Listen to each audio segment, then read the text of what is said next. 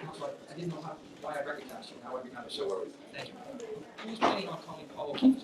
The defense, Your Honor. All right. And your motion to quash is based on a sentence or two of.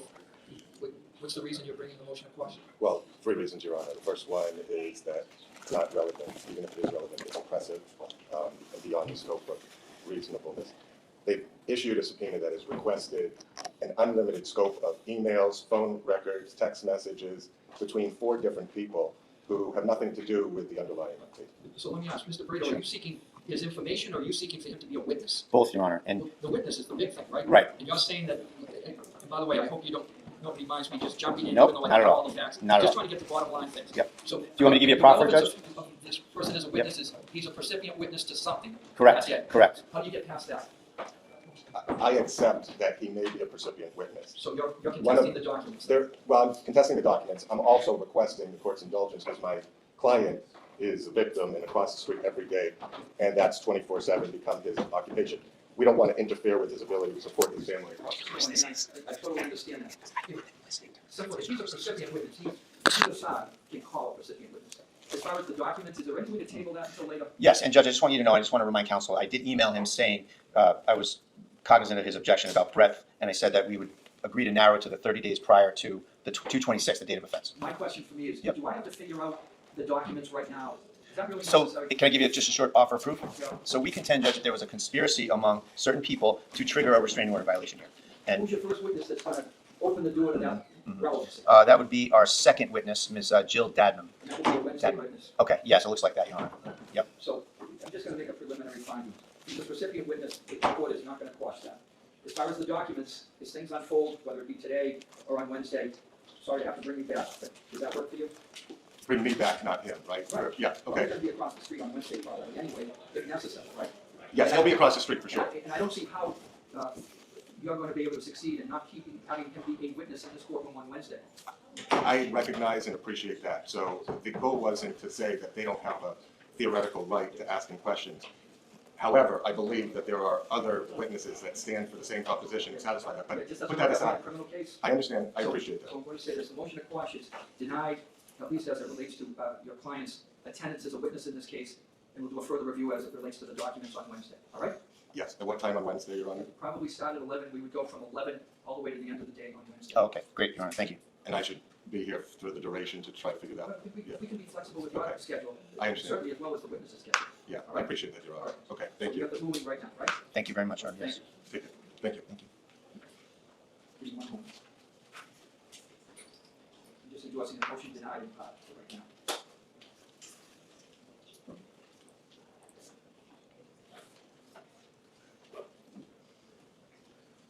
All right. What is the next pre-trial motion that either party wants me to address? I think we both filed a lot of motions to eliminate, Your Honor. Obviously, a lot of those are probably not really germane to a bench trial, but some may be. Mr. Cosgrove, why don't you start with the ones that you want me to hold? All right. Judge, I have a motion to establish safeguards to protect against attempts to influence the jury. I think I can waive that. The only pertinent part is I certainly have no objection to anybody being in the courtroom. I would just ask that no buttons, T-shirts, signs, et cetera, be displayed in support or against either side. We agree with that, Your Honor. All set, thank you. What's the next one? The next one, Your Honor, is the Commonwealth's motion in limine to prohibit collateral attack on the validity of the alleged victim's restraining order or the instant complaint. Any objection to that? Yes, Judge, there is. The issue there, Your Honor, is that Do I have that, Mr. Wilson? I'm looking for it. Here it is. this court, Your Honor, you might recall that we filed a motion to vacate the entire order under the doctrine of unclean hands, the equitable doctrine of unclean hands. And Your Honor came back kind of 𝗬𝗏 𝗏𝗂, and you said that because of the nature of how this transpired, you made a ruling that every courthouse in the Commonwealth was a safe haven for this. And I think that, I guess it's sort of redundant in a bench trial, but we were anticipating that it was relevant to the idea that this order shouldn't be covering courthouses, and it was modified by you because of the potential abuse. So in that sense, I would argue it's relevant. Yeah, I don't think I used any of those words. Correct. I didn't use the word safe haven, and I didn't use the word abuse. I just said that it really wasn't necessary as it relates, for obvious reasons, to courthouse, particularly since your client does business in courthouse. Sure. All right. So I'm not going to oppose it. In light of what you said, Judge, we're not opposing it. Motion left.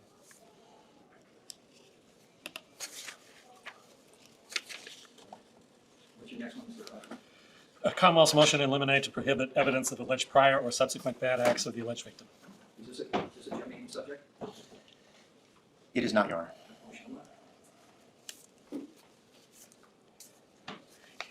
Commonwealth's motion to eliminate to prohibit inadmissible hearsay, opinion evidence, and certain irrelevant information. And this primarily pertains, Your Honor, to the witnesses who Mr. Bradel has listed, who previously submitted affidavits, and my reading of the affidavits, which are, in my view, replete with information which would be hearsay, mind reading, improper testimony before a court. Okay, that's just the rules of evidence. I mean, Right, I was going to say, can we just go on a case-by-case basis on this? Yeah, the rules of evidence are going to apply, and the court really is not going to be interested from either side on conclusions, opinions, evaluation type of evidence. Right? So it goes on a question-by-question basis. Thank you. Next. I think that does it for the Commonwealth, Your Honor. What do you have, Mr. Clayton? Your Honor, we have an omnibus motion for rulings, just one filing, and it's just a pretty simple paragraph by paragraph. Number 1 is all set. Number 2 involves promises, rewards, inducements. I will state for the record there are none to any witness. And number 3 is a sequestration request, Judge. I don't know if there's an objection. Number 4 really is more directed at a jury, but just the opinion terms as victim, suspect, target, this kind of stuff. Not worried. Number 5 involves my client's any alleged other bad acts than this violation of a restraining order. I would anticipate some testimony about the picture of the relationship, but other than that, I wouldn't expect or ask or seek myself any other bad acts. I don't anticipate introducing any bad acts unless some doors are opened, and if I feel that that's the case, I would approach the court at sidebar before going in that direction. Thank you, sir. Number 6 is our voir dire questions, obviously not necessary, Your Honor. 7 is prejudicial references. I think that the court's going to be immune to any prejudice from any of that stuff, so that's not necessary. Judge, number 8, the last one, number 8 is a little bit of requires a little bit of an explanation. So, Chief, let me ask, before we move on this, are there any potential witnesses be asked to leave as we argue this? Or no? are there any potential witnesses? I think everyone is anticipating the sequestration, or I think we're all set. Yeah, I can see Thank you. from the Commonwealth. So, Judge, we contend that the complainant here is a serial abuser of restraining orders. And Mr. Kearney had information that affected his state of mind on 2/26 on the day in question. And that information was that, and this is all on video, and you can see this video, and we anticipate it will be in evidence, where Ms. 𝗵𝗃 got a restraining order on a prior father of some of her kids, and somehow found him in a CVS parking lot in, I believe it was Mansfield, Mass. And she showed up at his location with a restraining order in place against him. And she sat in his car, and this is all on video, and she went into his car and sat down and called the police. And the police, it's all on video, the police came to the scene, arrested this unfortunate gentleman for violating the restraining order. And so the issue is a couple of different evidentiary bases. Number 1 is my client's state of mind. That's why he went across the street, we contend, and stayed with a policeman and went where the policeman told him to go, because he wanted to get this documented because he had just seen this video in the days prior, What are you asking for me to either allow or prohibit? the video.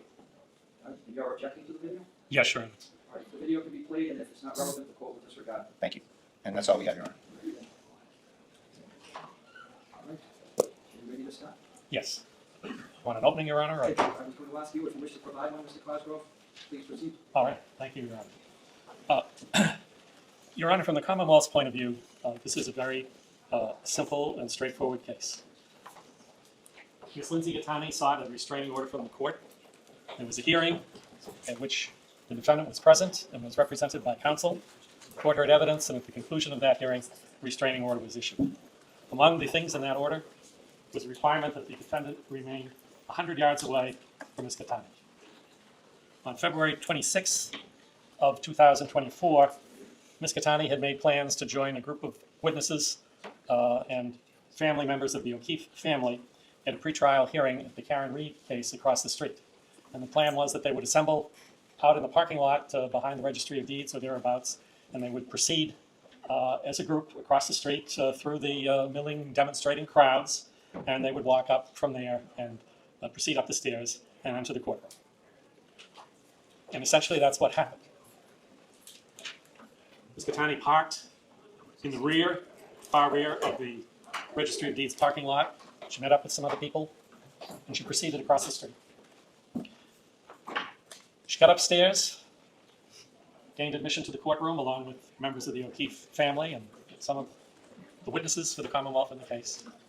When she got in the courtroom, Mr. Kearney was already seated, presumably in his capacity as a YouTube personality journalist.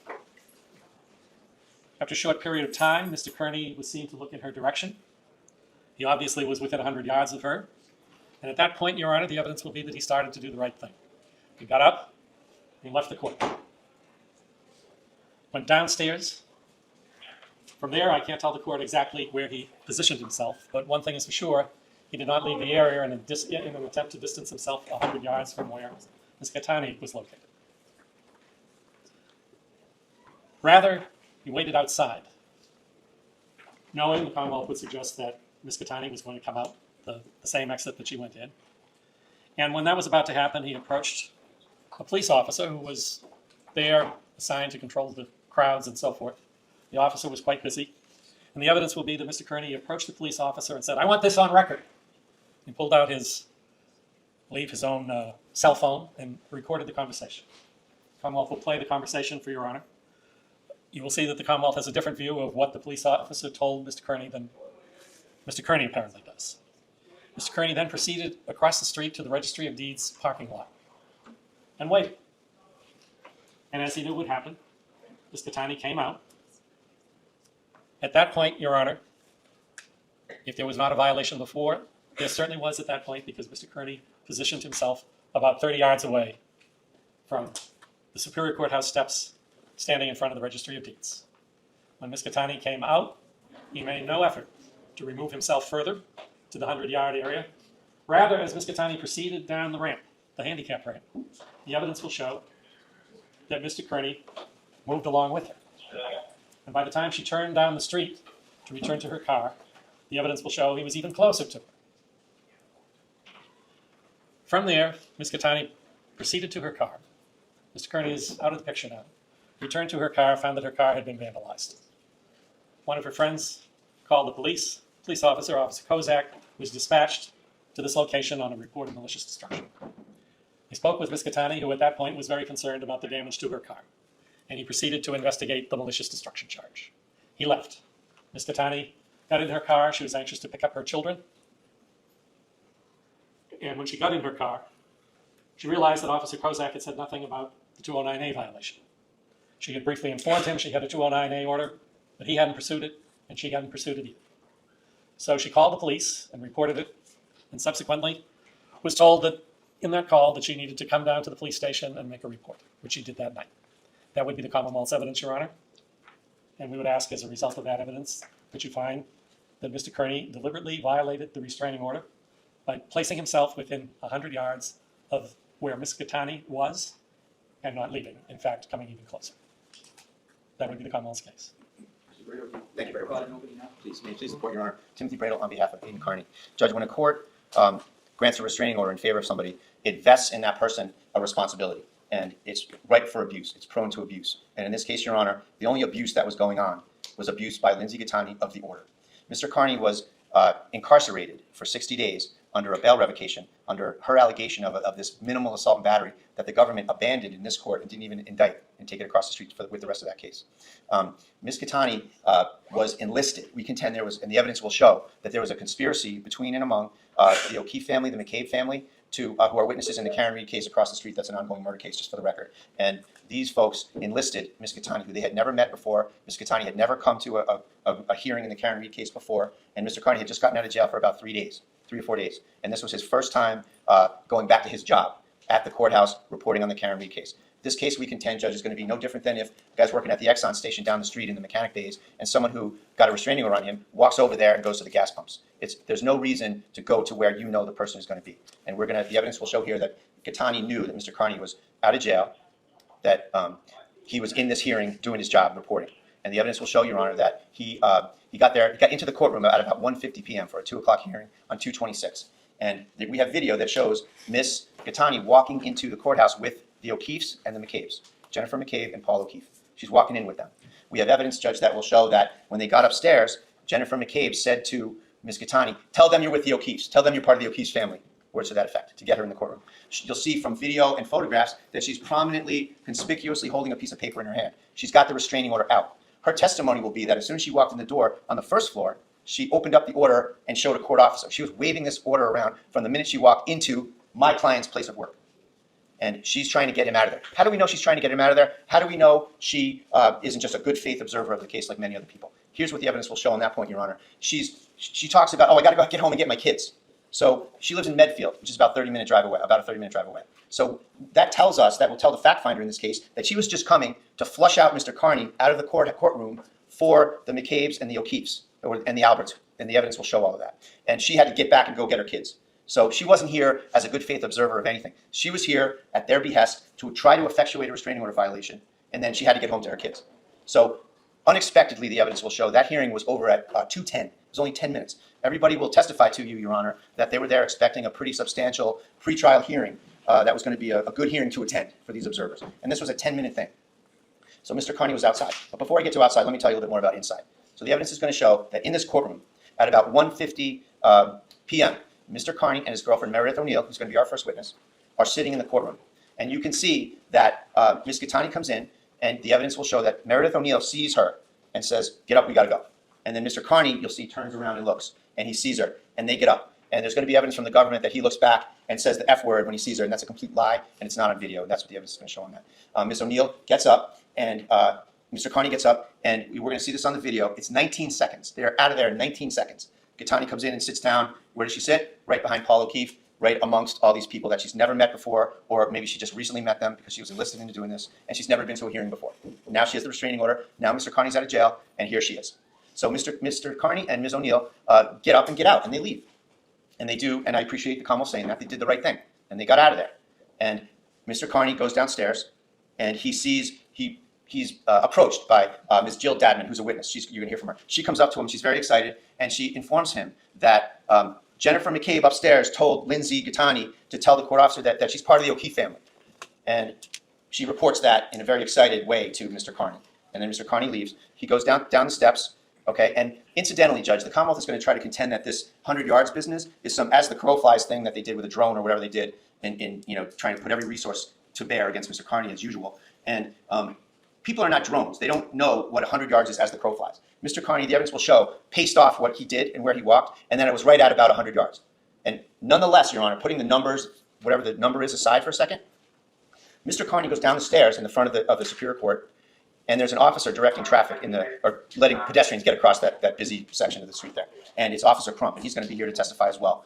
And Mr. Kearney walks right up to him, and he's live streaming, which is when you video yourself talking. He's live streaming what's going on because he sees what just happened, and he wants to document everything, and he does not want to get jammed up by this in any stretch of the imagination. So he's live streaming what's going on. He's trying to document it. He walks up to Officer Crump, and granted, Officer Crump's a little busy in the intersection, but he says, this woman has a restraining order on me. What's the effect? And I have to get out of there. Where should I go? She's in the courthouse. She's in the courtroom. Where should I go? And the Officer Crump says, go up there for now. People will testify that they see him gesture, and people did hear him say, go up there for now. And just incidentally, we have a videotape of it because Mr. Kearney is live streaming it.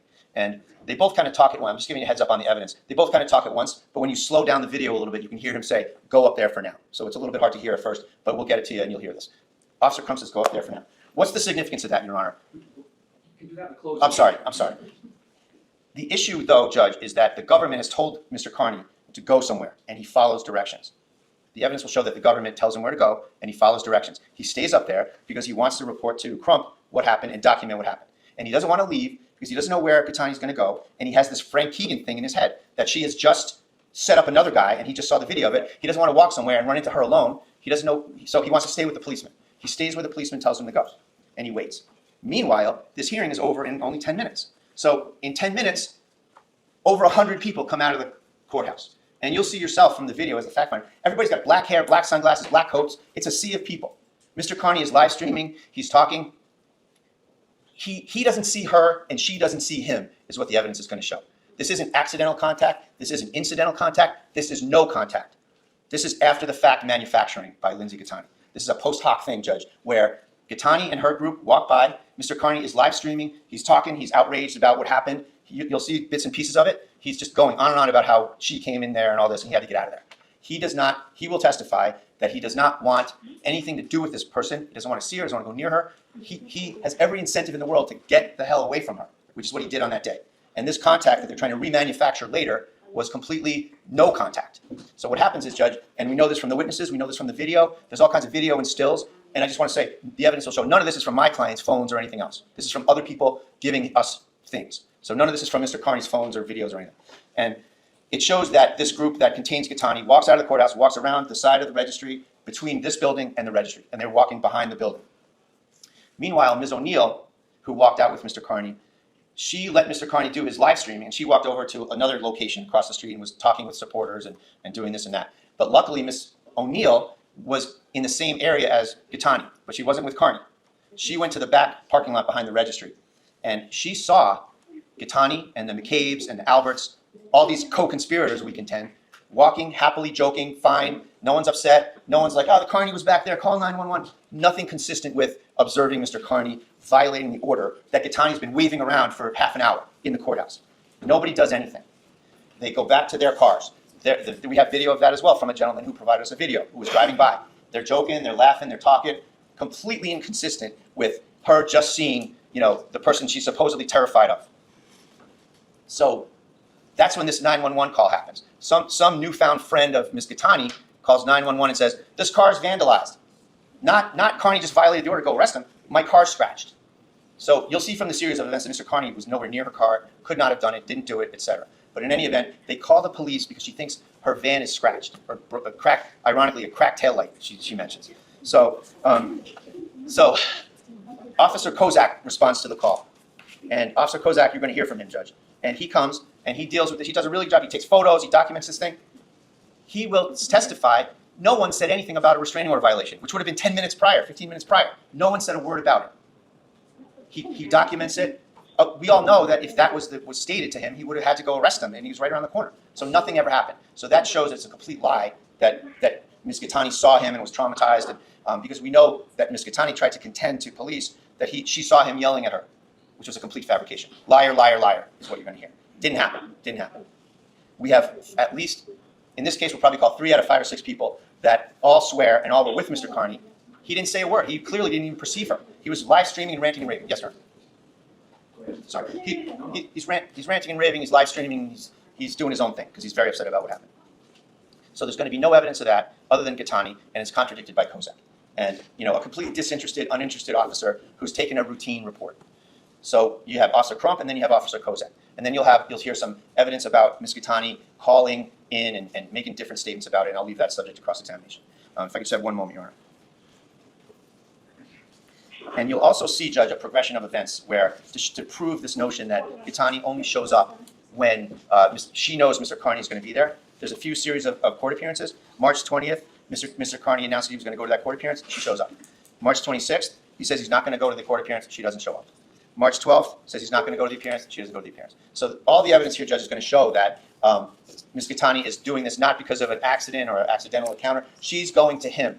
And how do we further know that? Because that's her pattern, that's her plan, that's her intent. There's no mistake or accident. She's done it before. The Keegan video is going to show you this is her MO, and she's doing it again. She's doing it now at the behest of the O'Keefes and the Alberts and the McCabe's. So this entire thing's a fabrication, Your Honor. Mr. Kearney made an absolute good faith attempt to comply. He left where she went in bad faith. He stayed where the government told him to stay. And he had no idea she was there, and she had no idea he was there. There was no contact. She only learned it later that there was contact, and she tried to act like, and she tried to gin it up by saying, he said liar, liar. The evidence in this case will show this is nothing more than an abominable lie and a conspiracy and an attempt to manipulate this court and to manipulate the restraining order process. And I will ask you to find him not guilty. Thank you.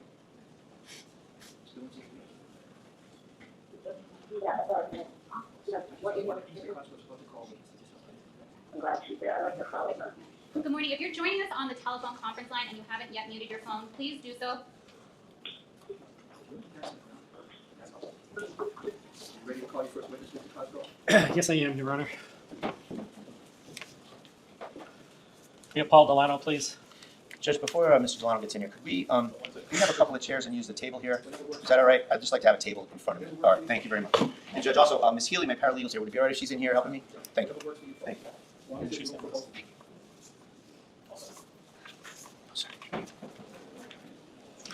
think we need 2 chairs, Judge. Can I just grab these, or? come in and view the. All right, thank you very much. As Appreciate it. long as both counsel are satisfied, I'm fine. I'll step off. Thank you, Your Honor. Court, all rise. Court's into the brief recess. Court's back in session. You may be seated. Quiet, please. We are back on the record. Commonwealth versus Aidan Kearney. As a reminder to those joining us on the telephone, please have your phones muted. Sir, can you just read your name? You solemnly swear in this matter now and hearing to tell the truth, the whole truth, and nothing but the truth, so help you God. Thank you. Could you introduce yourself to the court, sir? My name is Paul Delano, Delano. And how are you employed, sir? I work for the trial court, Massachusetts trial court, And how long have you worked for the trial court? 21 years, And where are you presently assigned? Norfolk Spirit. And how long have you been assigned to Norfolk Spirit? About 5 years. Directing your attention to February 26th of 2024. Are you aware of whether or not there was a hearing in the 𝗵𝗵𝗂𝗀𝗵𝗂𝗺 case set? It was.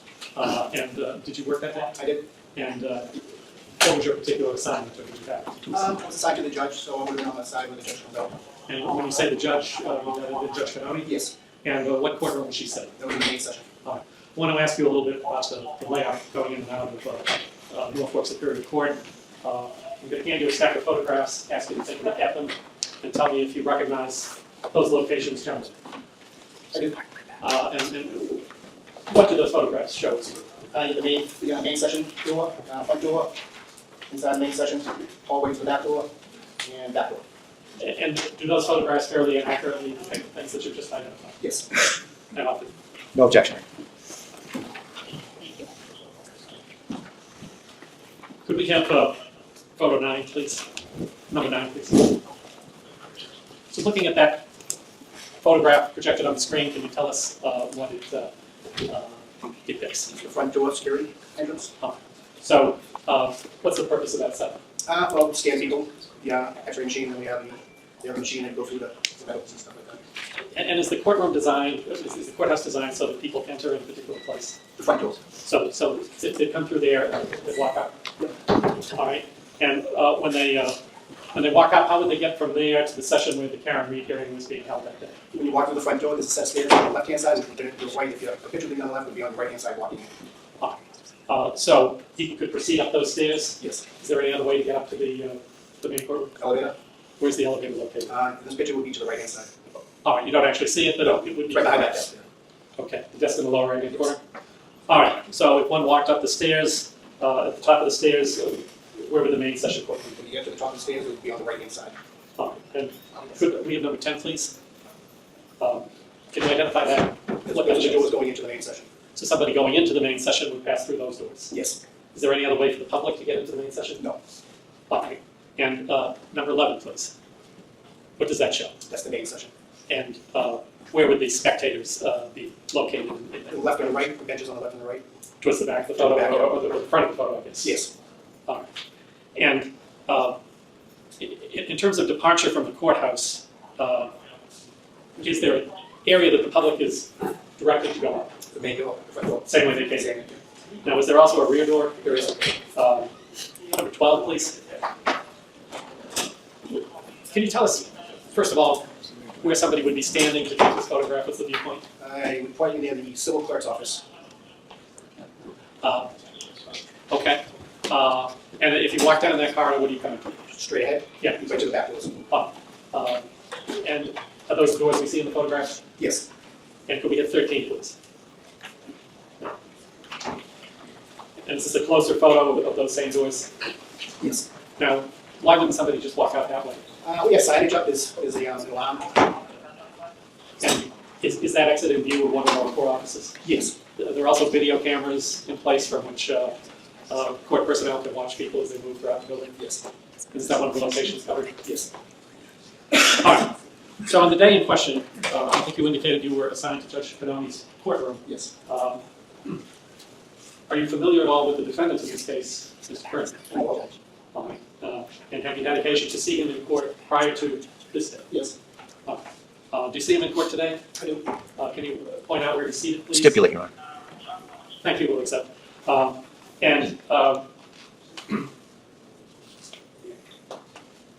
On that particular day, did you see Mr. Kearney? Yes. And at what point did you see him? If you It was near the. It was probably one of the last ones to come in, right before the session was supposed to start. all right, and do you recall what he did? Did you see him actually come in? I did. All right, so he came through those main session doors that we saw earlier. Yes. And he took a seat. Took a seat. Was he alone or was somebody with him, do you recall? I don't really recall. Did he walk in with somebody? All right, and after he took his seat, well, let's strike that. Are you also familiar with the woman named 𝗫𝗏𝗃𝗃? I am not. Do you have a recollection of whether you saw Ms. 𝗃𝗃 on that day? I really don't know what she looks like, so I know a person did come in. So you saw someone come in. Can you describe it? The person you saw come in. Really, just physically, I don't know. I know the person came in and went to the right-hand side. Next question, sir. Do you recall if the person was a man or a woman? It was a female. And shortly after you observed that person come in, did you observe anything with respect to Mr. Kearney? Got up and left.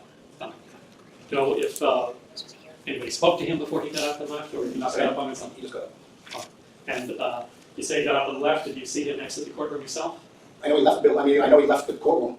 No, other than that. Did you see him? Yes, I see him go through the door. And did you see him again after that? I did not. Thank you. No further questions. Thank you very much. Judge, is it okay if I stand over here? Sure. I promise I won't mess up these wires. No problem. Thank you.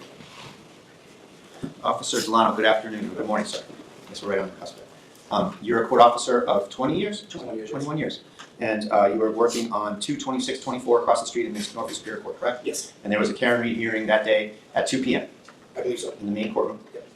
And that hearing was a pretrial hearing, if you recall. Is that right? Probably, yeah, I'm not 100% sure. Were you, if you know, were you anticipating a quick, short hearing or like kind of an all-afternoon thing? I don't really remember. Okay. I mean, they No, usually, you answered the question. It would be unusual for a hearing like that, where everyone is assembled like that, to be like a 5 or 10 minute hearing, right? Do we agree on that? Objection. No, sustained, but. I'll ask another question, that's fine, Your Honor. So when were you first asked to kind of dredge up your memory about this date, this court appearance? maybe a couple months ago. A couple months ago. So probably a little more than a year after the event, right? Yes. Okay. So it would probably be helpful with if we had some video of the event, right? Sure. Judge, I have a video from Fox News of this event that I'd like to ask Ms. Healy to. Well, I have not seen it, Your Honor, but go ahead.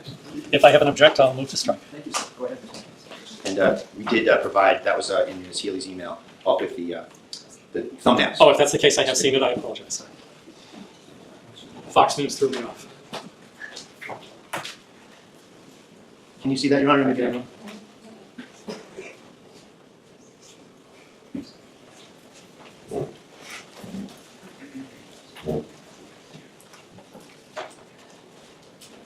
All right, and so, Ms. Healy, just back up about 15 seconds and play that. Do you see that, officer? Sorry. And hit play.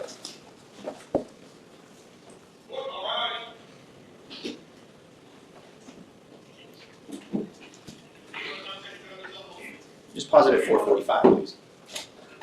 All right. And so, does that look like the layout and video of that hearing that day? Yes. All right. And can you see yourself in there yet anywhere? I don't. All right. And can you hit play, please? I'm going to follow up with Karen Reed on docket 22CI117. Beginning with the prosecution, may the parties introduce themselves. Good afternoon, Mr. Laughlin. Yeah, pause it, please.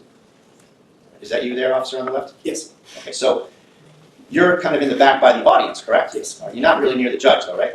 All right, yeah, no. And do you, at that point, can you recall? Do you have an awareness of where Mr. Kearney was in this in the court? I gotta say, if he wasn't there at that time, probably behind me, but I'm pretty sure he left by the time the judge came on the bench. Okay. All right. Well, let's play it and let's see what happens. Can you hit play, please? Good afternoon, Mr. Jackson. Good afternoon, Your Honor. Elizabeth Little. Pause it. And do you see the gentleman that just jumped up there in the tan Yep. suit to Yes. the left? Do you recognize him? I do. Who is it? Okay, so the hearing does start, and that's when Mr. Kearney jumps up, right? Yes. Okay. And then do you see someone in like kind of a reddish dress as well? I do. All right, do you recognize her at all? I don't know. Okay. Could you hit play, please? Good afternoon. On behalf of Ms. Reed. Good afternoon, Ms. Little. And then could we see the timestamp of when they get up? Was it 5:14? What is it? I'm sorry. 5:04. 5:04. Thank you. So from 4:45 to 5:04 is basically the entire time that they are present, correct? Yes. And an officer, the event that causes them to get up is Ms. Lindsay Gattani walking into the courtroom, correct? Yes. And that was right when they got up, wasn't it? Yes. And they got right out of there, didn't they? He did. So no one had to tell them to get out of there, correct? Correct.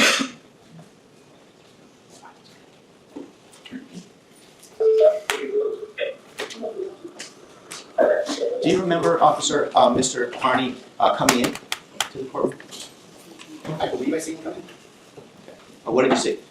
Him come in, you go to the left-hand side, about maybe 4 rows back where he's at. And you're here today with a colleague officer as well, correct? Yes. And who is that? Eugenia? And what's her last name? I don't know. Okay, and Officer Eugenia, she was working that day? As far as I believe, Did you see her anywhere in the video that we showed? I did not. Do you know where she was stationed? Could have been at the back door, could have been on the other side. Thank you, Officer. Nothing further. Anything on redirect? Nothing on redirect, Your Honor. May the witness be excused. Thanks. Eugenia Dunn, please. Ms. Dunn?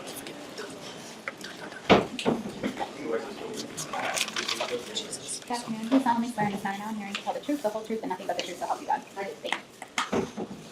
Please proceed. Thank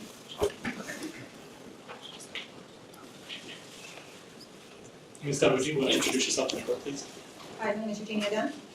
And in the good old days, we had stenographers, Ms. Dunn, and I could just hand the stenographer for the witness list, but these days everything's electronic, so I'm going to have to ask you to spell your last name. Last name D-U-N-N. And how are you employed, Ms. Dunn? I'm employed by the Commonwealth of Massachusetts. And what do you do for the Commonwealth of Massachusetts? I work for the trial court. How long have you worked for the trial court? 6 years, almost 6 years. What did you do before you worked for the trial court? I worked at Pine Street and Women's Inn as a counselor for the shelter. And at what point in your work for the trial court did you begin doing assignments in the Norfolk Superior Court, to the best of your recollection? July 2021, All right, and before that, where did you tend to be? Suffolk Superior. Oh, so I'd like to direct your attention, if I could, to February 26th of 2024. Did you work that day? Yes, I did. And there was, if I'm not mistaken, a hearing in the Karen Reed case, was there not? Yes, there was. And did you have a particular assignment on that day? Yes, I was ordered to go upstairs and be a part of the hearing and just be there. There was a witness that was coming in. Just listen to the question, just answer that question and wait for the next one. Thank you. And while you were in that hearing, did you have a particular responsibility? I did actually. What was that? I was to be with a victim and the victim advocate. The victim, I'm not for sure her name. All right, and when were you told that that was something you need to do? I was ordered by my chief when the victim and the victim advocate was coming in the door. The first floor. Okay, so your chief, that would be Chief Rose. Chief Rose, contacts you in some way and tells you to meet with or do what with respect to the victim and the victim advocate? Just to be with the victim and the victim advocate, just in case. I think his first name is Aidan, comes in. All right, let me back up a little. And did you subsequently learn that the name of the person that you've been speaking about who came in with the victim advocate is 𝗫𝗏𝗏? Correct. So when you were ordered to do that, did you go somewhere? I went to the second floor to the main session where I was ordered to go. All right. Were you downstairs at some point? So I was downstairs on the first floor at the entry door. All right. And then I just walked upstairs as I was ordered to go to the second floor to just be in the presence. When you were downstairs, did you see Mrs. Kearney and the victim advocate come in? Yes, I did, sir. So they came in. Could we have, I think it's number 9 again. Stills. You saw him come in at that point? Yes, sir. I was actually standing at that desk. At the desk on the far right? On the far right, yes, sir. So they came in and did they go somewhere? They went directly upstairs and I went right behind them. Okay. Were they alone or were they part of the group? But I can remember it was just the victim and the victim advocate. Okay. Sorry. So they went upstairs. And let me interrupt this at this point to ask you if you're familiar with the gentleman named Aidan Kearney. I am. And how did you become familiar with Mr. Kearney so that you know who he is? He's a blogger, and he's had at least 3 or 4 cases and motions that have been into, that have actually been part of my job. And was one of those motions that you were present for, I take it? Yes, I was, sir. Was one of those motions over here in the district court? Yes, it was, sir. And what was that? The 209A restraining order, that was a motion hearing. All right. And was that a hearing with respect to whether the motion would be granted, or was it something? Could I see counsel, please?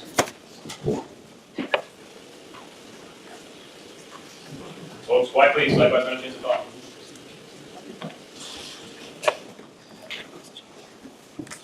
All right. Did you also see Mr. Kearney in the video? the day in question, the day of hearing at Norfolk Superior Court? I did. And do you recall where Mr. Kearney was himself? Mr. Kearney was coming in the main session on the second floor. He came in and he sat down on the right-hand side on the first bench closest to the wall. And did you observe what happened with respect to Mr. Kearney after that? When I turned around, I saw him leaving the courtroom. And how long would you say he was in the courtroom? 3 minutes.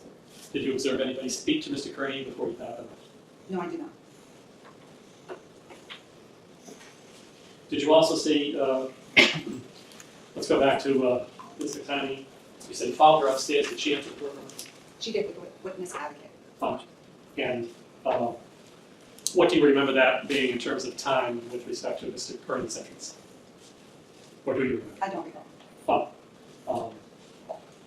Do you recall whether Mr. Kearney got up and left the courtroom before or after Ms. Kearney's entrance? It was after. You could have a moment here.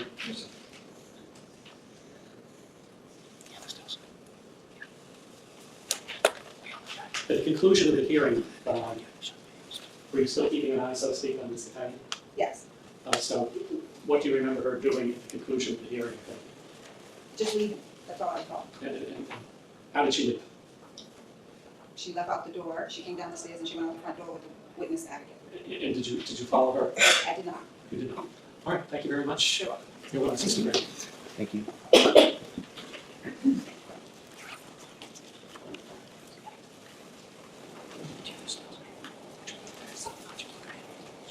Meaghan Mallon.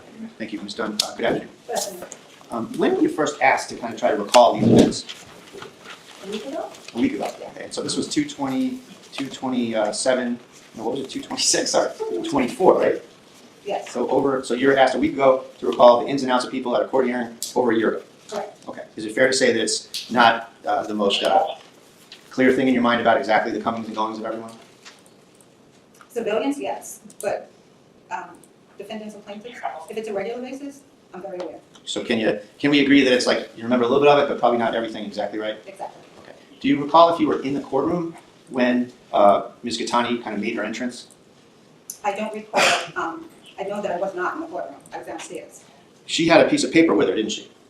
She had papers with her, but I didn't see what they were. All right. Were you with her downstairs in the first floor near the metal detectors at all? No, when she came past the metal detector to go upstairs is when I was All right. Where did you first encounter her? at the brown desk on the right-hand side of the corner on the first floor, right in the front lobby. Okay, so that's pretty near the metal detectors, Yes, right? it is. Had she come in through the metal detectors? Yes, she did. All right, and was that when, were you there pursuant to Officer Rose, Chief Rose, saying, wait here for her and meet her or something? Exactly. Okay. And what did you say about why you were doing that? I was ordered to do that. That's my chief. Did you say something about in case Aidan comes in? Exactly. Who told you that? What do you mean, who told you? No one told me. Well, didn't Chief Rose say to you? He said if Aidan comes in, or his last name Kearney, just go upstairs with her just in case. Okay. So the way everything unfolded, wasn't it true that Mr. Kearney had already come in and been sitting in the courtroom? I don't recall that. So you meet up with Ms. 𝗃𝗃, right? Down on the first floor. Yes. And she's with a group of people, isn't she? I don't recall that. She's with some people from the 𝗀𝗃𝗃 family and the McCabe family, isn't she? I don't recall that. So you go upstairs with her, Correct. and you go up that big marble staircase, right? You Correct. circle around, and isn't it true that there's a group of people congregating, waiting, and kind of filing into the courtroom, right? I don't recall that.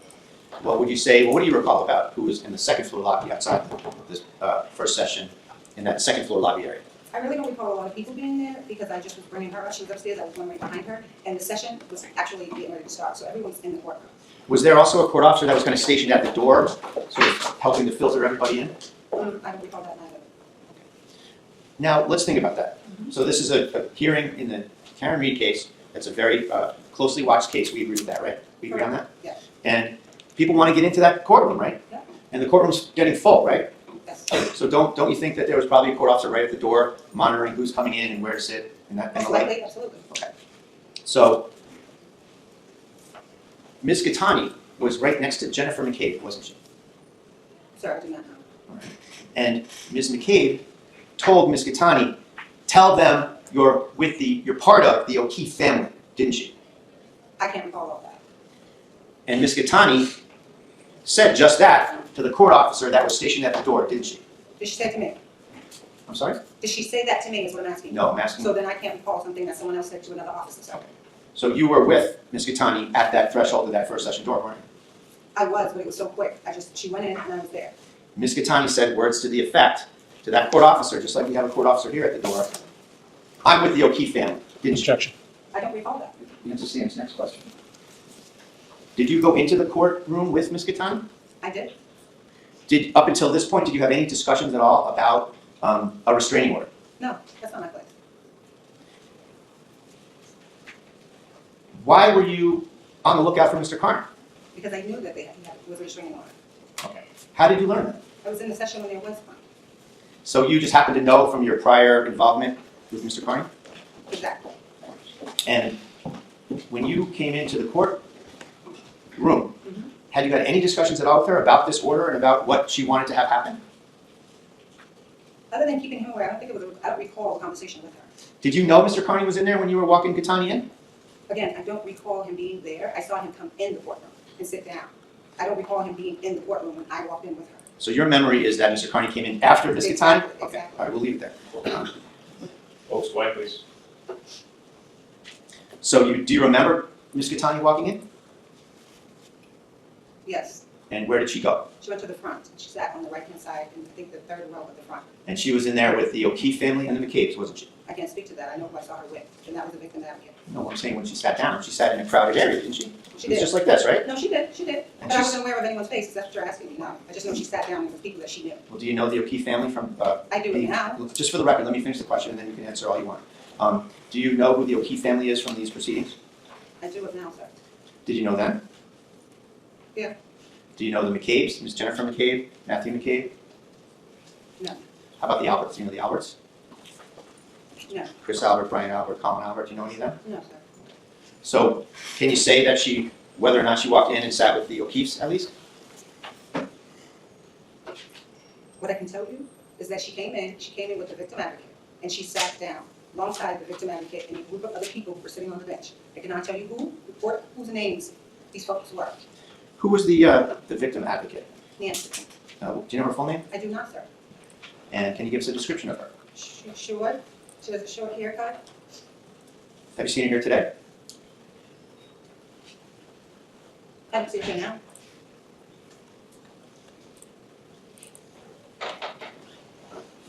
Ma'am, I'm going to show you some pictures. Judge, these are still photos of that video, so I'm going to just go ahead and do that unless you object. No objection.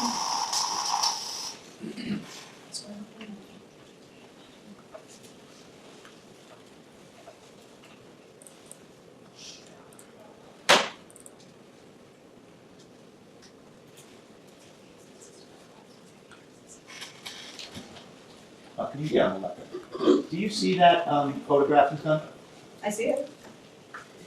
Can you tell whether or not that's a picture of Ms. 𝗃𝗃 right at the door there? From what I see, yeah, color, size, but I can't see her face, sir. All right, does that refresh your memory at all about whether or not that's her, that's what she looked like that day, et cetera? I can't confirm or deny if that is her. Okay. And how about the lady on the left where we see her face there? Do you recognize her at all? No, I do not, sir. How about the gentleman at the very corner of the photograph? Do you recognize that face at all? I do not, sir. Do you see kind of in the crack of the door there? You see that there's a court officer right there? I see a white shirt, sir. Can we agree or can you infer with me that that's a court officer? I cannot confer that, sir. Okay, you just want to be careful? It's not about careful, sir. I see no badge, so I cannot confer, sir. Okay, very good. And we have the next photograph, please. And do you see this photograph of the courtroom? Yes, I do, sir. And can you ascertain from the photograph that that's a photograph of the 226 hearing that we're talking about? If that's what you say, sir. I cannot Excuse me, confirm that. It doesn't work that way. Your answer could be yes or no, or you're not sure. I'm not for sure. That's perfectly fine, okay. Just for purposes of identification right now, Judge, if I may. Do you see in the front left, second bench back, do you see Ms. 𝗃𝗃 there? I cannot. Can you zoom in, sir? Sure, I'm gonna just go up and direct your attention to where I'm asking. Do you see this lady right here? Yes, Is that Ms. 𝗃𝗃? yes, She's in the second row of that photograph. yes. And do you see Mr. Kearney in that photograph? I do not, sir. If I invite your attention, right here. Do you see that? Standing up, yes. Can you see him? Yes, sir. So she's already seated and he's walking out in this photograph, whatever this is, right? Yes, sir. You're not in that photograph. Are you? I'm not. Nothing further, thank you. Anything on redirect? Nothing on redirect. Thank you very much. Will the witness be excused? Meaghan Mallon, please. Say that again. Meaghan Mallon. Meaghan Mallon.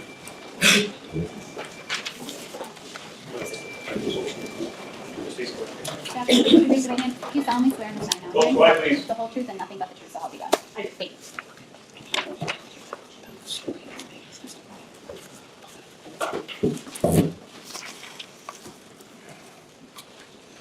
Good afternoon. Good afternoon. Can you introduce yourself to the court, please? Sure, I'm Meaghan Mallon. And I have to ask you to spell your last name for the record, if you would. Sure, it's Mallon, M-A-L-L-O-N. Actually, I'm aware there's a couple of different ways to spell Meaghan, so can you spell your first name as well? M-E-A-G-H-A-N. Thank you very much. Ms. Mallon, are you employed? Yes, Can you tell us what sort of work? I'm an event producer, so we produce large-scale corporate events. And are you married, single, what's your status? I am married with one child. And I want to direct your attention to February 26th of 2024. Did you have plans to go anywhere that day? Yes, And where were you planning on going? I was headed to the Norfolk Superior Court to attend a hearing with my family. And when you say with your family, who in your family in particular? My brother, my sister-in-law, my aunts, cousins, another brother, extended family. Okay, and then can you tell us some names? Sure, I was with my brother Colin McCabe, my aunt 𝗵𝗵𝗆𝗵𝗆, my other brother Matt McCabe, his wife Jennifer McCabe, two cousins Shannon and Kristen, and then some other friends that were part of a bigger group. And did you have a particular purpose in attending this hearing? Yeah, we were there to show support for the 𝗫𝗄𝗃 family and as well as be there for my brother and sister-in-law as well. And was there a plan to meet someone? Yep, we met in the back parking lot behind the registry of deeds. That's what we typically did. And did you know then, or did you subsequently meet a woman named Lindsay? I was introduced to her that day, yes. So you didn't previously know her? I knew of her, I did not know her personally. Were you expecting her to be there, or was it a surprise, so to speak, when you saw her? I can't recall, I don't know how the plans came to be, there was a lot of us. So after you met her in the, after you met the group in the back parking lot, what happened? We headed towards the entry of Superior Court, we all walked together in a group. All right, so that would be up past the Registry of Deeds building? Yep, we crossed the crosswalk and went up the handicap. And when you engaged in that crossing, was the street empty of people, or were there folks out I mean, the street was empty for cars, but there was a scene, there were tons of people everywhere. there? All right, can you describe generally the scene? A lot of yelling, screaming, perfect strangers, people I've never seen before, just screaming at us across the street, young murderers. It was beyond anything that I've ever witnessed before in my life, I couldn't believe that. But you crossed the street as a group? Yep. And then, how did you get into the courthouse once you went across the street? We walked up the handicap ramp, and at that point we were told to wait to go through the metal detector. Who told you that, courthouse? One of the officers. So what happened then? Then they let our group come in and proceed up the stairs to the courtroom on the second floor. Now, at that point, you'd been introduced to Ms. Gatani, was she in the group? She was not anywhere near me when we entered, no. Was she with others in the group? I can't recall. All right. So you came in, did you go through a metal detector? Went through the metal detector and then proceeded up to the stairs outside the courtroom, where it was jam-packed, it was like shoulder to shoulder. The stairs were jam-packed on the outside of the courtroom? Outside the courtroom, there were people standing on the stairs as well. So when you got to the top of the stairs, did you go right into the courtroom? No, we were held outside, they were letting everybody in to see at the same time. Okay, so you were held outside. Was there anybody from the DA's office with you, a victim witness person? Not this time. So I take it at some point you were admitted to the courtroom? Yes, And did you go in I went in, yes, to a seat? yes. Where did you sit? A couple rows back from the 𝗫𝗄𝗃 family on the right side. At some point, did you observe Ms. Gatani in the courtroom? She entered after, so I was already seated. About how long after you did she enter, if you recall? I don't know. Do you recall what she sat? She sat towards the front, I believe she walked in with the 𝗫𝗃 family and my brother Matt and his wife. Now, are you familiar with a gentleman named Aidan Kearney? Yes, Were you familiar with him at the time? yes. And how were you familiar with Mr. Kearney? It's a loaded question. He has been covering the Karen Reed trial from the start and has launched a harassment attack on my family. All right, so you've seen his various of his YouTube shows. Yes, And you knew what he looked like based on that. Yes. So did you see him in the courtroom on that day? yes. And do you recall his response? I saw him outside the courtroom trying to get into the courtroom. So where were you when you saw him outside? I was at the top of the stairs, And where was he? behind my group coming up the stairs. So he's coming up the stairs. Mhm. And what did you observe with that? He was trying to get through a sea of people, but like I said, he was shoulder to shoulder. We were all shoulder to shoulder, and there was no place for anybody to move. At some point later on, did you see him enter the courtroom? Yes, And do you recall if that was before you or after you saw Lindsay Kearney enter? before. And when he entered the courtroom, do you know if he came in alone or did you notice anybody with him? I didn't. I wasn't paying attention that closely. And did you see where he sat? Yes, he was kind of, so he was on the left side, kind of diagonal to where I was seated. And at some point, did you see him move from where he was seated? Yes. And tell us what you observed. Maybe a moment after Lindsay entered the courtroom, he stood up, said something, and then he left. Could you tell what he said? Word for word, no, but it was along the lines of "she's here," and All right. stormed out. So you got up at that point and headed to Yes. someone go out the door. Yes. So after Mr. Kearney left, did you stay for the entire session? Yes. And how long was the session, do you recall? I believe it was only about an hour, maybe a little bit longer. It wasn't a long day, from what I recall. And at the conclusion of the session, what did you do? We walked out of court together. We all gathered together, arose and left in a group and walked out the same way we walked in. And when you say we, that was the people you walked in with? Yeah. And this time was Ms. Kearney in your group? Yes, she was right in front of me. And how did you leave the courthouse building? We walked out the main door and then we walked off to the right back down the handicap ramp because the stairs were full of people. Now,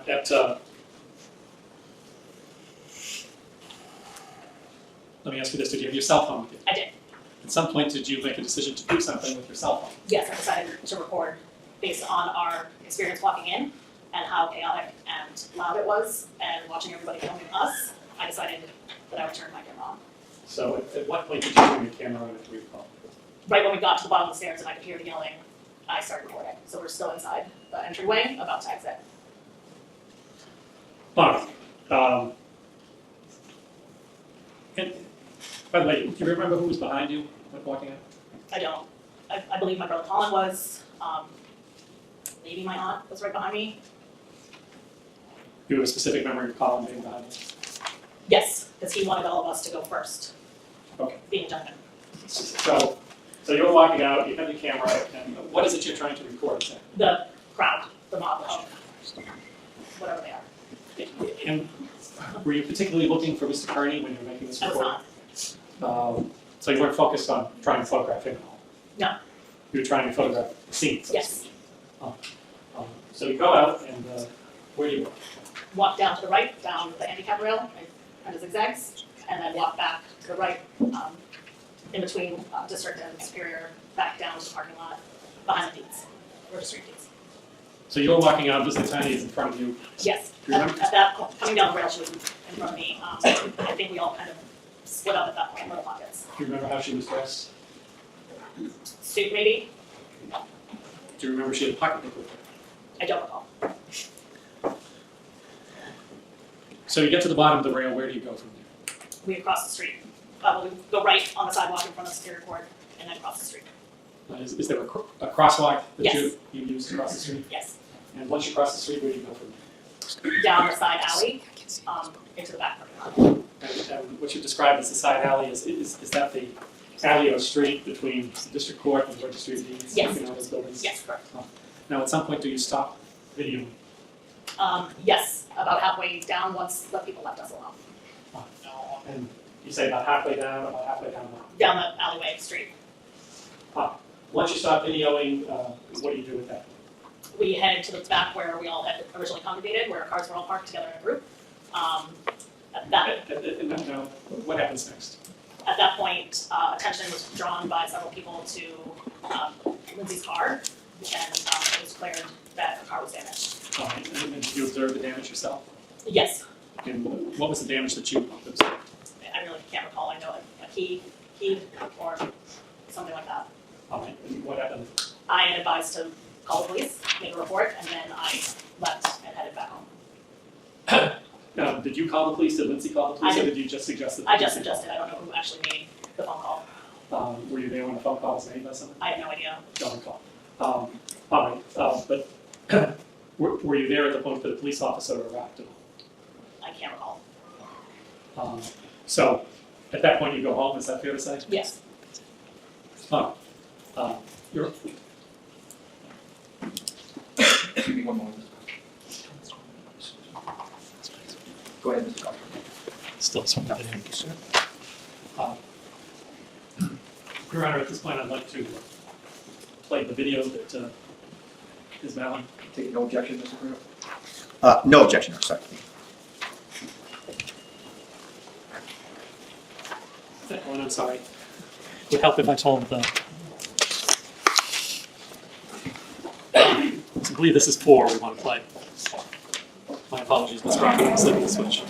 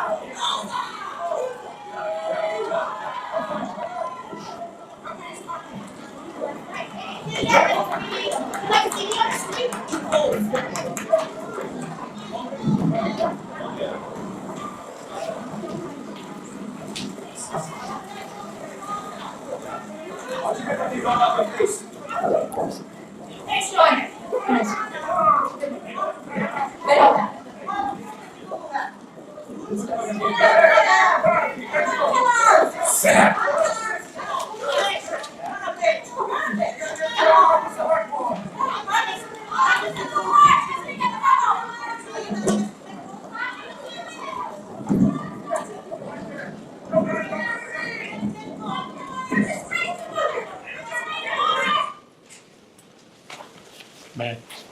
Oh.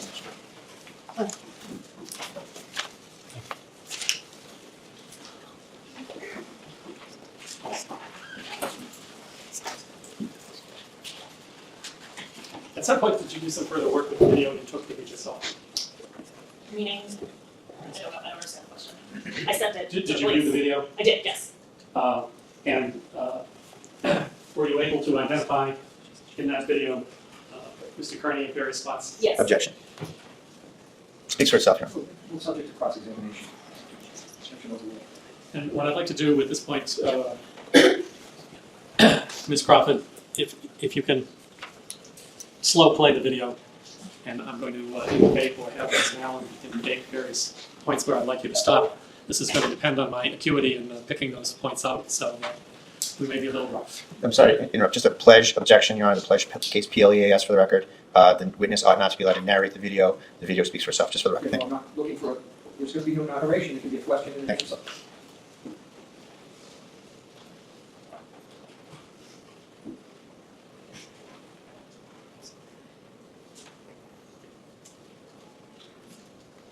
Stop. Right? Rather hard to see at this distance, but can you tell us whether or not you see Mr. Kearney anywhere in the shot? I'm having a hard time seeing it from here, but it's at the corner of the column. Objection. Motion is straight. Objection overruled. And Question. at this point, show you this, and ask if you can identify that as an image from your video. Yes, Do you see Mr. Kearney somewhere in that image? yes, And where do you see him? All right. Can you take a marker, please, and just circle where you see Mr. Kearney? Or draw an arrow, something in favor of this.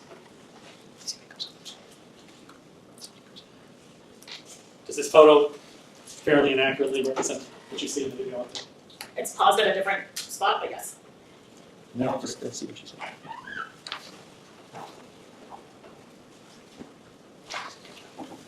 Any objection? Yes, Judge, foundation, authenticity, Appreciate your objection. Thank you. That's an exhibit. thank you. Exhibit 6.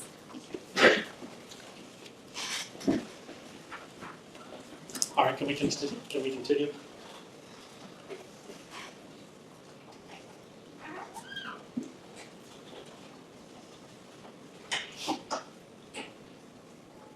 Stop.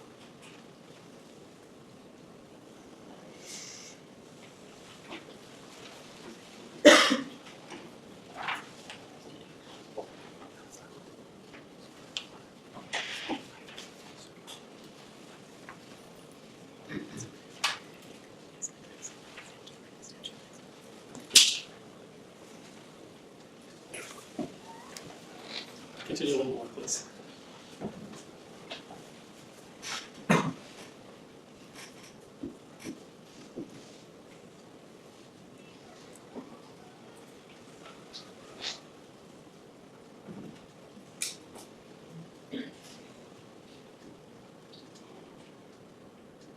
Stop. Back up a little.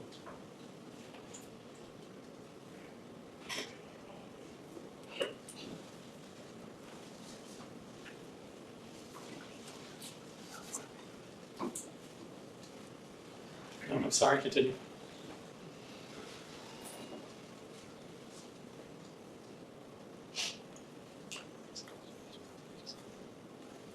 Stop. Back up a bit. Yes, thank you. Do you see Mr. Kearney anywhere in that scene in front of you? I do. He's hiding behind the tree. Objection to the characterization, motion is strike. Objection sustained. All right, without describing, without characterizing it, just tell us where you see Mr. Kearney located, please. He's to the left of the tree.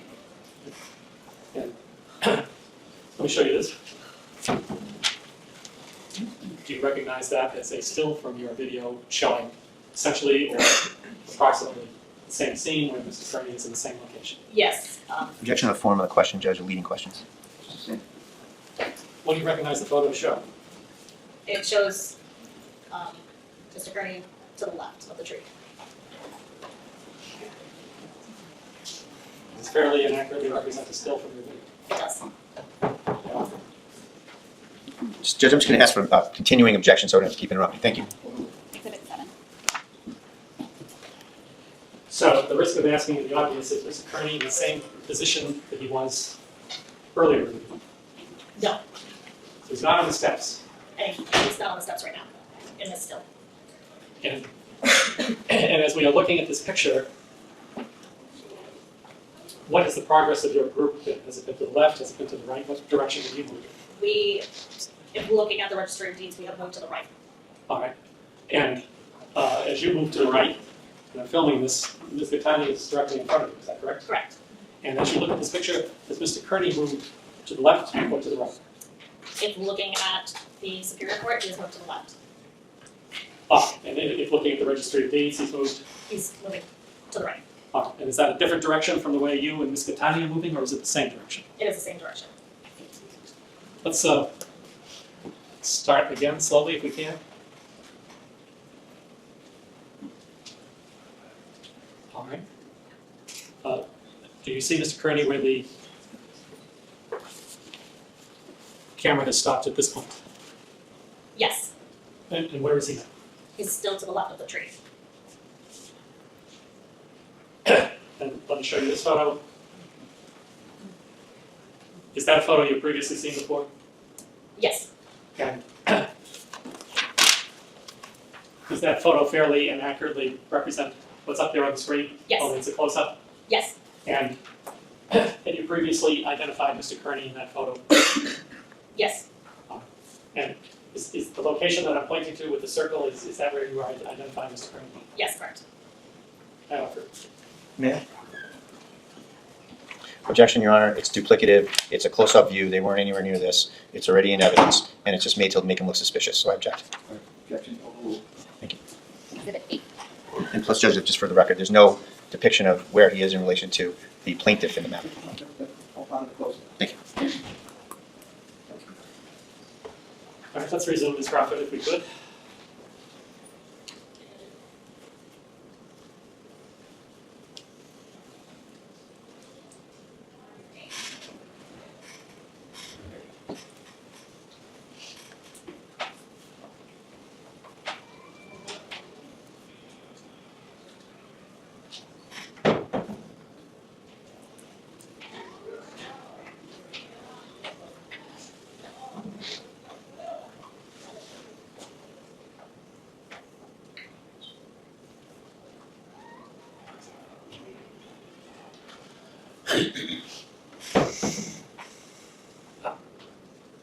Go forward a little, I think.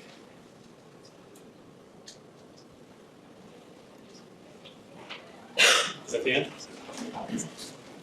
I see counsel for a moment. Folks, quiet, please. Lock up, dropping down the sentencing bit. I just threw a sentencing bit down the stairs. Give me a second, I'll take a look outside. All right, this matter is going to be suspended until Wednesday, June 11th, 2025 at 11 a.m. Parties are all set for today. Thank you, Madam Clerk. Thank you. Thank you.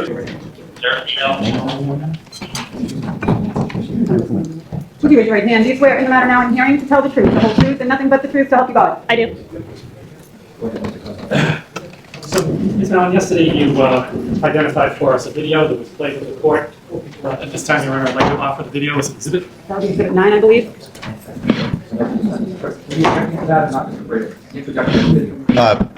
Which video? I'm sorry, I was just distracted from the last one. No objection. Thank you. Exhibit 9. So Ms. Mallon, I think you testified yesterday that after you left the courthouse, across the street at the crosswalk in front of the district court, the company of the people that you were with, and you started walking down that street between the Registry of Deeds building and the district court towards the parking lot. Is that correct? Yes, but I testified to that on Monday, not yesterday. Yesterday was Tuesday. Yes, thank you. Time flies when you're having fun. Yes. As you were walking down the street, do you recall that you were towards the district court, towards the Registry of Deeds, right in the middle? About where were you? I was in the middle of the street, more towards the left on the Registry of Deeds side. And where was Mr. Kearney at that time? At that point, we had kind of broken up into smaller clusters of people. She was off to my right with another group, 5 or 6. So she was somewhat to the right of you. Yes, she was in front of me coming down to that location, but then as we crossed the street, we all kind of got a little separated, maybe by about 5 or 6 feet. So she was off to my right and another group. Now, did you have occasion, Ms. Mallon, to use Google Earth to find a photograph of the local county Superior Court and the Registry of Deeds? Yes, I put all of the entire map of the area in Google Maps and put it on the satellite version so I could get the zoom in of the locations. And let me show you. Yes. Is this one of the things that you produced? Yes. And what do you see in that picture in terms of structures and the streets? I see the Superior Court, and then directly across the street, I see the Registry of Deeds. I drew a red line showing where the entrance, where we were exiting from in the Superior Court to the location of where I noticed the defendant to be standing across the street. So there's a red line indicating that. And how do you draw a red line to indicate that? I took a screenshot and then put the red line in it. And how do you put the red line in the photo is my question. Oh, I just hit on a button. What's the process that you use? I don't know, it's kind of like have a screenshot, put the text edit tool on and drew a red line. Huh. Is this the diagram you created of the photo? Yes. Yeah, so this is the correct title. And does that show where you were on the front steps of the Norfolk Superior Court and where you noticed Mr. Kearney? Rough, not an exact approximate. Roughly. Oh. I would offer that, Your Honor. Objection, Your Honor. Foundation authentication, it has feet markers on it, hearsay.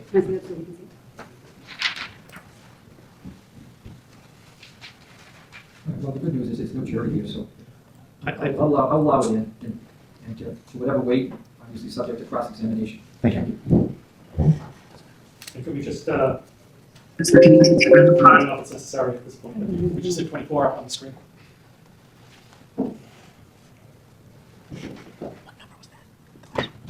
And that's the photo that was just accepted as an exhibit. Yes, correct. Now, as you were walking down the street away from the Norfolk Superior Court and in the direction of the Dedham District Court, did you observe any movement by Mr. Kearney?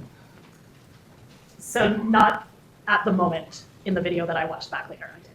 Oh, so you didn't notice that it's going to be self-questioned? Yes, correct. All right, I'm going to leave it at that then. I have no further questions of this witness. Cross-examination. Thank you, Your Honor.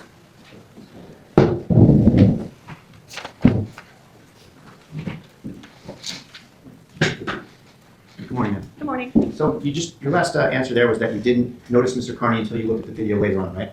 I did not notice the movement. I noticed him standing at the registry of deeds when we walked out, but then wasn't too concerned about where he was, or I was more concerned about the mob that was screaming at us, that I wasn't focusing on where he was. But when I watched the video back later, Listen to the question, answer it, and then just wait for the victim. okay, So the answer is you didn't notice him moving, you looked at the video later on and figured things out, right? yes, correct. And that's what this whole case is, isn't it? Everybody in your group, including Ms. Kearney, had no idea he was there until later on when you looked at the video and then reverse engineered this whole thing, right? Objection. Objection sustained. The fact is, nobody noticed Mr. Kearney, to your knowledge, when you got back to the parking lot of the registry of deeds, isn't that right? Objection. Sustained is the form of the question. No one communicated to you anything about seeing Mr. Kearney, did they, when you got back to the registry of deeds parking lot? Objection. Overruled. So there was other people saying they saw him. I did not see him, so I can only speak to that. So who said they saw him? I don't know. You don't know who it was. No, there was multiple people in our group. You answered the question, you don't know who it was. Next question. Who were the people that were with you in your crowd? My brother Colin, Did Colin say you saw him? yes, he did. So that's one that now you know that said it. Yes. And what did he say? Objection. Overruled. I think Turtleboy was up on the corner I think Turtleboy was up in the corner. Okay. Who did he say it to? to the group. Who's in the group?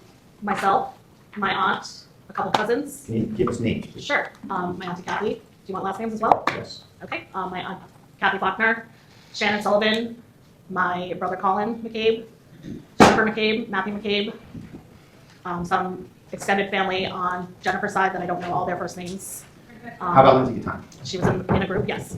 What'd she say when you said it? I wasn't speaking to her at that moment. So the answer is she didn't say anything? I don't know if she said anything. So you knew she had a restraining order on Mr. Kearney, right? Yes, I was aware. In fact, that was the whole purpose of you and your group bringing her to this hearing, wasn't it? We Objection. did not. Objection sustained. So let's unpack that a little bit.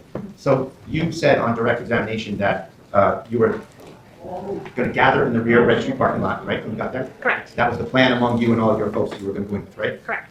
And you said that you were going to meet someone there, right? We were all meeting together. And you knew that you were going to be meeting Lindsay Gatani there, correct? I did not know Lindsay Gatani was coming. And when you got there, she was there, wasn't she? She arrived after. Did you talk to her? I believe we introduced ourselves. And do you know who invited her there? I do not. Do you know how she came to know to congregate with you and your group in the back parking lot? I do not. So you get there and you don't know anything about Lindsay Gatani or why she's there or what's going on, is that your testimony? Correct. So you're there with Colin McCabe, correct? Correct. And you're there with who else? Matthew McCabe, Jennifer McCabe. I'd said my aunt, my cousin, extended family from Jennifer's side. I believe some friends were in that group.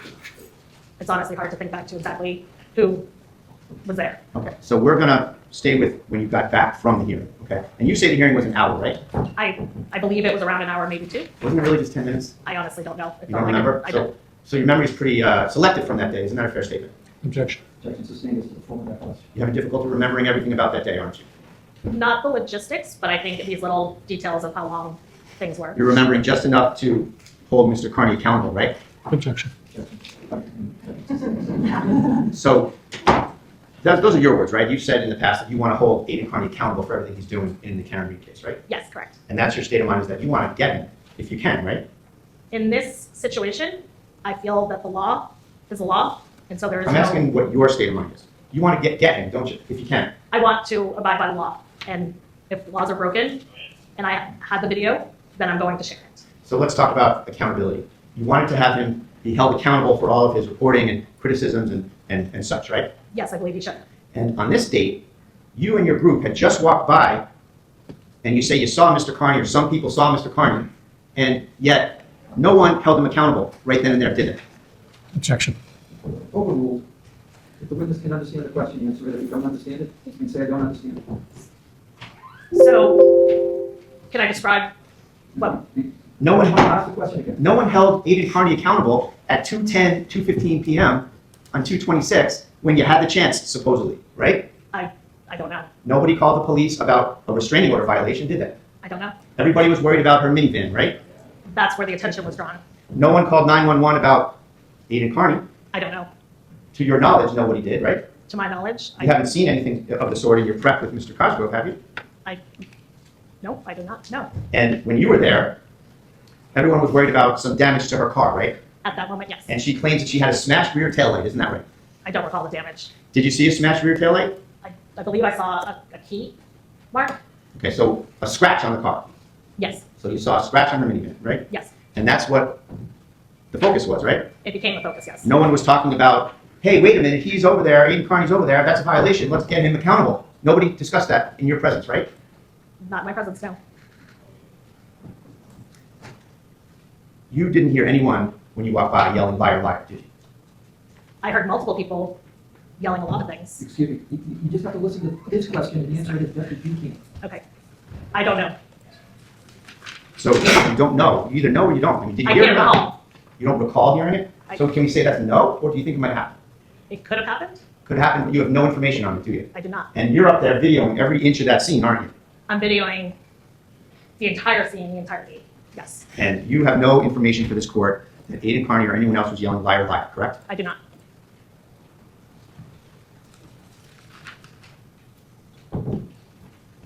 When Ms. 𝗃𝗃𝗃 met you and your group at the registry parking lot before you went into the hearing, did Ms. 𝗃𝗃𝗃 have her restraining order in her hand? I do not know.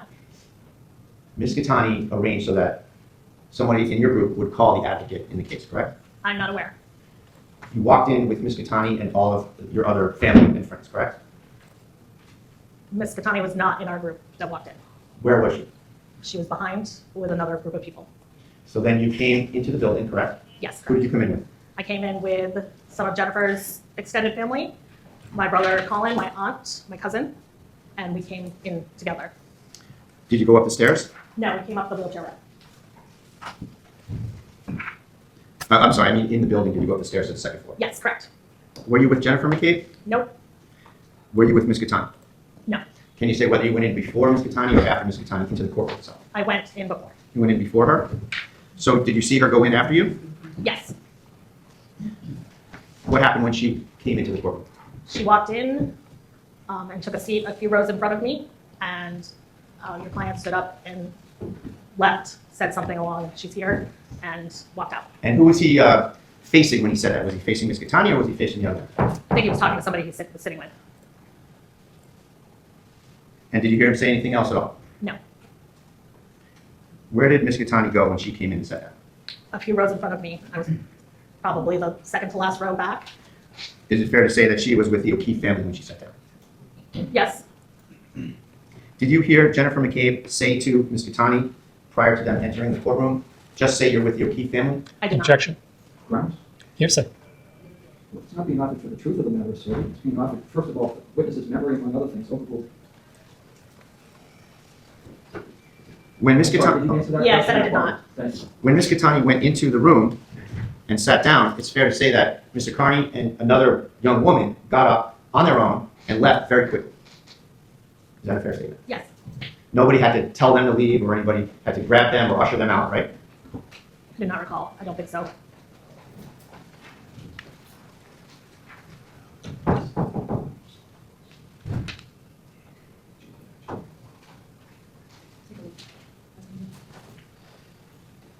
So you've introduced a number of still shots, or I should say the prosecution through you has introduced a number of still shots, a number of videos, correct?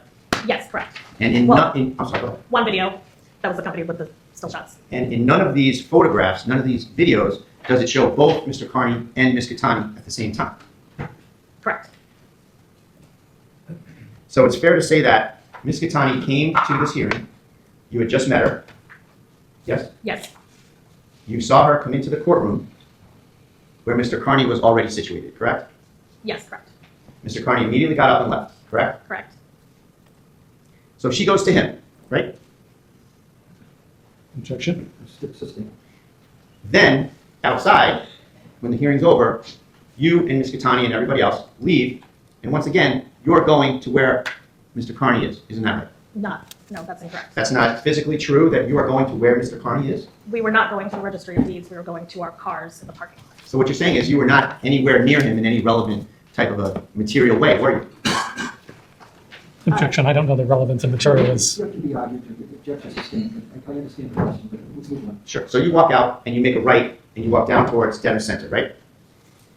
I'm not familiar with the area. We walked to the right of the, Let's try it this way. You walk towards this building from Superior Court. yes, correct. Okay. So you're walking away from where Mr. Kearney is, right? Yes, correct. And Ms. 𝗃𝗃𝗃 is walking away from where Mr. Kearney is, right? Correct. So even if you were to have seen her, she is extracting herself from the area, isn't she? Yes, And then you make a left and you go towards the registry parking lot, correct? correct. And you start to continue to extract yourself from Mr. Kearney's location, right? Correct.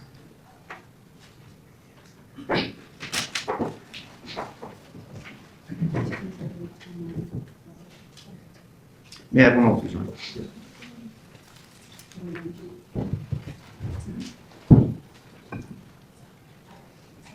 Nothing further on that. Did you ever view the restraining order that was done there? I did not. And at the time that you were walking along, and someone mentioned Mr. Kearney, did you know what the yardage requirement was for Ms. 𝗃𝗃𝗃's restraining order? I did through somebody else, yes. Thank you. You know, request. Nothing further on, thank you.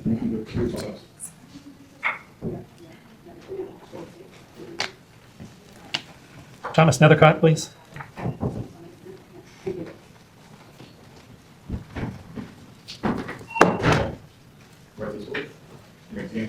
Raise your right hand. Do you swear in the matter now in hearing to tell the truth, the whole truth, and nothing but the truth, so help you God? I do.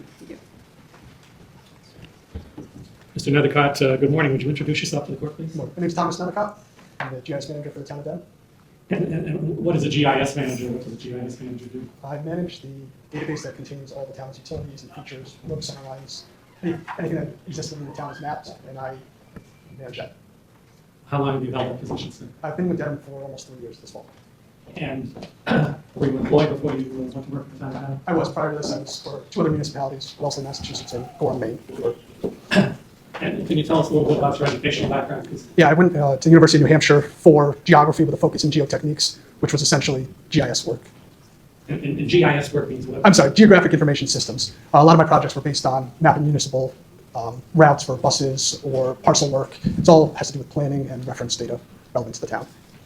All right. At some point, were you contacted by a Dedham police officer and asked if you could prepare a diagram? Yes, it was. And can you tell us what the request was for? I was asked to show a buffer around 300-foot, 100-yard buffer around the registry of deed steps. Registry of deed steps. And how did you go about it? Did you do that? I did. And how did you go about it? Using our aerial imagery, which is taken by airplane, I navigated to the registry of deeds building. From there, I visually created a point in the center of the steps and used the software that we use. I used their tool to create a buffer where you set the distance. I set that for 100 yards, and that created it. From there, I added labels and created the layout with the title, items like that. So you said you used an aerial photograph. As far as I know, the town of Dedham doesn't have their own airplane. Where do the aerial photographs come from? We have a subscription with Nearmap Imagery, which I believe it's an Australian company. They provide aerial imagery to many municipalities in the Northeast. It provides 8-inch accuracy imagery conducted by NACO. And how long has the town of Dedham? Objection, Your Honor, motion to strike. No foundation as to this other company and their accuracy. Can we get right to the All right.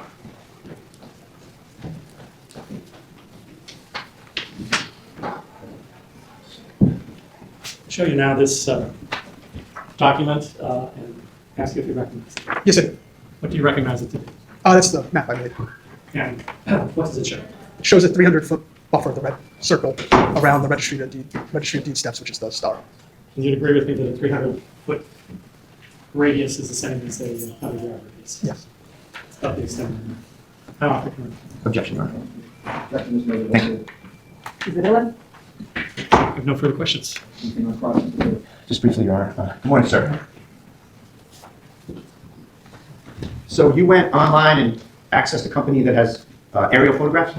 Yes, we have a subscription, so we have access to the database connection through them. And they provide us with. And you printed out the registry Superior Court area, correct? Correct. Did you do anything else with respect to this? Created the labels for the streets, and like I said, the title and items like that. So it's fair to say that you created kind of a as the crow flies map with respect to the distances, right? Correct, it's to scale. Sure. But people don't walk and move as the crow flies, do they? Objection. Objection sustained. So did you go into the Norfolk Superior Court and measure the distance that one would have to walk down the stairs, around the corner, outside, down the steps, over to the registry, up the steps in any way? No. Did you use any kind of measuring wheel to do something like that? To get kind of a real life walking distance? No. Thank you. Anything on redirect? No, Your Honor. Thank you, sir. Thank you, sir. The witness may excuse. You can be excused. If I could just have a moment.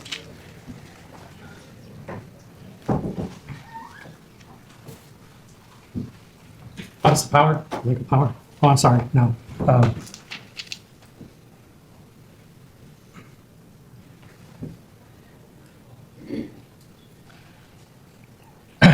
Brian Crump, please. Officer Crump. Officer Crump.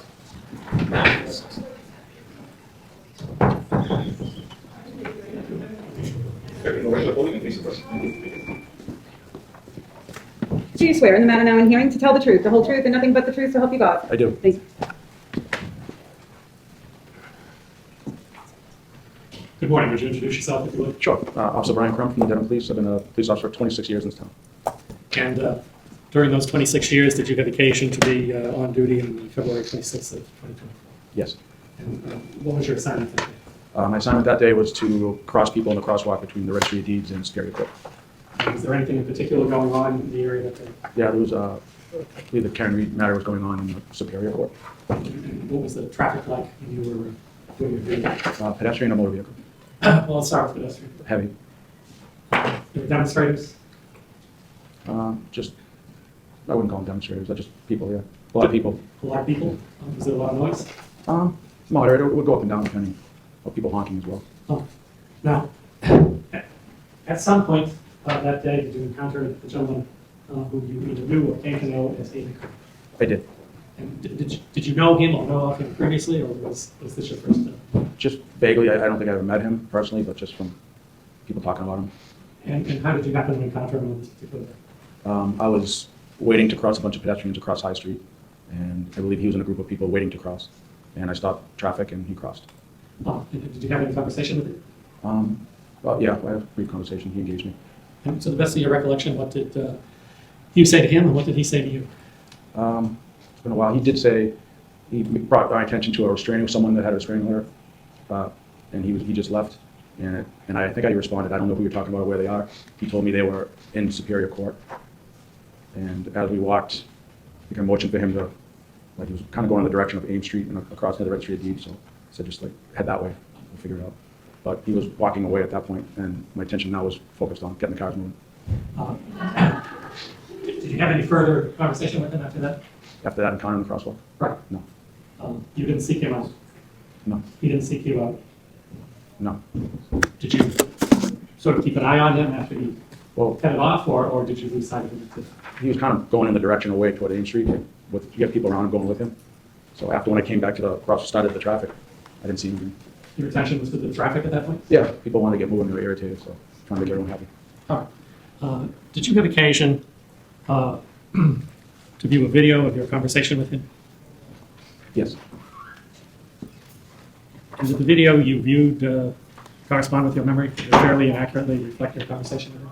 Yeah, I watched it over a year ago, and then my sergeant prosecutor had me come in and view it briefly at the station, I think upon your request.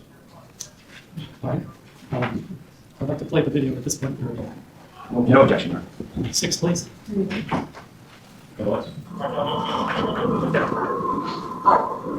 Officer, I just want this on record. So I was the one inside the door that's restraining order behind the guards. If I go over here, that's sufficient. I don't know where she is. She's inside the door. That's sufficient. Thank you very much. Is that the video you saw? Yeah. Now, at the time you had the conversation with Mr. Kearney, were you aware that he was recording the conversation? He had his phone up. I assumed he was. I assumed he was. So he was. I mean, I wasn't sure, but I just assumed he was. All right. He didn't tell you he was recording the conversation. I don't believe so. But he did say, I want this on record. Yeah, that's what he said. I could have a moment, Your Honor.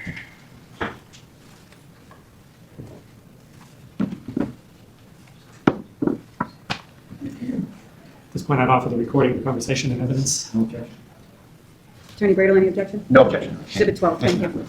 Your witness, Mr. Briggs. Exhibit 2, you're blocking here. It's okay, thank you. May I inquire? Officer Crawford, one, sir. One. So you were in the crosswalk on 226 at approximately 2:10 p.m. Is that fair to say? Yes. You were approached by Mr. Kearney, right? Correct. He expressed to you an interest in documenting his situation. Correct. And you were just about to find out what that was, right? You're right. And he had his phone out in an obvious kind of recording position, right? Yes. And you were, fair to say, you were trying to deal with Mr. Kearney, but also you had traffic duties and there was people all around, right? Correct. But it's fair to say that the courthouse hadn't yet started to empty out, right? I just believe he came out, or a few people came out. Right. It wasn't a huge crowd yet that came out, right? No. And so he approaches you, and you saw in the video Yep. that he told you that there was someone inside that had a restraining order, and that he was desirous of wanting to know what he should do, right? Correct. And it's a little bit hard to say, just to hear, but right when Mr. Kearney's talking, you can kind of get the little snippet of you saying, go over there, right? Yeah, I think I was motioning to the area he was kind of going towards. Sure. And Officer, I just want this on record. There's a woman inside the court that has a restraining order of me for 100 yards. Okay. If I go over here, is that sufficient? I don't know where she is or who she is. But She's just go over inside there the for now. court. That's sufficient. Thank you very much. Okay. and what you meant by that was to go up there by the registry building, right? At least, yeah, he was making distance, and I felt like he was making a good faith attempt to not get in trouble. Sure. And Motion to strike. I'm going to go over here so we're at least 100 yards away. so it's fair to say that his behavior and actions and statements didn't give you any suspicion that there was any violation occurring. Is that a fair statement? I kind of asked, or I didn't know where this person was. I don't think he even said her name, but he said in the courtroom. And I believe at that time it was Superior Court in the main courtroom toward the back, and he was heading away toward Ames Street, so I figured that was sufficient at that time. Sure. So to your knowledge, does he go where you gesture? He was heading that way, and yeah, I didn't see him right on the sidewalk, so because I was kind of focused on people waiting across. You're busy. It's not quite a time when you can kind of take out your notepad and Yeah. write down some notes from Mr. Kearney, right? That's right. All right. And Mr. Kearney went up to the direction you gestured and was waiting there for you, as far as you knew, Waiting for me. to make a further report. I don't know If you know, about if that. you Yeah, knew. I didn't take it like that. I think he was just kind of making some distance Sure. to not violate the order. It's I'm going to go over here so we're at least 100 yards away. fair to say that he didn't say anything about that, but you're not privy to what his thoughts and intent is, right? True. Yeah. So it's fair to say that a couple minutes later, many, many people come out of the courthouse. I'm not sure. I don't think I was there when that happened, when the large group came out. How long were you there? There was a few of us assigned there. We were rotating, so I don't know how much longer after that I was there. But we were taking turns on 3 different posts in the area. Sure, okay. Can you recall whether or not the hearing ended a little bit earlier than expected, perhaps? I can't. Do you know if you were still directing traffic when a large group of people came out of the courthouse, rather? I can't be positive if I was out there when court ended. I'm not sure. At some point, did anyone that came out of the courtroom in the courthouse, when you were there, approach you or try to talk to you about any sort of a restraining order violation? No. Did you observe anyone complaining to any other officers about a restraining order violation at the time? No. What's the protocol if you're present at a scene and someone reports a domestic situation, such as a restraining order violation, and the perpetrator is on the scene? What do you have to do? I would say you first call dispatch and make sure the order's in effect. I'm sorry. I would say just verify the order's in effect and who the defendant is and who the plaintiff is and what the conditions are. And if there's a violation, do you have to take any action? If it's right in front of you, And what's the action? yeah, you mandated arrest.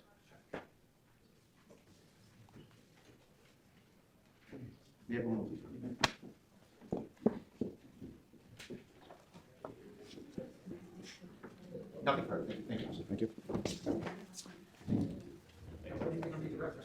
No, I think I see my redirect document for you. And Another witness happened to be here. Kozak says. Matthew Kozak.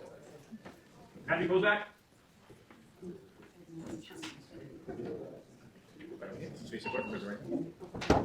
Do you swear in the matter now in hearing to tell the truth, the whole truth, and nothing but the truth, so help you God? Yes. Good morning, Officer Kozak. Would you introduce yourself to the court, please? Yes, Officer Kozak, Dedham Police. Officer, if you could. Oh, sorry. Officer Kozak, Dedham Police. And spell your last name, if you would, please. 𝗂𝗄𝗄𝗃. All right. How long have you worked for the Denver Police Department? Roughly 10 years. And is that your first job in law enforcement, or did you have previous employment in any area? Previous employment. And where did you work before you came to Denver? The Federal Reserve Police. And how long were you with that? Almost 2 years. So if I could turn your attention to February 26th of 2024, were you on duty that day? I was. And what was your duty, if you recall? Yes, I was the Providence Highway car that day. And at some point during the day, were you dispatched something? I was, yes. And what was the nature of the dispatch?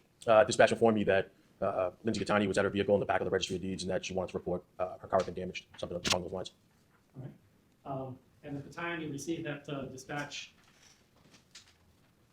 how far away were you, would you say, from the locale of the registry of deeds? Well, at that point in time, I was on another call. I had a citizen in my cruiser. So by the time I got that gentleman out, explained to him I couldn't give him a ride home. And then I don't know how long. I was told the call was pending. I don't know how long it was pending before I was told by dispatch to go down there. So from the point that dispatch tells you to go down there, I take it you Sorry. do go down there? I do go down, yes. And how long did it take you to get there, would you say? From Providence Highway to the back of the registry of deeds, on a normal day, a couple minutes. I just don't recall how much the traffic was in the square. So you arrive at the registry of deeds and you proceed to the parking lot at that point? Yes. And when you get there, do you make any observations? Yes, I see a group of people standing around a vehicle that was clearly damaged at some point.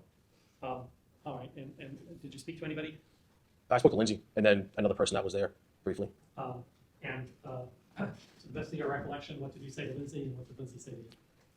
Really, I was there. What I thought was the damage to her vehicle. So I explained to her that I would canvass the area for cameras because no one there was an eyewitness to the crime. So that's really the only thing I could do as far as trying to find someone who went back there and damaged the vehicle. Was there any conversation about a protective order? Yes, Lindsay did inform me on scene that she had a restraining order against Aidan Kearney, yes. And did you ask her why she was mentioning that? I don't recall asking. I did not look at. You just answered Sorry. the question. You did listen to the question, answer it, just wait for the next one. Yes, Your Honor. In your own mind, did you draw an inference as to why she might be mentioning? No. I'm sorry. I thought it would. Go ahead, you have more. Yes, because there was some speculation that maybe he had done the damage to her vehicle. So I just related the two, that she is someone who has a restraining order. He may want to target her. All right. So you didn't ask her about it. Did she explain to you at that point why she was mentioning the protective order? I don't recall. In terms of the vehicle, did you do anything to document the damage? Yes, I took photos of the vehicle. And how many photos did you take? Do you recall? I believe it was 3. Been handing 3 photos, officer.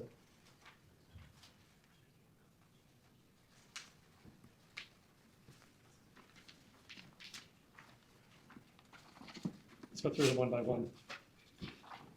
Can you identify this one for us? Yes, this is the rear driver's side of Lindsay's van, back where like the gas cap is.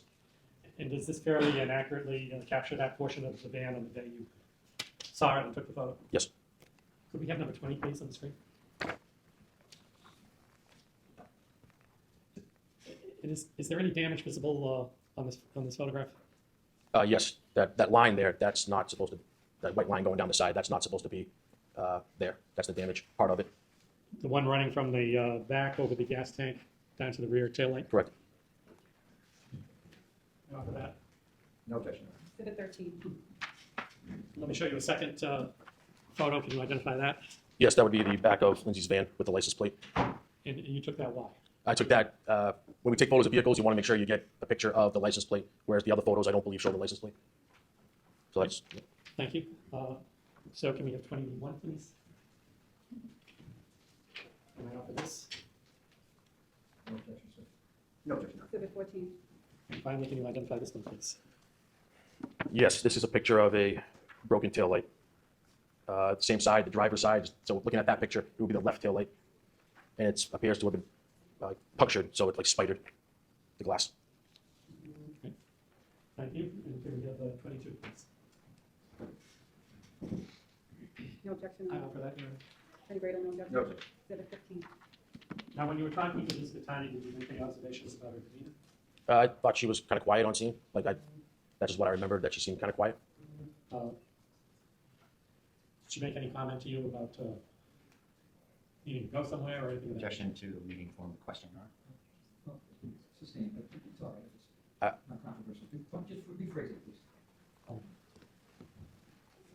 Did you have any conversation with her about her further plans for the day?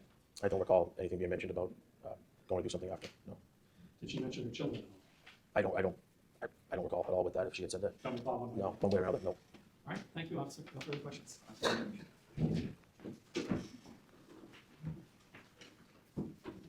Officer, good afternoon, sir. You responded to the rear of the registry of the rear parking lot of the registry of the registry of deeds, pardon me, at 143206, right? Correct. And we know that because there's a section in your police report where you document these kinds of things, right? Yes, or I'm sorry, us or dispatch. I don't know the time frame. I don't know if I wrote that or dispatch. Wherever it comes from, it's a routine part of your police reports, right? Correct. And so here, this was received at 143206, right? And you can look at it if you can. Is that about right?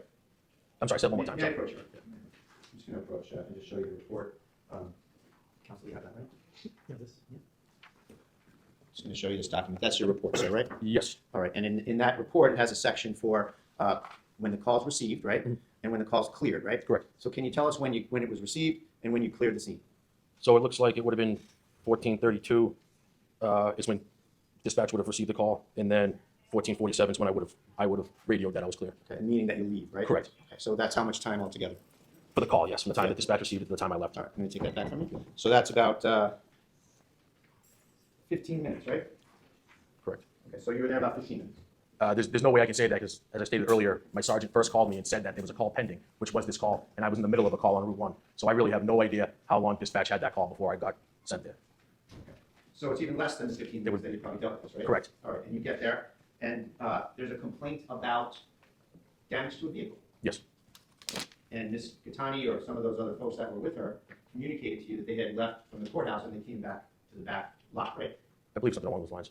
Okay. You received information that the vehicle may have been vandalized, right? Correct. And did you document the alleged vandalism with photographs? Yes. Were you able to ascertain any sort of evidence that this was any sort of fresh damage versus pre-existing damage? The only thing I did then was just simply reach out to the actual physical structures closest to the vehicle to try to obtain camera footage there. But You know what, sorry, let me ask you a better question. When you looked at the car itself, were you able to ascertain whether that was sort of fresh damage or whether it may have been just pre-existing damage? I don't think I'm in a position to say because I don't have that sort of training to know if it was within a half hour. Sorry, Judge. So the precise answer is no, you didn't do anything that. Correct. And you're not trained in any sort of accident discussion or anything like that. Correct. Like that, right? But we're all trained in common sense, aren't we? Yes. And so there's no like fresh paint powder or anything, curls of paint or anything, right? Nothing that I noticed to that effect. And there was no pieces of taillight laying around? I didn't notice any pieces of tail there. So it's fair to say that there was no affirmative indicators such as those that this had just happened, right? Correct. So did anyone say to you that there had just been a violation of a restraining order? No, at that time when I was in the call, I was just focused on. Sorry. No. Yes, yes, Sorry. Just Sorry, listen to the question and answer it, that's all. Did anyone say that someone had just violated a restraining order? No. Not that I remember. No. Did Lindsay 𝗃𝗃 say someone had just violated a restraining order? Not that I can remember. No. Did she appear upset? I don't know. Maybe You said she was kinda quiet. just quiet, just over there to the right of me. So I can't form an opinion exactly on if she was upset or how upset. I don't know. So you were focused on this alleged motor vehicle damage, and you mentioned on direct that sort of like trying to speculate about how this might have happened. Somebody, or Ms. 𝗃𝗃 said that I have a restraining order against someone, right? Correct. So she raised the topic of a restraining order, didn't she? She did, yes. And she didn't say anything after that to the effect of, and he just violated it 15 minutes ago, right? Well, with that, I told her on scene that I didn't have to see the order, so I didn't even attempt to look at it. That's my next question. Was she trying to show you the order? Yes. So she had it out in her hand? Yes, or I believe she had it in her hand. Yes. What would you have done if you had received information that a restraining order was violated by someone 10, 12, 15 minutes prior, right up the street? What would you have to do? At that point, I would be going up to the courthouse and arresting Mr. Kearney here. Now, were there any sort of impediment to you investigating or doing anything with respect to either the damage or anything else at the time? Sorry, anything stopping me from? Was there a big mob of people descending upon you in that back parking lot at the Registry of Deeds? I did not notice a large group of people.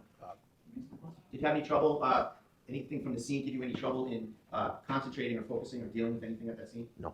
And then you were going to mention earlier about some of the steps you took to try to investigate this damage claim? Yes. What did you do? I reached out to the Registry of Deeds, and I reached out to the Norfolk Dedham Insurance Group, which was the building right next to where her vehicle was parked. And were you able to find any surveillance video or anything like that? No, not from either one. How many people were in this group that Ms. 𝗃𝗃𝗃 was in? 5 or 6, 7-ish, maybe something along those lines. Thank you very much. One more, please, Ron, if I may. Thank you very much, Officer. Nothing further. Nothing on reserve. Thank you, sir. You're excused. Thank you. Timothy Kearney, please. Lindsay Gattani.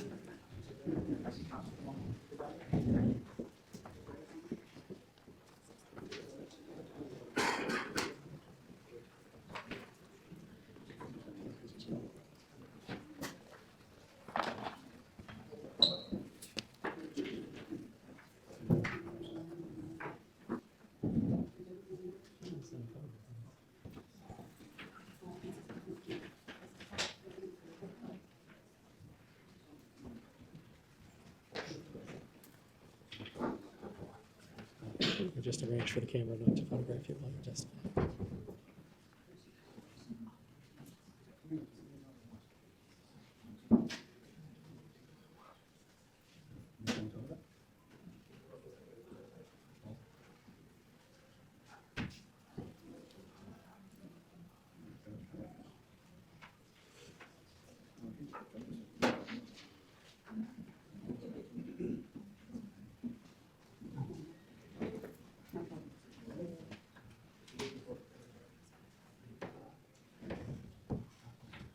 Raise your right hand. Do you swear in the matter now in hearing to tell the truth, the whole truth, and nothing but the truth, so help you God? I do.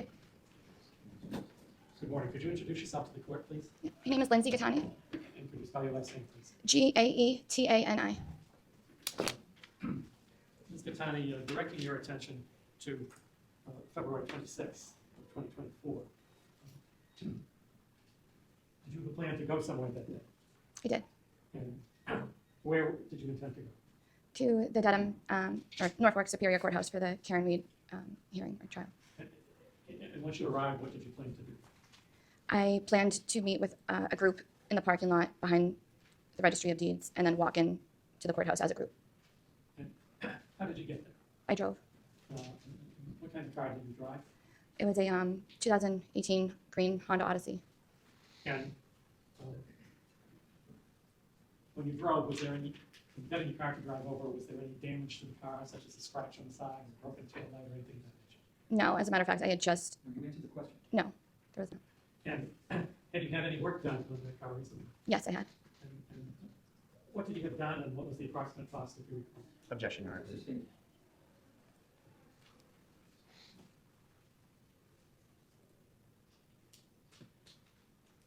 When you arrived, did you see the other people at the point that you arrived?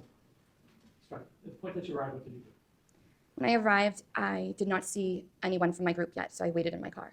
And how long would you say you waited in the car? Not very long, maybe 5 to 10 minutes at the most. And relative to the Registry of Deeds parking lot, can you give us a ballpark of where in that lot you parked? I decided to park at the very back end of the parking lot, closest to the trees, farthest away from the Registry of Deeds. Oh, and you said you waited in your car 5 minutes or so. Eventually, did you see someone or some people from the group that you were planning to meet? I did. I had made a call first to see if they were there, but then I did eventually see. And who did you call? Jennifer McCabe, I believe. Oh, and when you got out of your car, was it a result of that phone call or a result of seeing someone, or what prompted you to get out of your car? If you recall? My memory serves correct. I believe she said she was almost there, so I didn't call again. I just saw, eventually, after 5 or 10 minutes, that several cars pulled in, and I recognized some of the people from the group that I was meeting. Yes, do you remember who it was you recognized? I did see Jennifer McCabe and some other, some of her family members and other witnesses from the case. All right, and did you walk over to meet them? Did they walk back to you? What happened?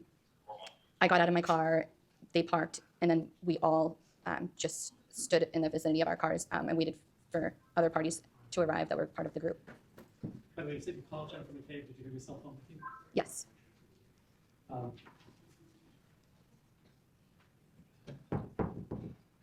Now, Ms. Kearney, do you have any children? I did. And did you make arrangements for the care of your children that day? I did. And what arrangements did you make? My two youngest were in a daycare, so it's an all-day daycare. And then my two oldest, who were set to get out around a little past 3 o'clock, I had arranged for a babysitter to get them off the bus and bring them into my apartment and stay with them until I got back. And did you have a plan to get back or a desire to get back at a particular time? I wasn't sure how long the hearing was going to last, but I told the sitter, who had never met my kids before, I told her that I would check in with her to make sure that she got the kids off the bus safely. Now, at the time you went to this hearing, did you have any understanding as to whether or not Mr. Kearney would or would not be present at this hearing? I did not know. And it's fair to say that you had a former relationship with Mr. Kearney, is that correct? Yes, And did you have a restraining order against Mr. Kearney? I did. Protective order? And did you have a copy of that with you at the time? I did. I always carry it in my purse. And at this point,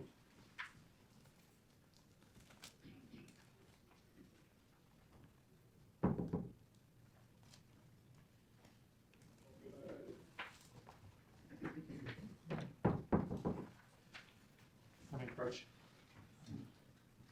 Let me show you something, Ms. Kearney, and ask if you can identify it.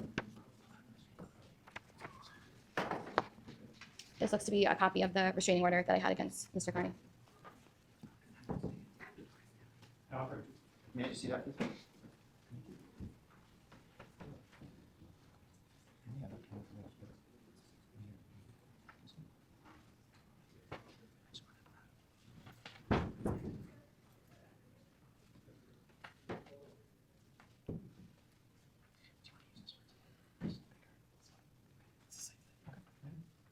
No objection. Exhibit 16.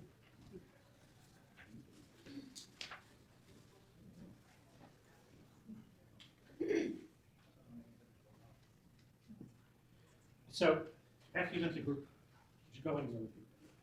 Yes. And where did you go? We walked into the courthouse, the Superior Courthouse.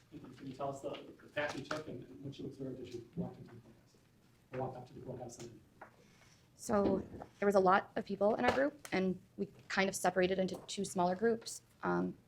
And I believe I was in the first group, and we started walking through the parking lot of the Registry of Deeds.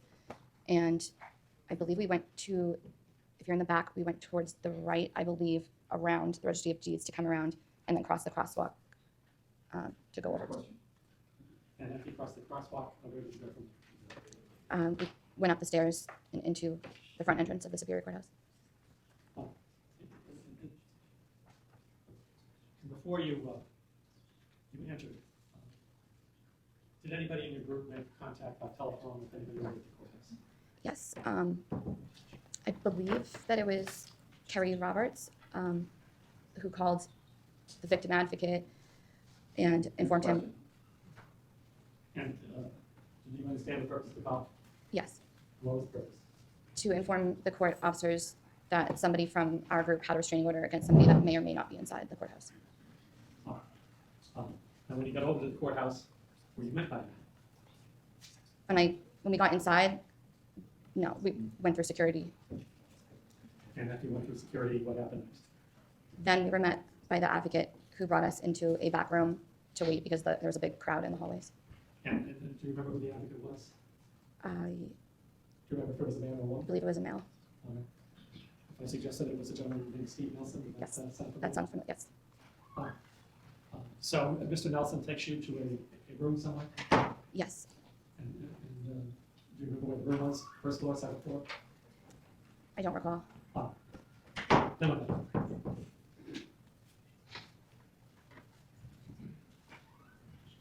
Oh, I'm sorry, did you ask me something? Yes, but let me back up a little. As you're walking up the steps to the courthouse, did you see observations of people outside, what they're doing, what they're saying? There was a lot of people, a big crowd. I just yelling obscenities and screaming, and I couldn't really make out. I had pretty much just tunnel vision. But at some point, do you proceed to the door of the court? Yes, That's the main courtroom on the second floor. I believe so. Tell me what happened when you got to the door of the courtroom. What happened next? So there were glass panels on the door, I remember, and looking in, and I made eye contact with Mr. Kearney, who had turned around in a seat and mouthed what looked to me to be the F word. Are you still outside the courtroom? I'm still outside, yes. Is the door open or closed? Closed. So you see it, I take it the door's of glass? The glass part of the door is glass. Oh, so you couldn't hear him say anything? But you saw him make eye contact? Yes, And you inferred that he mouthed what you just said? correct. Objection to the leading form of question. All right, did you proceed to go into the courtroom? Yes. What happened? I walked in with the group that I was with, and I believe it was a court officer that led us to the right, the benches on the right, and had a seat to the right. And you sat down where you were directed? Yes. What happened? After we were sitting for only a couple minutes, I saw a court officer walk by us down the aisle, and I turned to him, and the court officer went up to where Mr. Kearney was sitting, and then Mr. Kearney stood up. And after he stood up, what did he do? I saw him leave Did he leave by himself, or did he leave in company of someone else? with a woman, female. Do you know who the female was? Not at the time. I know now it to be his girlfriend, And do you know the name? Meredith O'Neill. So after Mr. Kearney leaves, what do you do? I continued to sit for the remainder of the hearing. How long was that? It wasn't very long, maybe 15 to 20 minutes. I can't really say for sure. And while you're sitting there, do you see Mr. Kearney at all? No, but I wasn't looking around. You were facing the front of the courtroom, between the judge, etc. Correct. So the hearing is over. You get up to leave. Do you leave alone, or do you leave in the company of someone? I left with the group that I had come in with. And as you're walking through the courthouse, do you make any observations about the people nearby? Inside the courthouse, there was still a lot of people in the hallway that were looking at our group and yelling things and swearing at us, and it was just very loud. So you continue on your way out? Yes. You go down the stairs? So as we exited out the entrance doors, we took a right instead of going down the stairs. Okay. You're ahead of me, Ms. Katani. I was talking about the stairs from the second floor to the first floor. Oh, I apologize. You take those stairs down, Yes, and then when you get down there, do you go out the same door you came in, or do you go out? the same door. And that's the front door? Yes. Now I think we're on the same page. What happens then? So then we walk out the front door. As you walk out the front door, do you make any observations of the crowd in terms of the number of people around, or what you're hearing or seeing? There was a lot of people, and it seemed to be a much rowdier crowd than when we had entered. And as you're walking out, and you look around, at any point do you see Mr. Kearney? I did. And when you saw him, where was he? As soon as I walked out the front doors and looked straight ahead right before we went down the ramp, I could see him standing straight across from me on the steps of the Registry of Deeds, And other than standing there, did you notice him doing anything? just holding his phone up. All right. So what do you do with that? Where do you go? So I was a little nervous. The group that I was with, You have to listen to the question, please. okay, Where do you go? to the right, down the ramp. You went down the ramp, and then, do you remember who you were near at that point, who was in front of you, who was behind you? I know that 𝗫𝗄𝗏 stayed closest to me at all times. I didn't really know a lot of the others because I was just introduced to many of them that day. So I just know that 𝗫𝗏 and one of her sisters told me to stay close to them. So in terms of where you were in the pack, so to speak, were you near the front or near the back? I was I guess kind of in the middle. Do you remember how you dressed that day? Yes, I had a long black, kind of like pea coat, I guess, black pants, black flats, and a white purse. So you proceed down to, you go to the bottom of the ramp, and where do you go from there? We took a right and started walking as if you're going towards Dedham Square so we could get to the crosswalk. And did you make any further observations of Mr. Kearney either at that point or earlier from the one you just described? Not at that point. So do you cross the crosswalk? Yes. And where do you go from there? Then so we cross the crosswalk, and then it leads across to a street that's between the middle of the Registry of Deeds and the district court. So we proceeded to go towards that street that's in the middle of both buildings. And anywhere along that route, did you see Mr. Kearney then? Or, Yes, at that point I did. and where was he when you saw him at that point? He was on my left on there's like a wall, like on the side of the Registry of Deeds. I don't know what else to call it. It's just like a brick or a cement wall. And he was standing there, again, holding his phone up. So he moved from the previous location? Yes, Did he move towards you or away from you? towards. At some point, do you believe you heard him say something? Yes. And what do you believe you heard him say? Liar. And are you sure that it was Mr. Kearney that you heard? To me, it sounded like his voice. Yes. Next question. So the group continued walking. And did you proceed down the parking lot? Yes. And how far down did you go with the parking lot? We walked about halfway and then stopped for a couple minutes. All right. And you say you walked about halfway. Are you near your car at that point? Not yet. And you stopped for a conversation? Or? There was a few members from our group, I think, that were parked in that spot, so we stopped so the other members could say goodbye. All right. And after you did that, did people walk to their cars? Yes, a group of us. And did you walk to your car? Yes. And at some point, did anything about your car attract your attention? Yes. And what was it that caught your eye? I noticed that my back driver's side taillight was smashed. And did you make it? So I take it when you noticed that, you probably approached your car. Yes. And when you approached, did you make any further observations about your car? Yes. And what did you notice? There was also a deep indent and scratch that went from the smashed taillight all the way down through two quarter panels, the rear quarter panel and the second quarter panel where the sliding door began. And can we have a photo of wing number 22, please?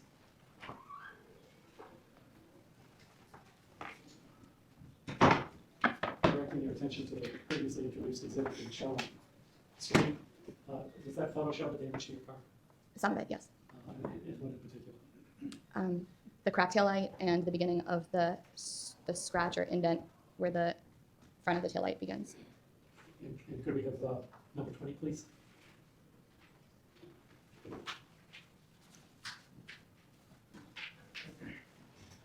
And directing your attention to the photo that's now on the screen, previously introduced as an exhibit. What does that photo show? The remainder of the scratch and indent that was on the car. All right. And what was your reaction while seeing this? I was extremely upset and started crying. Did you take any action at that point as a result of viewing this damage to your car? Did you personally? I did not personally. Are you aware that anybody else took any action upon seeing this damage to your car? Yes. Do you remember who did that? I don't. I do know the person who took pictures, but there was somebody else that called the police. I don't know who that was. You didn't call the police yourself? No. You did have a cell phone, didn't you? I did. Is there any reason why you didn't call the police yourself? My phone had died. When you say died, you mean it lost its charge? The battery died. Expired? Did you ask the other person to call the police? I don't believe so. I think it was suggested to me. So after the call was placed to the police, what happened? The police arrived shortly after. Very, very quickly. Shortly afterward, can you give us a ballpark in terms of seconds, minutes, whatever? It seemed to be pretty quick, maybe 5 minutes, but I can't be sure. you say the police arrived, one officer, more than one, how many? One officer. And did you later learn the name of that officer? Yes. And what's his name? Officer Kozak. And when he arrived, what happened? He got out of his car and came over and asked what the issue was. He asked you, or he asked someone with you, or he just directed it generally? I think it was pretty generally. He didn't really know who he was talking to. Did you have a conversation with him at that point? I did. And to the best of your recollection, what did you say to him, and what did he say to you? I told him that I had just been inside the courthouse, that I had come out and Objection. Overruled.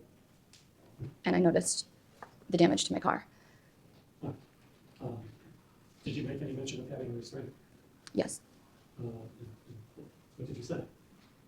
Well, he had asked me if I had any idea who could have done it, and that's when I brought up the restraining order. All right. And did you tell him the terms of the restraining order? I can't recall. Did you show him the restraining order? I can't recall. Did he ask you about the restraining order? Yes. What did he ask you? I remember I told him it was against someone named Aidan Kearney, and I started to explain who he was, and he stopped me mid-sentence and said that he was aware of I think he said the Turtleboy guy. And I said, yes, that's correct. And was that the extent of the conversation? No. What was said then? I explained to him what had occurred with the courtroom, how he had left because of the restraining order, and that I believe, in my opinion, that had upset him, and that I thought that he had instructed somebody to damage my car because he was upset about that.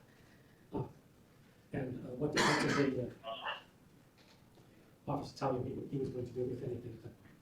He told me he was going to check the cameras in the nearby area.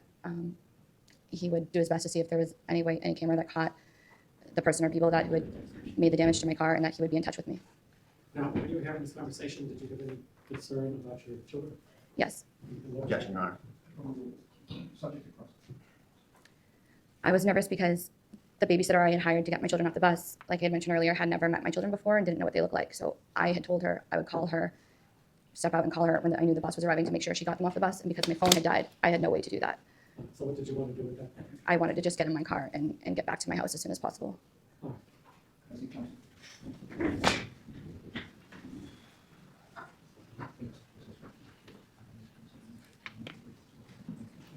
Court is in recess in this case until.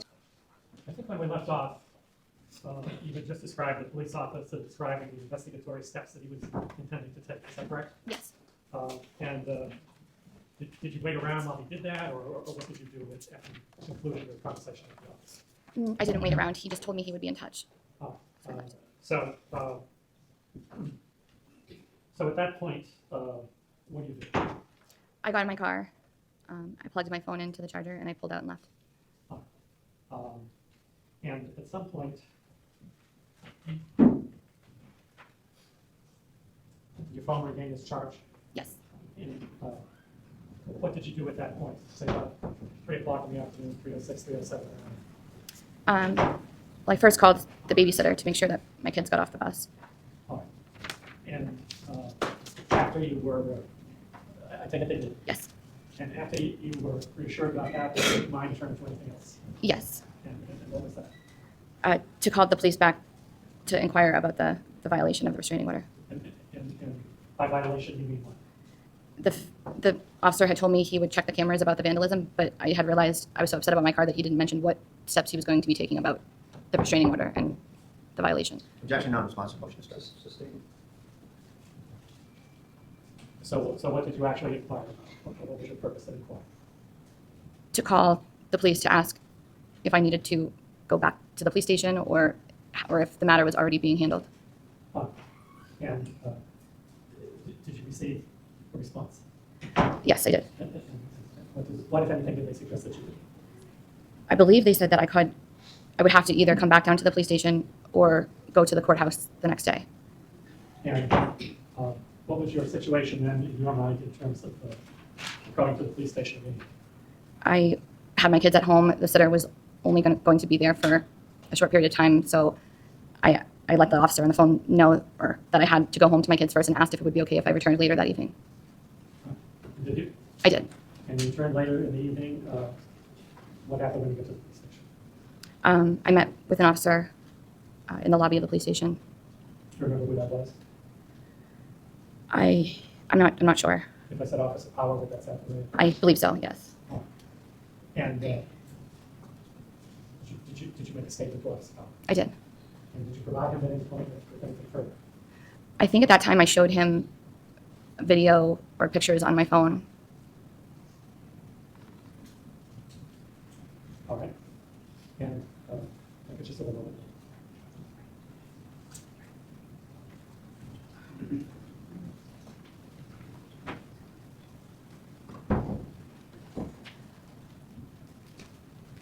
At some point,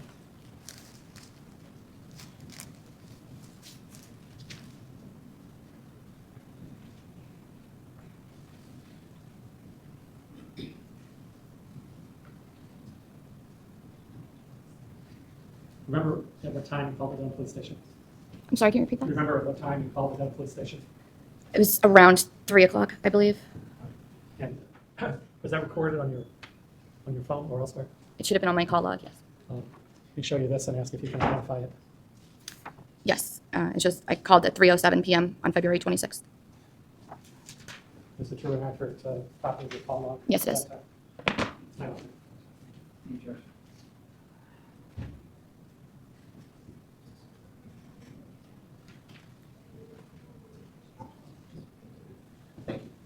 No objection? No. Exhibit 17.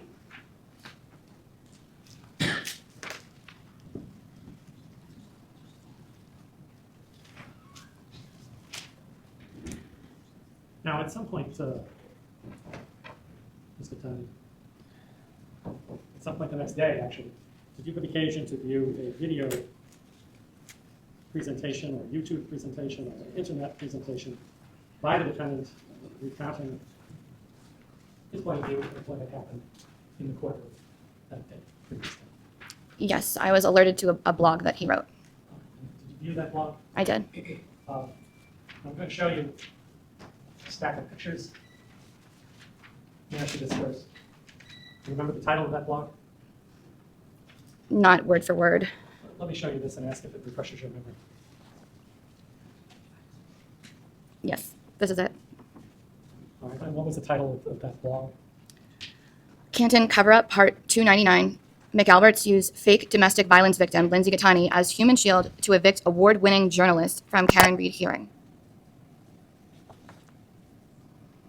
And does this photo represent the start of his blog? Yes.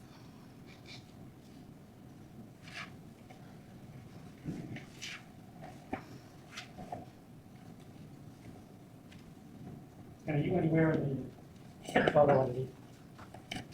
Yes, there's 2 pictures, and I'm in both pictures. Could we have, my apologies, sir.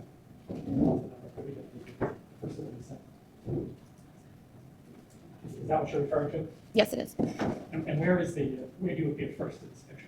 The picture on the left, I am the female in the middle with the white purse and the black jacket. How about And on the right, I again am wearing the black jacket next to the man with the plaid coat. What's relevance, Judge? I know no relevance to this proceeding. Are you suggesting those photographs were taken on the day of the alleged incident? Exactly. I'll take it to Benny for that objection. Yes, Your Honor. Exhibit 18. Well, just for the record, actually, I'm not concerned about whether it's that day. I'd be willing to concede it's that day, but I don't want there to be any implication that my client took those pictures or had anything to do with those pictures. It is what it is, you know. I got it. Thank you. All right. Well, regardless of who took these photographs, Ms. Gattani, they appear in the defendant's presentation. Is that correct? On his blog that's posted on his website, correct? I'm going to hand you a stack of photographs and ask you to thumb through them and look at them.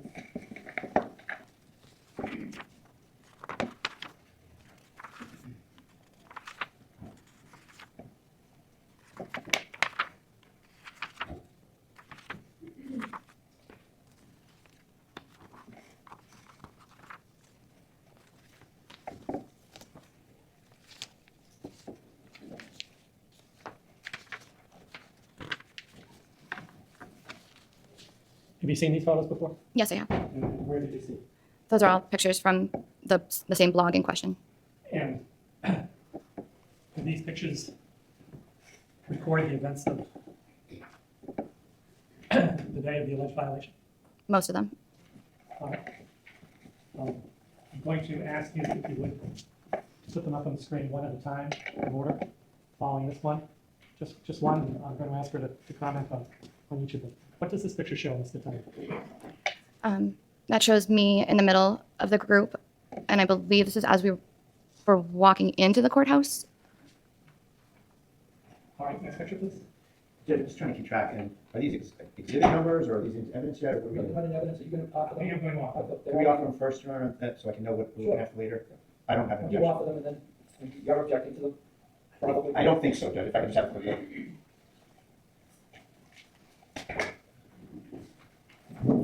I would take as much time as you want, Mr. President.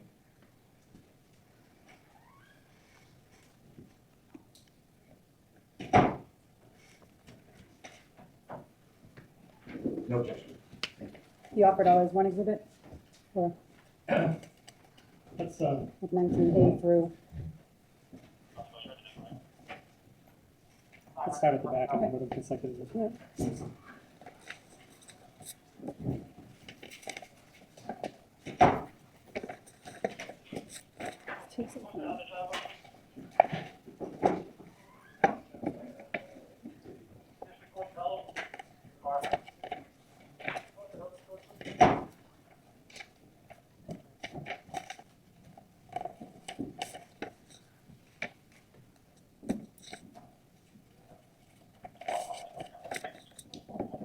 This is easy.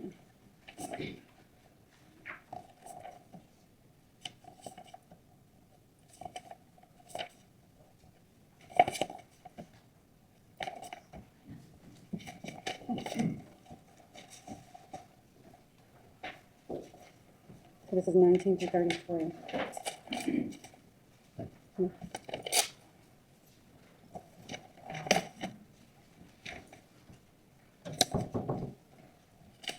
So, Mr. Kearney, I'm going to direct your attention to Exhibit 19.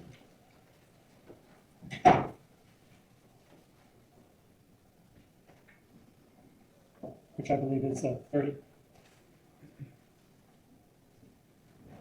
What does this photo show? I think it's the same picture we just saw before that I described, but again, I'm in the middle with the black jacket. You answered the question. Oh. Listen to the question. Okay.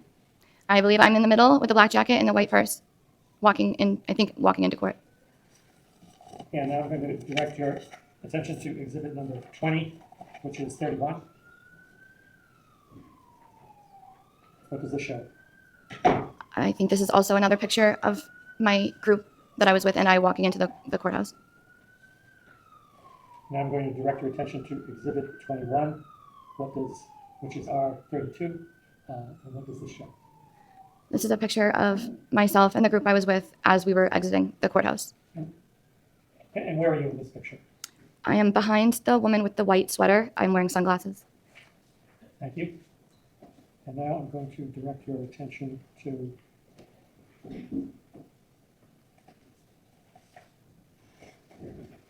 exhibit 22, which is R33. What does this show? And if you're in the picture, tell us what. That is a picture of myself walking into the courtroom. Or courthouse, sorry.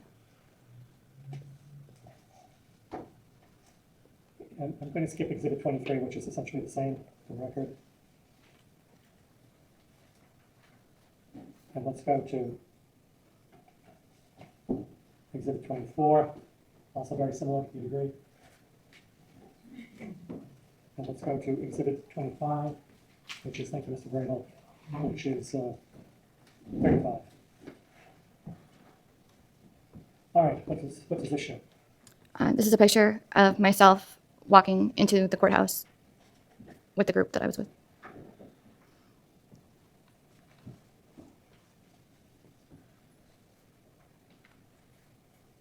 And now let's go to 26, which is R36.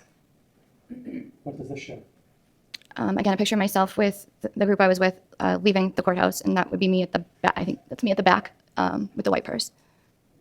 Who are the other people in the picture? If you In the very front, that looks to be like Matt McCabe. And then I see Jennifer McCabe next to the woman with the white sweater, but I can't make out the other three from here. All right, thank you. When was that, Council? That was 26. Let's do exhibit 27, which is our 37. Is that the same group? A little further down? Yes, it is. Thank you. Let's do exhibit 28, which is our 38. Who does this picture show? And this again shows myself with the group that I was with walking out of the courthouse. Who's that in front? Jennifer McCabe is And where are you in this picture? behind her, to like not the woman that's behind her on the right, but the left. All right.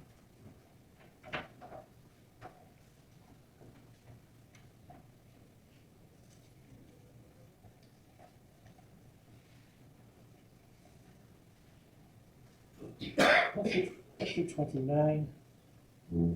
Actually, let's hold off on 20.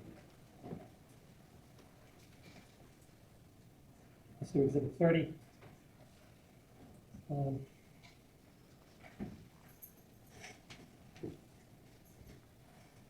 Which is our 42.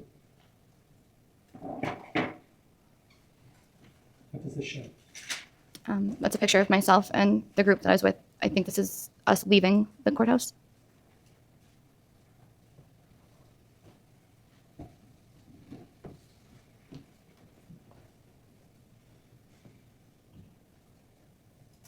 I'm sorry. I think we're entering the courthouse. Let's do 31, which is our 43.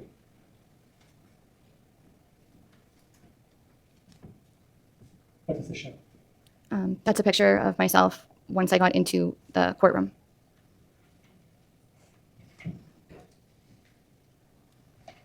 Let's do 33, which is our 45.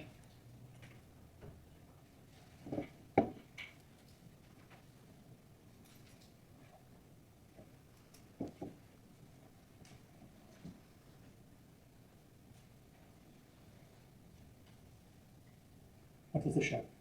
That's a picture of myself inside the courtroom.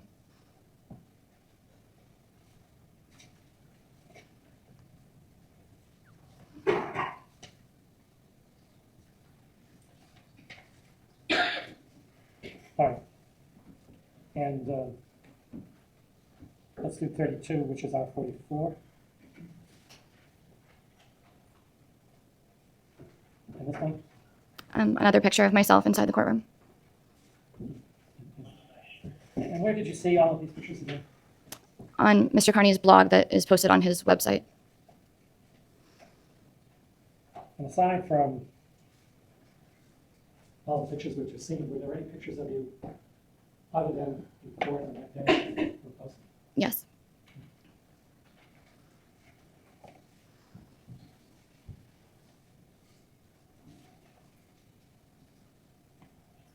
Show you now exhibit 29, which is our 41.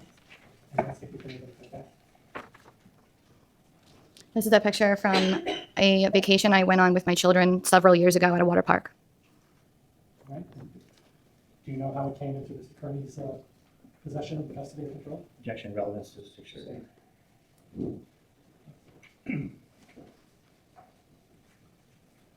Just a moment.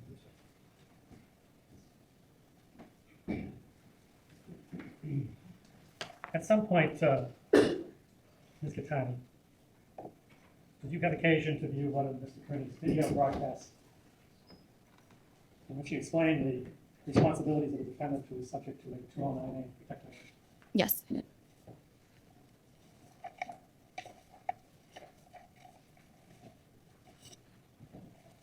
When Your Honor, I'd like to show that video to you. Any objection, Mr. Clerk? No.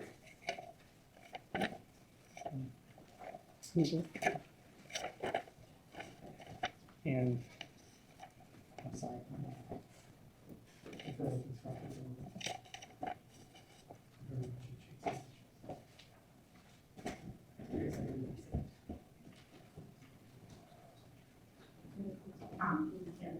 possibly ask for further. You want to be heard?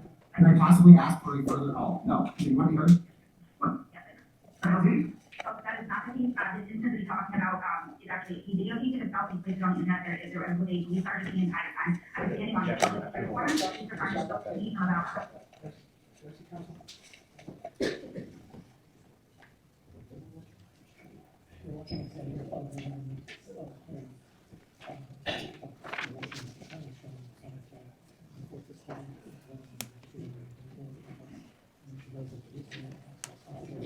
Folks, quietly, so I might need to talk.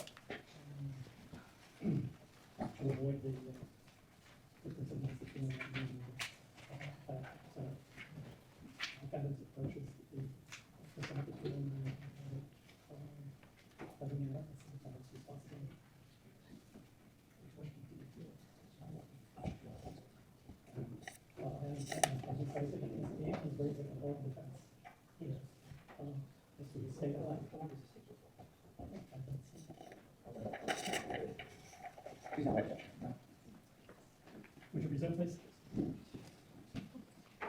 Right? Okay, stop right there. I was on a public street corner, and Mr. Kearney approached me. As soon as she said that, it's over. The judge held it. So your excuse is that he approached you. That's your excuse. That's not, he's probably heard that excuse 1,000 times in the courtroom. For people, these people do orders all the time.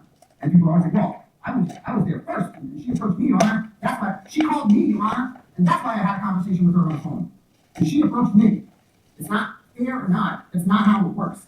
So that's your excuse. You've already lost. You're fighting a losing battle if you go in there and say shit like that. I don't know what she could say. And then she obviously throws out the door. He's on the internet, Your Honor. It's on video. Oh no. And I was behind the cop, so it's okay. I can violate the order as long as I'm hiding behind some dead cop. Okay.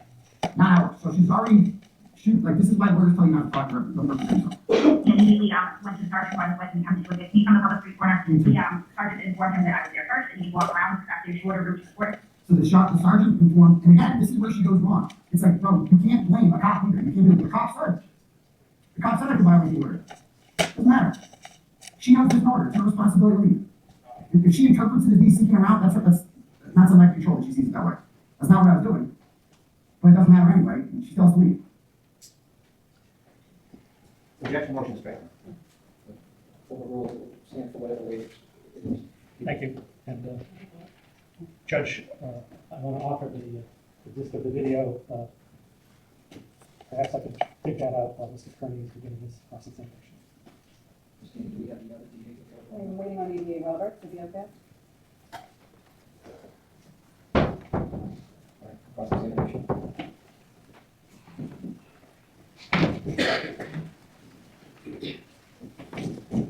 Okay, Carter.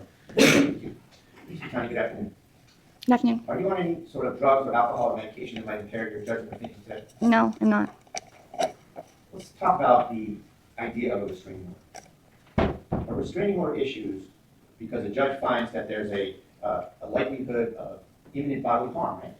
Objection. The gist of getting a restraining order involves you going to court, right? Correct? You swear, you take an oath, right? Yes? You sign that affidavit, right? Yes? And you say that you're in fear of being harmed by someone, right? Yes? And you want the court to order them to stay away from you, right? Yes? So it's to protect you from the person going near you, right? Correct? So it's like a shield from the court, right? I guess so.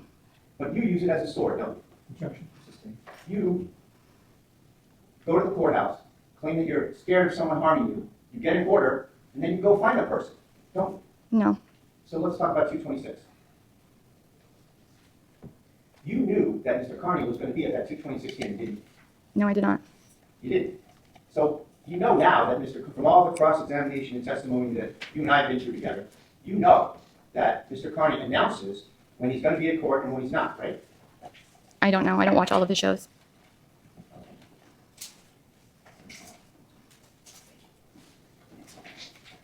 Well, you scrutinize his blogs, don't you? No. No. So you wrote a statement to the police about this incident that was about 65 pages, didn't you? What was 65 pages? You provided Officer Power on March 11, 2024, with a big thick packet of materials, didn't you? I believe so. And you wrote a 4 or 5 page signed statement at the beginning of it, right? Yes. And you signed it, right? I'm not sure if I signed it. I could verify if you show me. Would you like to see it? You remember? Sure. Yeah, go. Take a look at this packet and take all the time in.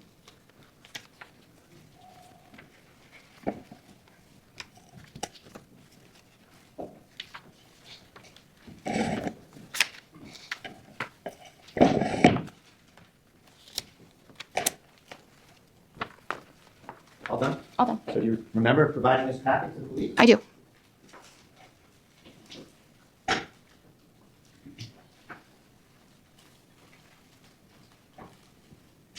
Now, this 226 hearing was just a few days after Mr. Kearney got out of jail, right? I believe so. I don't remember the exact date he got out, but I believe so. Let's go back. Do you remember the night before he got out of jail, you tried to call him? I didn't try to call him. I accidentally called him. Let's try another way. Your phone somehow called Mr. Kearney's phone the night before he got out of jail, right? It was an accidental call, yes. So you had him blocked, didn't you? No, I never had him blocked. You never blocked. No, never. So you wanted to keep communicating with him? No, I just removed him as a friend. I never blocked him. So that call jogs your memory about this time period, right? About the phone call? Yes. So let's just try and put you back in this time period. You called him the night before he got out of jail on about the 22nd of February, right? If that's the date you're saying, then yes, I'll take your word for that. Then the next day, he actually got out of jail, right? Yes. And then the 26th, you're in court at the Superior Court, right? Yes. And so you've never been to a Karen Reed court proceeding before that happened. Well, I've been to one, but not inside the courtroom. In fact, you were there with your paramour, Mr. Kearney, at the time, right? Which date? I'm asking you. Are you talking about the 26th? You said you had been there prior. Yes. When was that? That was, gosh, probably early September, maybe? And that was with your paramour at the time, Mr. Kearney, right? I don't know what you mean by paramour, but no, I did not attend with him. Since September of 23, you had never been to a Karen Reed hearing until 2/26/24, right? Correct. And you suddenly generated this interest right when Mr. Kearney got out of jail and had announced that he was going to attend that hearing, right? No. No. You were in touch with Jennifer McCabe about that hearing? I don't know if I was in touch with her prior about that hearing. I had been talking to her for quite some time before that hearing. And you had been in touch with Kate Peter as well, correct? Correct. In fact, she was the one that was babysitting your kids on 2/26, wasn't she? No, she was not. And who was babysitting the kids? 𝗬𝗂𝗏 Bennett, And who's that? another friend of mine. Had she ever babysat the kids before? No. So you were concerned about that, right? I was concerned about the kids getting, when my phone died, about the kids getting off the bus, that I couldn't confirm with her that they had gotten off. So you had called someone to babysit your kids that your kids didn't know, and she didn't know your kids, right? She had not met my kids before, no. And your kids didn't know her, right? Correct. So it was so important for you to go to this hearing that you set up this sketchy babysitting situation for your kids, right? Objection. You can have it without the word sketchy. You can characterize it a different way, sure. This upsetting situation to you, you left in place, you left your kids to deal with that, and you went to Norfolk Superior Court. My kids were all in school and daycare when I left. She just needed to get them off the bus, and I had known 𝗬𝗏 for a while and trusted her. And she was going to get your kids off the bus, right? Yes.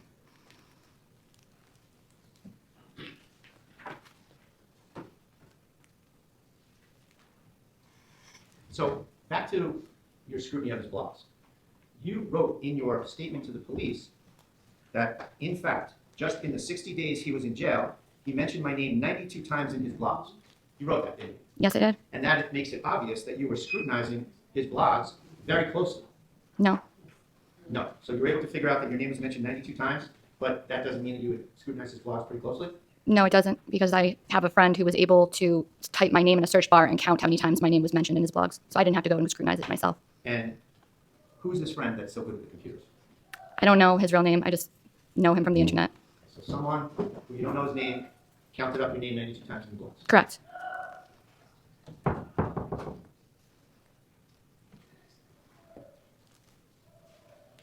And in his blogs, you know that Mr. Kearney announces when he's going to Karen Reed hearings and when he isn't. Isn't that right? No, I don't know that. And he announced all through that time period when he was going, when he wasn't. And of course, you knew he was in jail because you put him there, right? Objection. You knew he wasn't going to go when he was in jail, right? Couldn't possibly go if he's in jail. And you didn't attend any Karen Reed hearings when he was in jail, right? No, I didn't. You didn't go on January 5th or January 18th when Mr. Kearney was in jail, right? Nope. So now we get to 226, and you have this overriding interest in going to a Karen Reed hearing when Mr. Kearney is finally out of jail, right? I wouldn't call it that, no. You hastily set up this unsatisfactory babysitting situation, right? Then you go to meet your newfound friends in the Registry of Deeds parking lot, correct? No, it wasn't an unsatisfactory babysitting situation, and they weren't newfound friends. I had been friends with them for a few months at that point. So who did you talk to arrange for you to meet them to attend this Karen Reed hearing? Objection, relevance. Can you repeat the question, please? Who did you talk to among this group of people you met to arrange that meeting in time and place? Originally, the person that invited me, 𝗵𝗵𝗃 told me that that the 𝗬𝗂𝗃 family wanted me to go. Okay. Now who's 𝗵𝗃𝗃? A friend of mine. And 𝗵𝗃𝗃 is also a very avowed, a very dedicated enemy of Mr. Kearney, isn't she? I don't know. I know You they're. don't know? Is that your answer? Excuse me, by the way, folks, you've been fine. If I hear anybody loud, I'm not gonna wait for court officers to tell me to do something. Just let you know. Go ahead, Mr. Brady. You know that she hates him, right? I don't define other people's feelings for other people. Well, you know that she's manifested many expressions that she hates him. She wants him in jail. She wants him to burn. She wants him to go away. She wants him to die. She wants him to suffer, right? All throughout the internet for months and months and months and months. No, No, because you don't look at any of this stuff. I've never heard her say any of those things. Well, didn't you text her directly in one of those kind of conversations where you both kind of express your hatred? You wrote, "I hate him," meaning Mr. Kearney, and she responded in kind. Isn't that right? I don't know which conversation you're talking about. They're your conversations. You wrote online or in texting with Ms. Peter that you hate him, didn't you? I would have to see I don't remember any of this, so I would have to see the text message. One moment.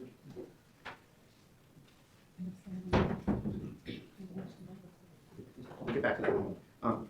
So you don't remember writing that you hate him? I don't know which. I don't know. No, I don't. I would have You do to. hate him, don't you? I don't know if hate would be the word.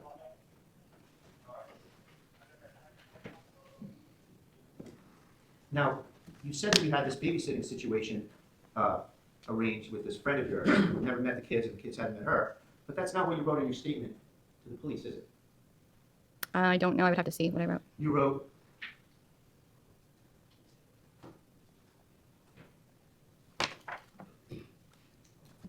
the officer, Officer 𝗂𝗃, took a report, and at this time we could see a group of protesters at the opposite far end of the parking lot walking in our direction. So there were a mob bearing down on you, right? I wouldn't classify it that way. I would use the words that I used. And then you wrote, due to this, meaning this group of people, and the fact that I had to be back in Medfield at 3:10 p.m. to get my son off the bus, I decided to call and follow up with the police about the encounter with Mr. Kearney on my drive back to Medfield. That's what you wrote, right? Yes. So you told the police that you had to get your son off the bus. I wanted to be back there to get him off to make sure that he had gotten off because I had no way to call. But you had this babysitting arrangement. Well, I didn't think the finite details were necessary to explain to the officer about my babysitting situation. But that's not a finite detail, that's a lie, isn't it? It's not a lie. Sustained. You told the policeman that you had to get your son off the bus when you had someone else to get your son off the bus, right? I had no way to contact that person to know if they had got them off the bus. You were trying to backtrack and explain the unexplainable about why you didn't tell 𝗂𝗃 that Mr. Kearney, you say, had just violated your order. I did. Objection. The answer stands. Next question. I didn't hear the answer, I'm sorry. I did tell Officer 𝗂𝗃. So you did tell Officer 𝗂𝗃 that Mr. Kearney had just violated the order, right? Is that your testimony? Yes, it is. You called the Dedham police at 3:07 that day, right? Yes. Just get the call.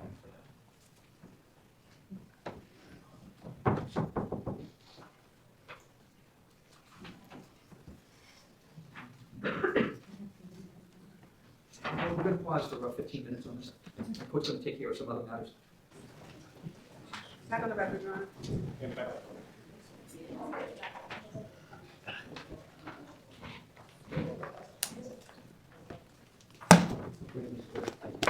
Ms. 𝗵𝗃, you made a call to the Dedham police about 3:07 p.m. that day, at 2:26? Yes, I did. So just the circumstances of that is, so you testified you were worried about your cell phone dying, you couldn't reach anybody, right?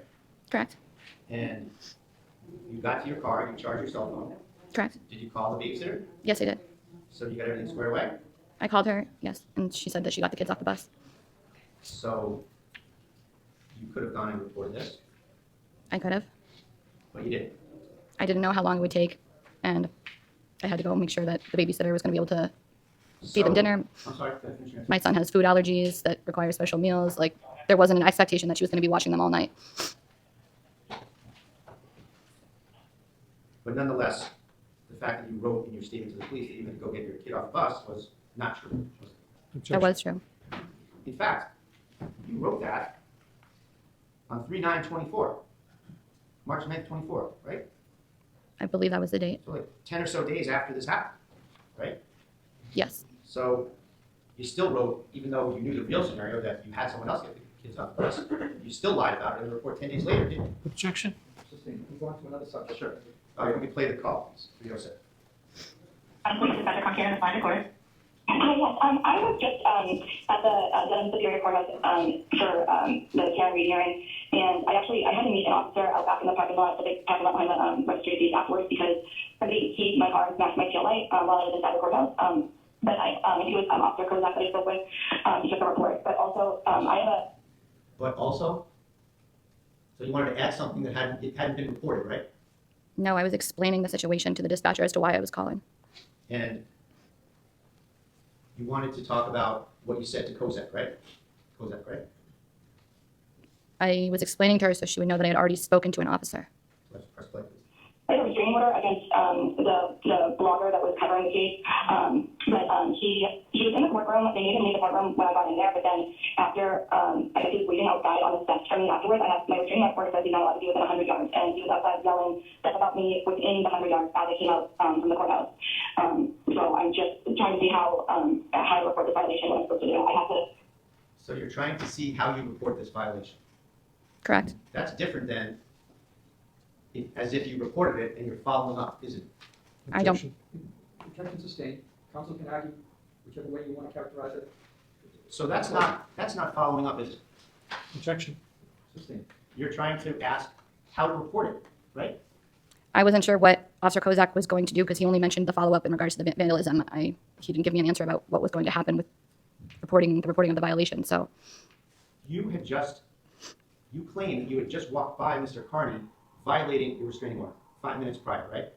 And yet it's your testimony that you're more worried about a scratch to your car than using the ammo you just developed that you could get him locked up? was I more worried about a scratch to my car? No. And it wasn't just a scratch. It was almost $1,000 in damage. I had just paid $2,000 to fix my car, just got it back a week or two prior before that. So I was very upset to come out and see that my car had been vandalized. So you know how to get someone in trouble when they violate a restraining order, don't you? Objection. Overruled. You know what to do. How to get somebody in trouble? Yeah. I know how to report, to call the police. I know how to call the police. And you know that if you insist that someone is violating the order, they are obligated to go arrest that person. Isn't that right? Objection. Objection overruled. If the witness knows. I don't know the obligations of the police. You don't know that if you're in the presence of someone, you have a restraining order, and you tell a policeman on the scene, I have a restraining order and he's violating it, that they don't have to arrest him? Well, clearly not, because Mr. Kearney was not arrested. So you knew that you could have caused him to be arrested on that very occasion. Isn't that right? I know if somebody breaks the law, then they can be arrested. And you claim that you saw Mr. Kearney breaking the law, right? Yes, I guess a violation of a restraining order would be breaking the law. And this isn't the first time that you've gone to someone and then tried to get them arrested for violating an order that you triggered the violation of, is it? Objection. Objection sustained. Violation hasn't been found on that. Sure. Who's Frank Keegan? Father of my 3 youngest children. On the restraining order, do 4 of your kids have his last name?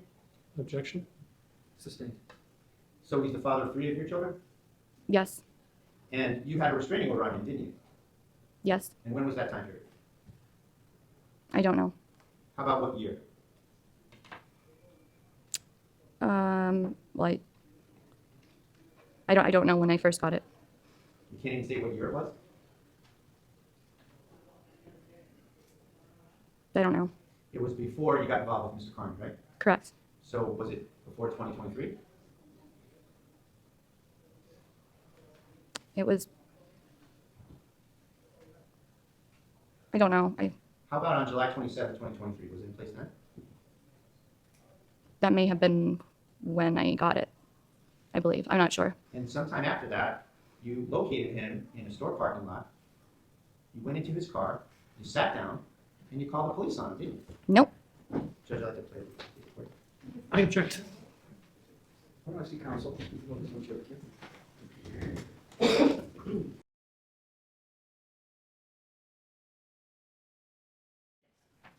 You don't need any follow-up questions to the witness about it, correct? At night, Judge. I don't know yet. I mean, I think so.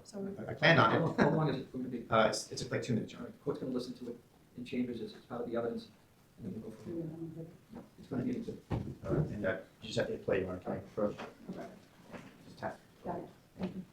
Court, all rise. Court's in a brief recess. Maybe seated. Thank you.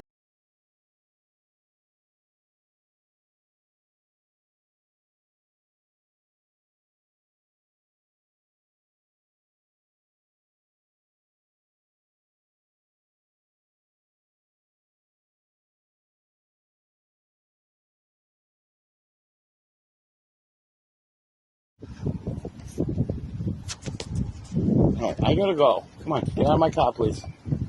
Lindsay, can you get out of my car? Lindsay, get out of my car. The kids are sitting in there. It's probably sweating, so get out of my car, please.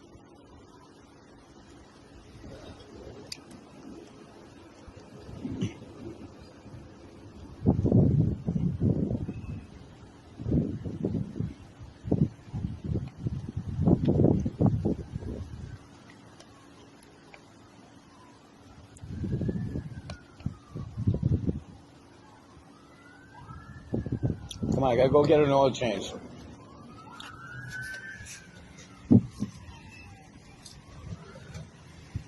I'll say bye to the kids. What's that? And you didn't do that for my car. Shut the fuck up. No, you didn't. Why did you say you did that for my car and you didn't? Do what for your car? You said you called it in. You did that. Yes, I did. Oh. Yes, I fucking did. And you're welcome, by the way. I said I that. fucking go and help you out. I said thank you. And then you fuck me over behind my How did I back. fuck you over? You're a They're fucking taking snake. 65%. No, they're not. They're allowed to Okay. take 65%. They're right. Before taxes, it has not been anywhere near 65%. You're going to be proven wrong when they do the math in court. Yeah. Because every fucking pay stub, they're going to go back and look. And it Here hasn't comes been the cops, anywhere Lindsay. near. Lindsay, You're here so comes dumb. the police. You're so dumb. Here comes the police, Lindsay. Dumbass Lindsay, Joe here who comes the doesn't have police. no fucking education. Lindsay, here comes the Doesn't even know police. anything. Here comes the police, you asshole. Get out of my car. Come on. Yeah. Lindsay, get out of my car. Nice going, Lindsay. You better stop, Frankie, because I'll tell them. Get out of my car. You better stop. You better stop. Thank you. You better stop. Thank you. Nothing. You can talk to that officer. No, nothing. I just talked to them, and she's going to come over with my... Quiet, please. Second record. That would be exhibit 35. And for the record, I move to strike. I move to strike. So, Ms. 𝗃𝗃, the circumstances of that video, you've seen that video, right? I have. Your client posted it all over the internet. So that's a yes? Yes. Mr. Keegan was trying to get his oil changed, and he was driving down Main Street in Walpole, and he pulls into the CVS parking lot in Walpole, and then you pulled up next to his car, and you got in his vehicle, right? No, that's completely wrong. Well, can we agree that you got in his vehicle? Yes. Yeah. And can we agree that you called the police? No, I never called the police. Someone else called the police? I didn't call the police. I don't know who did. And just sort of alluding to prior questions that I've asked you, you had a restraining order on him, right? Yes. And that means that you went to a court and said, I'm afraid of this guy, keep him away from me. Objection. Objection sustained. You represented to a court that you were in fear Objection. of imminent bodily harm, correct? It's established there was a restraining order. The court understands the standard. What's the next question? And you asked specifically to keep him away from you, right? Objection. Yes. And you got an order that said, probably similar to this one, that he needed to stay probably 100 yards from you, right? Yes. And yet, when you saw him, you went to him and you got in his car a couple of feet away from him, right? No, that's not at all what happened. I was at CVS first in the drive-through line at the pharmacy getting medication for my children. He followed me there For your after. children, and taking care of your children, right? Yes. And it's just a chance encounter? No, he had been calling me all day, found out from his cousin where I was, and pulled into the parking lot next to me while I was in the drive-through line at the pharmacy. As my window was down, the passenger window, yelling at me to pull over, come over and park next to him. He wanted to talk to me, and I went and pulled over next to him. I didn't get out of my car at that point. I stayed in the driver's seat, My window was down. He came over, asking over and over for me to get out of my car to talk to him. Isn't it true that he asked you over and over to get out of his car so that he could go get his oil changed? After he had started screaming, threatening me, tried to drive away with my leg out the door. Yeah, when he started recording after all of that. He tried to yes. drive away with your leg out the door? He went forward about 2 feet, pretending to try to scare me. Isn't it true that the video shows him not even in the car? Mr. Brito, the video speaks for itself. Thank you. Do you have anything further on this, or are you going to move on? No, Judge, I'll move on. Thank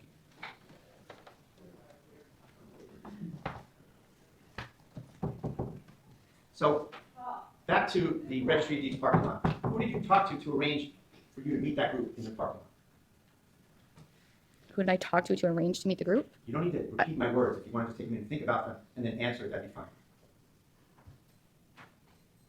It was Kate Peter who told me that I was invited, but to arrange to meet the group, I don't recall. Did you speak with Jennifer McCabe about going to that spot? Like I said earlier, I called her when I got to the parking lot, but I don't remember if I spoke to her prior to that about, I just don't remember. Kate Peter told you that Paul O'Keefe wanted you to be there, right? Correct. And then you responded to her words to the effect through a text. Paul O'Keefe wants to talk to me, right? No, you're conflating two completely different conversations at two completely different times. Sure. So Paul O'Keefe is the brother of the deceased in the Kearney case, right, John? Correct. And you were sitting right behind him in the 226 hearing, weren't you? I don't recall where he was seated. And you walked in with the O'Keefe family, didn't you? Yes. And you walked in with Jennifer McCabe, didn't you? Yes. I'll show you a couple of photographs. May I approach the witness room? These are the ones you showed me earlier, Mr. Brito. That's fine. Let me show you these two photographs. Start with the first one here. Who's in that photograph? It looks like I'm in this photograph. I can just make out my purse. I can't tell who the other people are. The woman to your left is Jennifer McCabe, isn't it? Can you point to which person? I can't tell. Can't tell, okay. But that's you in the middle with the purse chain on your shoulder? Yes. And that's you going into the courtroom on 226, isn't it? Can I look one more time? Yes. Off of this picture, Your Honor. Exhibit 35. And the next picture is kind of a wider angle shot of the courtroom that day, isn't it? Yes. And you're in the second row on the left side, correct? Correct. And Paul O'Keefe is the gentleman in the row ahead of you on the end, right? Correct. And he's got a light-colored sweater on? Yes. And this is a fair and accurate picture of where everybody was that day? Yes. At that moment in time? Yes. All right, and then further with respect to this picture, it shows Mr. Kearney and Ms. O'Neill walking out, right? Yes. Get off of this judge's. Exhibit 36.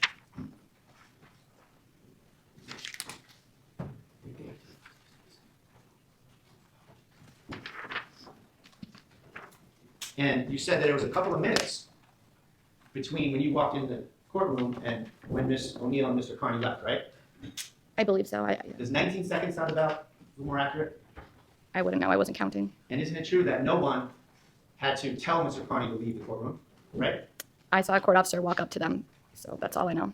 And your testimony is that he looked back at you coming into the room and mouthed the F word when he saw you, is that Correct. right? Yes, that's correct. Judge, I'd like to play a video at this particular moment. Yes. And if you could just go up to 445, please. Get a little warm up period here, I think. Go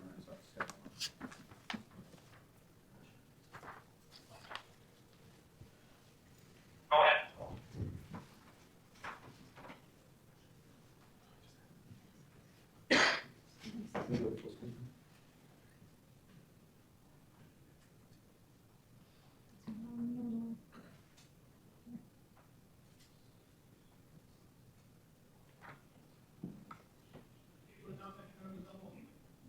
On the record, I'm following up with Cameron Reed on docket 22-CI-117. Beginning with the prosecution, please advise to introduce yourself. Good afternoon, Mr. Laughlin. Good afternoon, Mr. Jackson. Good afternoon, Your Honor. Elizabeth Little. Did you see Mr. Kearney stand up there? Yes. Mr. Kearney stood up, looked towards the window, and then turned around and went to leave, right? I guess I only see up to right now, so I would assume he left right after this shot. Good afternoon, Ms. Little. Good afternoon, Mr. Unity. Good afternoon, Ms. Reed. Oh, all right, so here comes Mr. Lally. Are you expecting him, Mr. Laughlin? All right, I'm sorry, I would notice that. Thank you. And then by then you had already entered and sat where the picture's shown, right? Yes.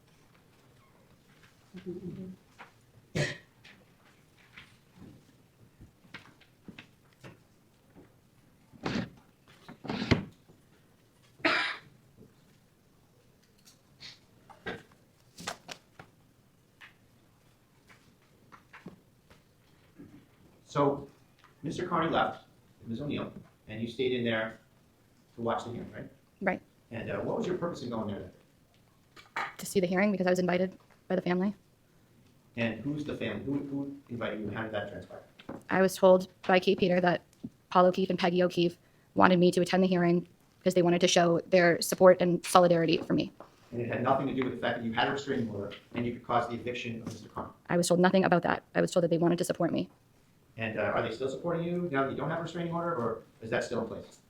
I don't know what you mean by still supporting me. Well, you haven't been to any hearings, have you? No, I've been to protests since then. You haven't been to any court hearings, have you? Not inside because they don't let the public in. So that was just the one hearing that you wanted to attend, and you had Mr. Kearney had just gotten out of jail, and you had a restraining order at the time, right? Actually, no, there was another one after that that I did attend. I think it was March 20th.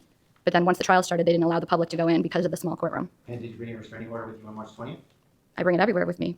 So getting back to 226, you had your restraining order in your hand with you when you walked into the building, right? No, actually, I had my hands in my pockets, as you can see by the pictures. And it's your testimony that you didn't have it in your hand when you walked into the courtroom? When I walked into the courtroom, yes, I was. So let's start. Sorry, I was confused. So when you walked into the courthouse, you had it and you showed it to a court officer, didn't you? When I went through security, I was asked to take it out to show. Yeah, it was in my purse. So who asked you to do that? One of the court officers. Can you describe that? I don't remember.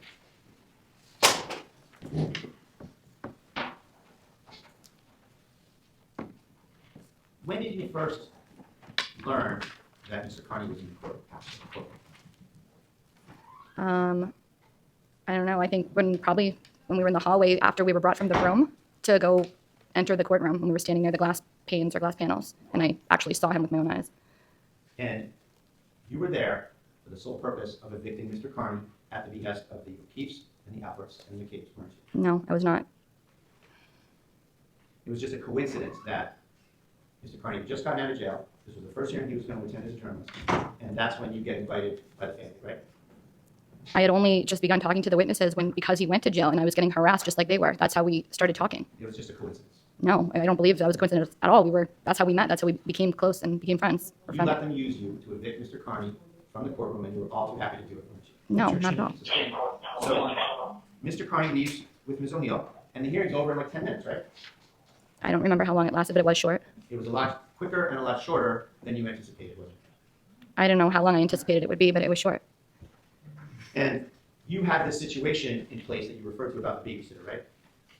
I had somebody to get my kids off the bus, You yes. said in your statement that you had to get back for 3:10 to get your child off the bus, right? I wrote that because my phone had died and I needed to make sure I could get my children off the bus if they weren't.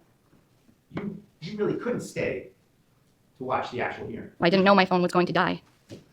Nothing's ever your fault, is it? It's just a coincidence that your phone died, just happened to die. Objection to that, please. Withdraw it. So you had this babysitter situation before you got there, and that's an indicator that you had to get out of there. Once you evicted Mr. Kearney, you were going to have to get out of there and go pick up your child at 3:10, weren't you? Objection. So your son was getting off the bus at 3:10, right? Yes, And you lived in Medfield at the time? yes, And that's about a half-hour ride from the Norfolk Superior Court, isn't it? 25 minutes. maybe. 25 minutes, sorry, we'll go with 25 minutes. So you really didn't have much time to watch a hearing, did you? I just said I intended to stay for as long as the hearing took, but I didn't know my phone was going to die. And so it's your testimony that because your phone, everything was okay until your phone died, I can't check on my children if I don't have a phone to call them. and you didn't want to rely on the babysitter, right? I was relying on the babysitter, but like I said, she hadn't met my kids before, so I wanted to make sure that they recognized her, she recognized them, they got into the house okay, there were no issues. I don't think it's that hard to comprehend. So it was a helpful coincidence for you that the day ended at 2:10 or 2:15, right? Sure, I guess it was helpful, yeah. And then you go to leave the courthouse, right? Yes.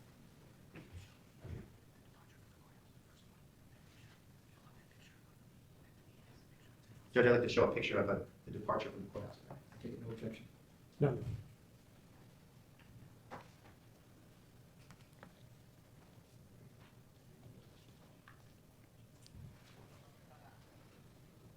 Mr.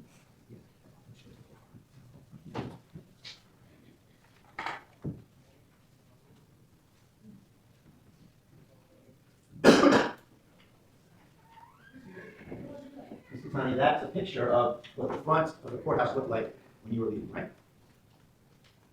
Facing the registry of deeds, yes. Yeah. That's what someone walking out would look at when the hearing was over and everyone was leaving, correct? I don't know when that was taken, but that would be the view if you were leaving the courthouse, yes. Well, it was a busy scene full of many, many people, wasn't it? Yes.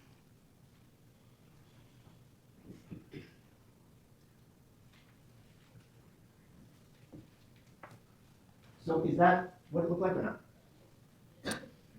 Similar to that. I don't know what time it was taken, but pretty similar. To me, I thought there was more people, but that could be. Well, is it a fair and accurate representation of what the outside of the building looked like or not? Sure. I'd offer that to Mrs. Goodney from the No objection. 37. 37. You mentioned earlier that on March 20th you attended a hearing? I think it was March 20th. And isn't it true that's one of the hearings that Mr. Kearney publicly stated that he was going to attend? I don't know. I don't pay attention to what he does. I don't get alerts to his location. I don't know. You don't know.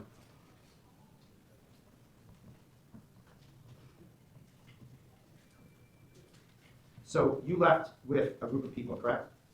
On March 20th? On 2/26. Yes. And who were those people?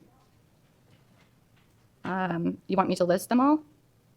Let me see. Jen McCabe, Chris Albert, Matt McCabe, Jen McCabe's sisters, Meaghan Mallon, Colin McCabe, sorry. I can't remember them all. How about Paul? Don't believe he was in the group that left with us. You left down the stairs and you went down the handicap ramp to the right, correct? Correct. You got down to the bottom of the handicap ramp and then you started walking towards Dedham Center, right? Correct. And you say that you saw Mr. Kearney cross the street at the registry, right? When I was crossing the crosswalk, is that what you're asking? I'm not asking that. I'm saying that Mr. Kearney you say he was across the street at the registry. When I first walked out, I first saw him standing on the steps of the registry, yes. And so it's fair to say that you were walking away from him, weren't you? No, I was walking down the sidewalk to get to the crossing walk, and he was walking perpendicular following us. Mr. Kearney was in front of the registry and you were walking towards Dedham Center when you first made your way off the handicap ramp, weren't you? Yes, to cross at the crossing walk. So the laws of physics tell us that you're walking away from him, aren't you? Well, not when he's walking with us, following us. I'm asking you again. You're walking towards town. He's up at the registry of deeds. If he had stayed put, I would be walking away, but he wasn't. Next question. Then you make a left and you're walking towards the back of the registry of deeds parking lot, correct? Yes. And you're still walking away from him, aren't you? Still trying to, as he's still moving and Trying to. following. Is anyone stopping you? Nobody's stopping me from moving, but he's still walking, following us. And you saw this, right? He's I saw following you? him at different locations throughout. I didn't see him actually walking because I wasn't staring at him when I was walking. I was trying to just look ahead. Mr. Kearney was in front of the registry building and you were walking away from him to the back of the building to the cars, right? Trying to, yes. Trying to, okay. And you were increasing the distance between you and Mr. Kearney as you walked away, weren't you? Again, trying to, yes. And you kept walking and walking and walking until you made it to your cars, right? Yes. So it's fair to say that you were walking away from where he was and you were increasing the distance between you and Mr. Kearney every step, right? No, not every step. Not till I got to the end of the wall and he no longer followed us. Then I was able to increase the distance between us. So Mr. Kearney remained, to your knowledge, in the front of the registry building, right? No, I literally just said the opposite. What your testimony is that Mr. Kearney followed you to the back of the parking lot? No, I said he stopped at the wall. If the wall was on my left, at the registry of deeds, he stopped at that wall. He did not follow you to the back parking lot, did he? No, not to the back, no. And every step you were taking was taking you further away from him, right? Once I got past the wall, correct. Now, can we, Judge, have a video of the departure from the courthouse? No objection.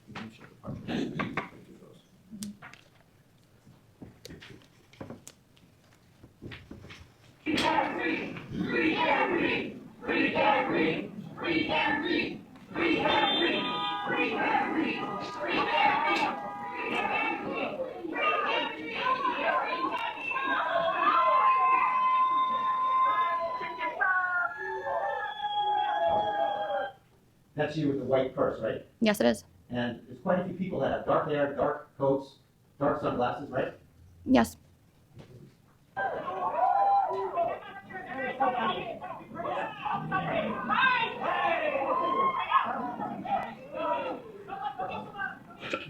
So you're walking towards Dedham Center there, right? Yes. You're walking down the crosswalk and you're walking away from the registry of deeds, right? Yes.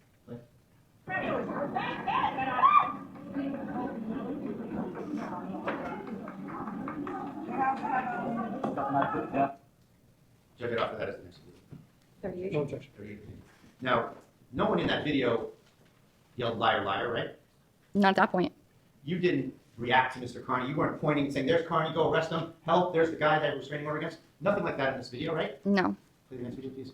We continue on with this scenario.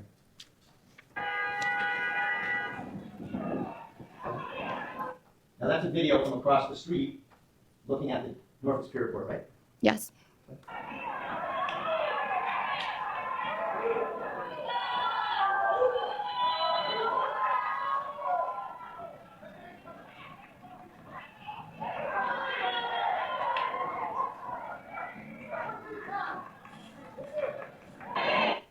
That's everyone still walking across the crosswalk and towards Dedham Center, right? Yes. Right after that is the next video, please. 39. No objection. And in that video, no one's yelling liar, liar, right? Not at that point, but I don't know who took that video, and I didn't ask you who took it. I said there's no one in the video yelling liar, liar, right? not in that person's video. So that's, you're correct, Mr. Bradle, there's no one doing that? No, not in that video. Play the next video, please. Now, you have some video from the gentleman of you going into the Dedham Superior Court, correct? Do Some I video have? of you going into the Dedham Superior Court? I've seen of it, yes. So now I'm going to show the same group. Is this going in, Mr. Baker?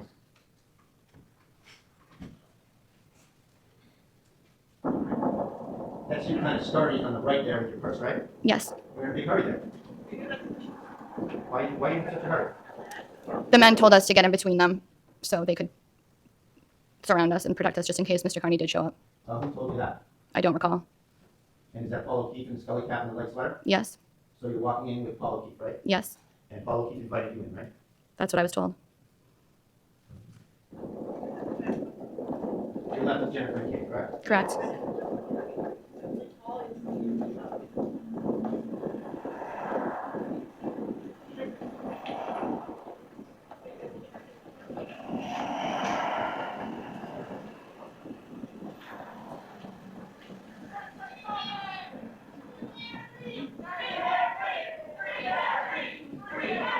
Say something stupid. Do it. Do it. Do it. Say something stupid. Do it. Say something stupid. Say something stupid. Do it. Who's that? Who's who? The person yelling, say something stupid. I don't know. You don't know. Keep going.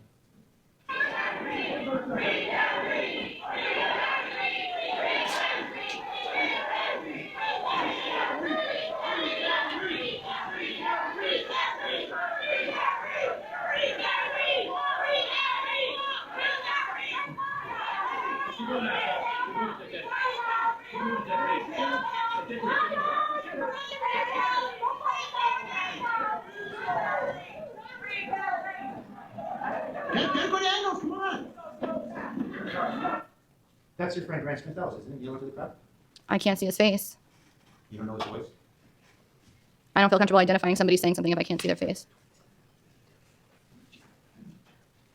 So, he actually sent out a tweet about walking in with you, didn't I don't know. Objection.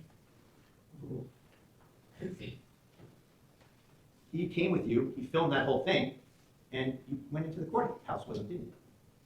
With a I can't read that, first of all, but also I just met him that day in the parking lot, so he wasn't my friend at that point. But I can't read that Let's message get back to that. How did you come to know that you were going to meet these people in the parking lot? because that was the plan for everybody to meet and walk in as a group. How were you apprised of the plan? Through 𝗵𝗵𝗄𝗏, through, I don't know, probably, I don't know who else I talked to. What did 𝗵𝗵𝗏𝗏 tell you about this plan? Just that Jen was, This will be the last time you're allowed to ask it. Mr. Fredo. I'm just trying to get a satisfactory answer. It's the last time. What did 𝗵𝗵𝗏𝗏 tell you about the plan? just that Jen was going to meet me in the back of the parking lot.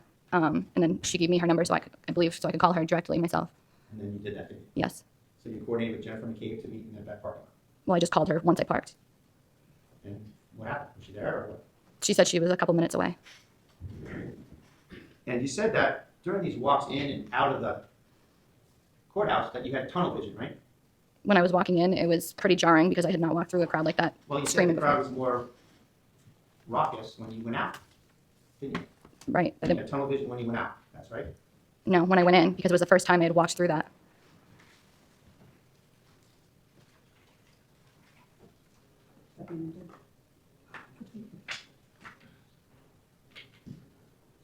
So you said you saw Mr. Kearney right when you came out of the courthouse, right? Yes, You didn't tell the court officer. there was no court officer walking out with us. You didn't go find a court officer. No, I didn't. You didn't tell the Dedham cop. Not at that time. You didn't tell the state trooper. Not at that time. You didn't tell anybody. I wasn't going to walk through a crowd of hundreds of people that were screaming, calling me a whore and all kinds of names. I mean, it was chaotic. It was, you can see by the scene, it was chaotic. You could have had Mr. Kearney arrested right then and there when you say you saw him. And you know that, right? That was not my goal. I was trying to If you get, really saw him, you would have had him arrested in about a half a second, wouldn't you? Objection sustained. Move on from that, Mr. 𝗏𝗏. Sure. Fact-based questions. And we saw from those videos that that was pretty much a sea of women with dark hair, dark glasses, and dark coats, right? except for me and my bright white purse.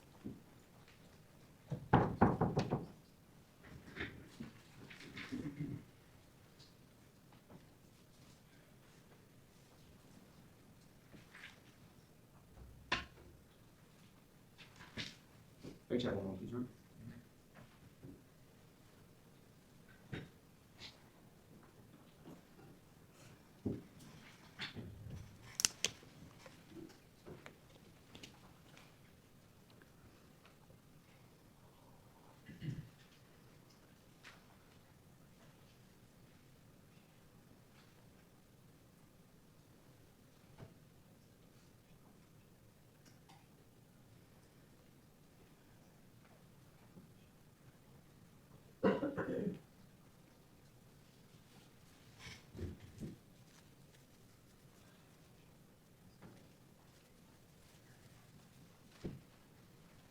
So isn't it true, Ms. 𝗃𝗃, that in all of this video, there's been no expression of anyone saying liar, liar? Objection. Sustained. Nothing further. Anything on redirect examination? No, Your Honor. Thank you. Excuse. Thank you, Your Honor. Colin McCabe, please. Colin McCabe.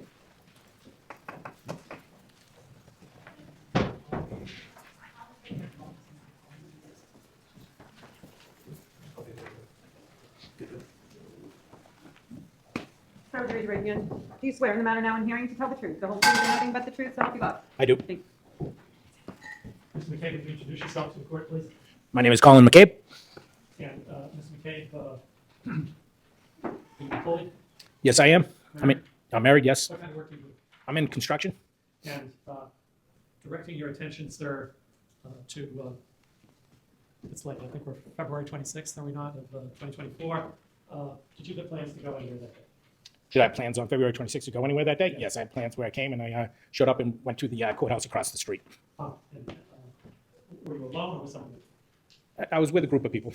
And when you say you showed up, did you drive yourself? Yes, I came by myself.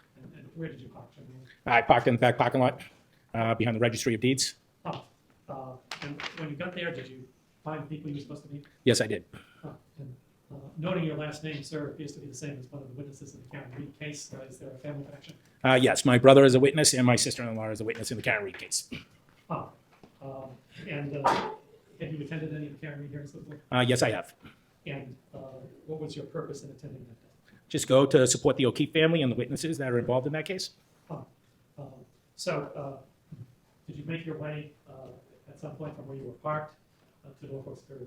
Yes, I did. I walked up the driveway, past the Registry of Deeds, across the street, into the courthouse. And when you made that progression, were you alone or were other people? I was with a group of people at that time. All right. And was, you know, Ms. 𝗃𝗃?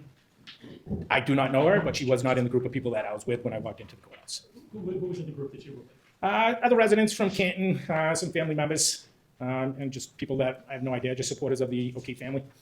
So when you got into the courtroom, you passed through the metal detector, et cetera? Yes, I did. And where did you go from there? Then I proceeded up to the top of the stairs in front of the courtroom where the hearing was being held. Oh. There was a group of other people there. a lot of people up there, and I just stood there waiting to see if I would actually get into the courtroom. And by the way, did you actually get into the courtroom? No, I did not. So what did you wind up doing while the hearing was in session? I went down to the bottom floor of the courthouse, and I sat there waiting for the people that were in the courthouse to come out and leave. Now, are you familiar with the gentleman named Aidan Kearney? Yeah, I know who he is. And how do you know who he is? Just from seeing, I have zero online presence, but just from people sending things and knowing that he's the guy that's been harassing my brother and my sister-in-law, doing his coverage of the Kearney case. And on the day in question, did you know what he looked like? Yes, I did. And did you have occasion to see him at any point? During that day, yes, I saw him multiple times during that day. What would describe the situation the first time you saw him? First time I saw him was when I was coming across the street. Saw him. There was a massive crowd of all of his supporters and Kearney supporters out there on the street, and I just saw him out there doing what he does, taking pictures with his fans. And then, did you see him again once you went to the courthouse? Yes, I did. Then when I was upstairs waiting, I saw him. He came up the stairs, and actually he straddled my leg when he came up the stairs. He came up, he was trying to slither his way like a little snake through the crowd, and when he got to me, he said, "Excuse me." I said, "Sorry, it's packed. You know, there's no room to go." So he tried to slither by my body, basically straddling my leg. People in front of me weren't moving, so then he realized he wasn't going to get by. He walked down the stairs, came up the elevator, came on the other side, looked over smiling. Next question. All right. So, you waited until the hearing was over, then what did you do? Then I proceeded to leave with everybody that was leaving the courthouse. And where were you in the line of people? I was the last person. I was the last one in the line. The very last person? Yes. Now, as you're leaving, did you decide to do anything? Yes, I took my camera out and started filming just because it was a crazy mob of people. Next And question. All right. Did you view that recently? the video, yes. Did you edit that video at all, or is it just as you shot it? The video is just as I shot it. Oh, I'd like to play the video. No objection. No objection. So I believe that's number 5. If my memory is correct. Would you play exhibit? Would you play our number 5?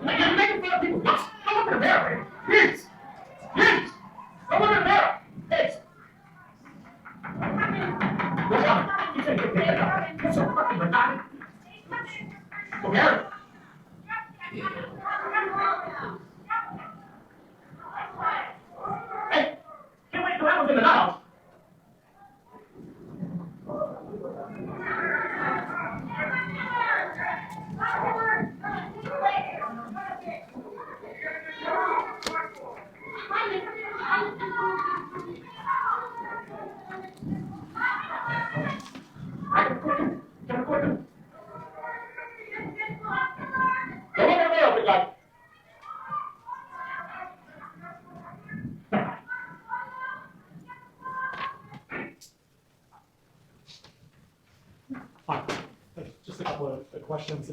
Is that your voice we occasionally hear saying things like, "Go look at the mirror"? Yes, that's my voice. So you're interacting with the crowd? so- Yes, I was.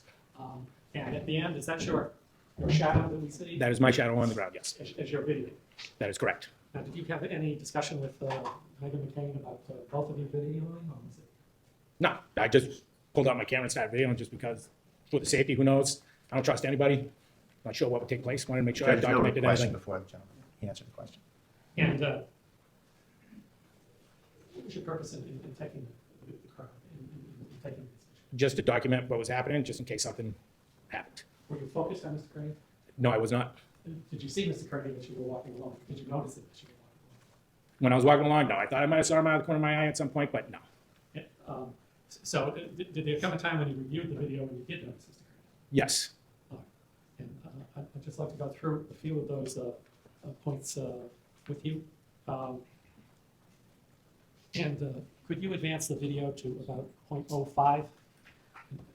And just for your honest information, there's a couple of frames for every designation. All right? Are these being entered? They are. Okay. Yes. Madam Clerk, does this video have an existing video? Not yet, because it hasn't been offered. I'm happy to offer it. Awesome, it will be 40. Thank you. Exhibit 40. And I was about to ask you, what does this show? So that's paused right there at a shot across the street in front of the, I'm assuming that's the Registry of Deeds building. And if you zoom in a little bit on it, it appears to be Mr. Kearney up in the top of the picture. Objection, Your Honor. There's no way anybody can identify anybody in that video. I object. Next question. Is this a zoom shot of that? Of that screen? Yes, it is. Now, Any objection, Mr. Britton? To To the Zoom the shot? Zoom, yes, I do, Judge. It's not what the human eye would see. Let me see. So I object. All right. Objection overruled. 41. Next exhibit. can you advance the video to about 30 in? I think it's probably the 5th or 6th frame and 30 in, if that's any help to you with this property.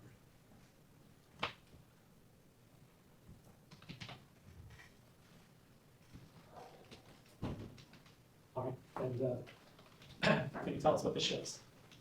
That is a picture of across the street well, it's a still shot from across the street Next of the question. Registry of Deeds. You have a Zoom shot of each one of these, Mr. Britton? Well, I have a zoom shot of some of them, Your Honor. Do you recognize this as a zoom shot of the same thing? Mr. Conto, Mr. Britton, why don't you review the Zoom shot? Sure.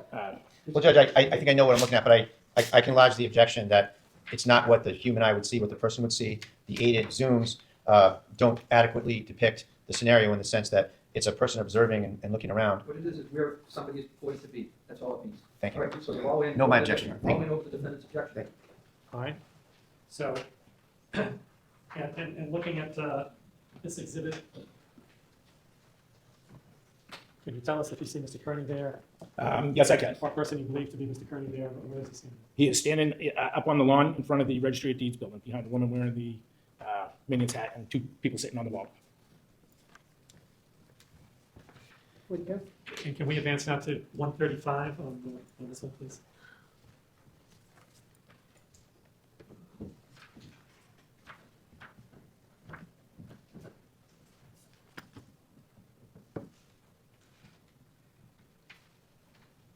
I'm going to show you 2 photographs. You recognize, first of all, do you recognize the second photograph as an enlargement of the first? Yes. Yep. And can you see someone standing there holding the camera? Yes, I see Mr. Kearney up on the wall, holding his camera, putting at the crowd of people that we were working with. Objection, Your Honor. That's a total mischaracterization. Mr. Kearney, if that's Mr. Kearney, supposedly, is facing the other way, filming with his back towards the video person. No, but that's his testimony, and it can be rebutted and crossed and Sure. whatever. The court can draw its own conclusion. Offering opinions about what everybody can see. I understand that it's all in, wouldn't come this way with the jury. Thank you. All right? Thank you. I want to show you one final photograph. And I'm sorry, Ms. Crawford, I believe that's 140.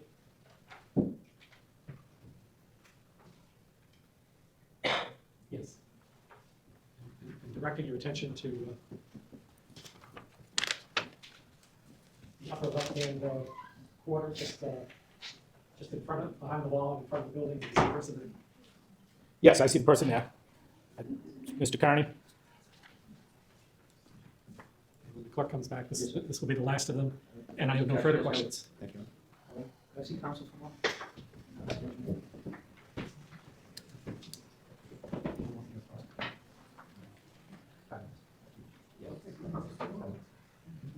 One guy downstairs, yes.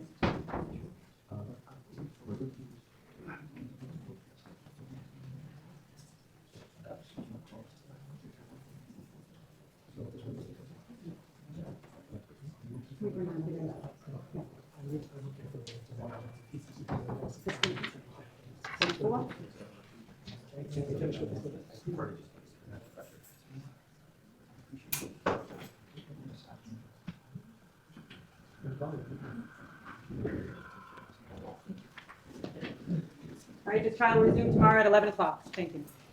Folks, please enter to the front door. Thank you. Remain silent. Please thank you. Stay warm. All rise. Court back in session. May be seated. Good morning, Your Honor. Good morning, Your Honor.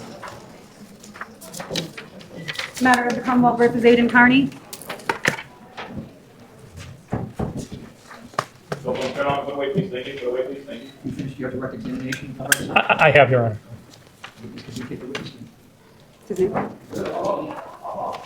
Colin McKay. Ask you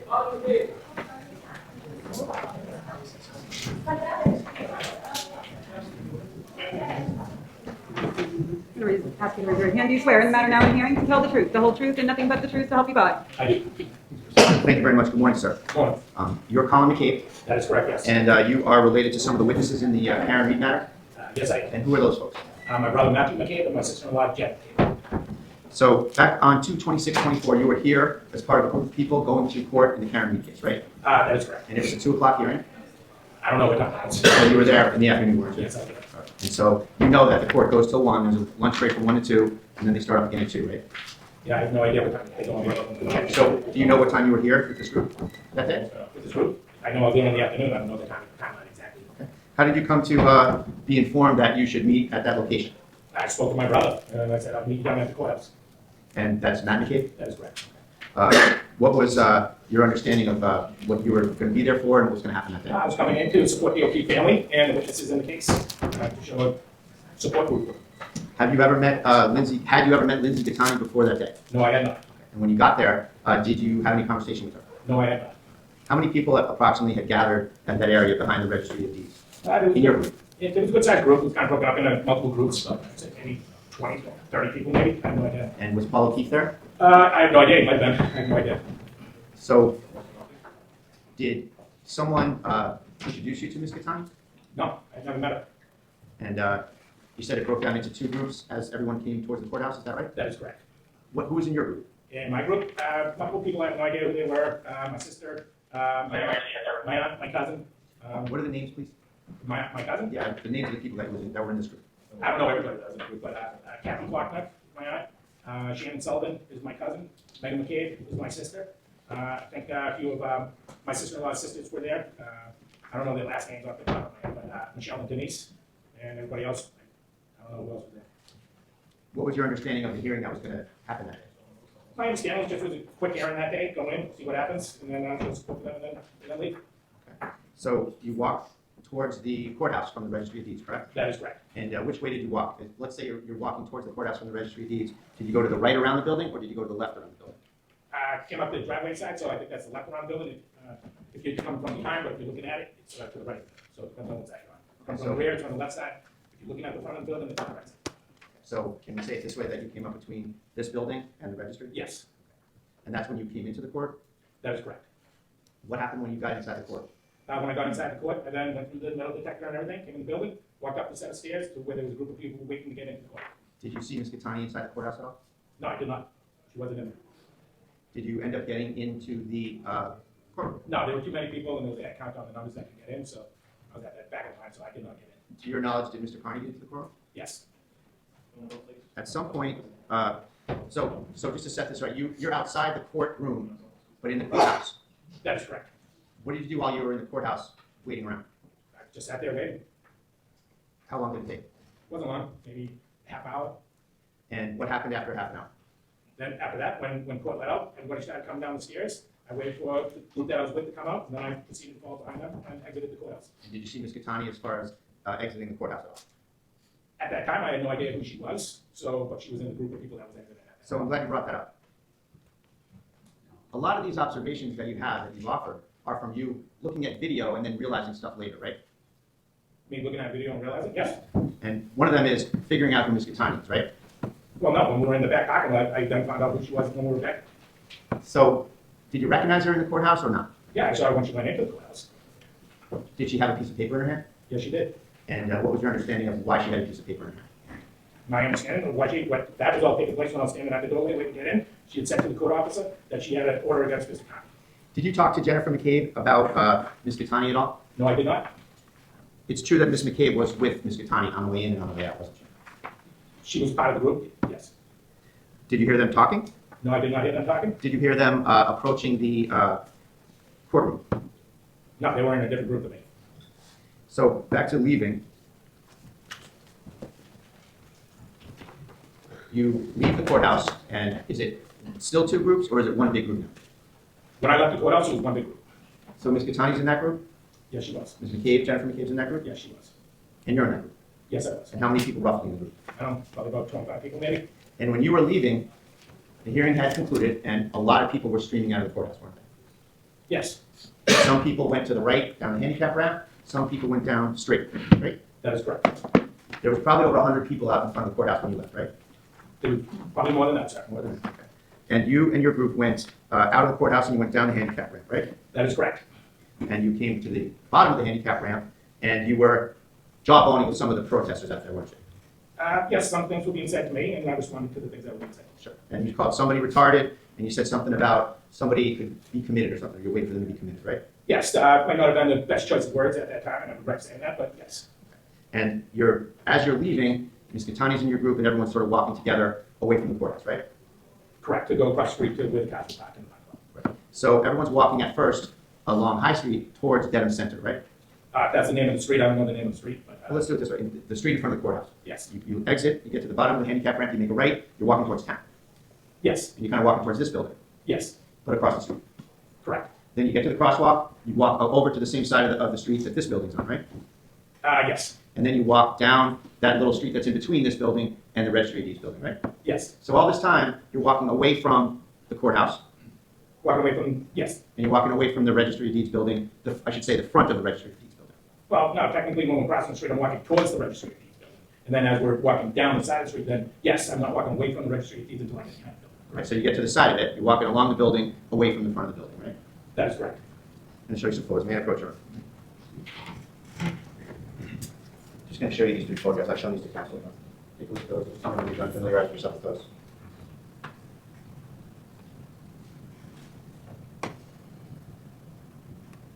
Okay. All right. Are those close-ups of you and your group leaving the courthouse? Yes.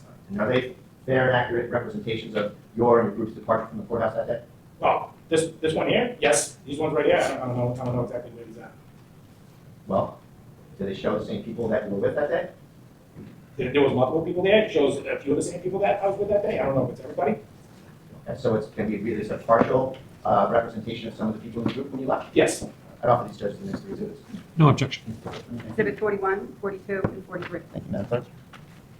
If we just take those back for a brief moment and then I'll give them to the clerk.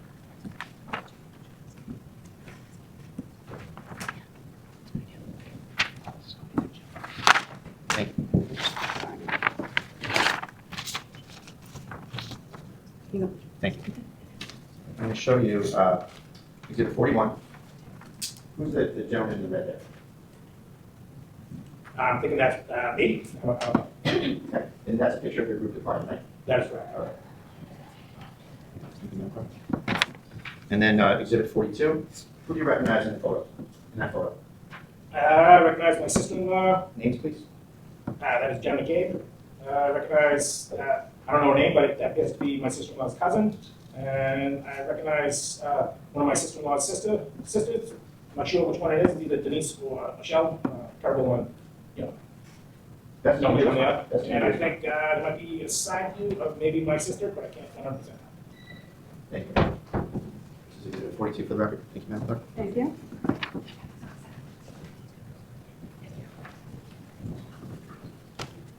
I'll show you Exhibit 43. And who do you recognize in that photo?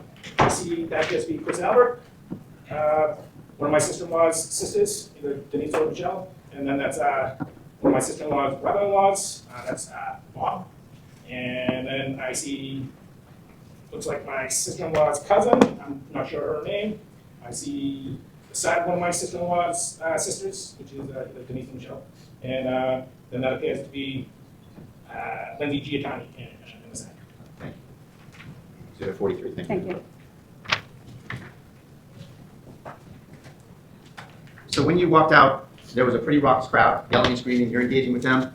They're giving it to you, right? Yeah, it was a pretty chaotic situation, yes. And you never heard anyone yelling, liar, liar, did you? I don't know what I heard, I only heard a couple things being stated to myself, and those are the things I responded to. Sure. Now, in all the video you looked at, all the photos you dealt with, there's no photo, there's no representation of Mr. Kearney and Ms. Gatani in the same frame or the same video. Isn't that correct?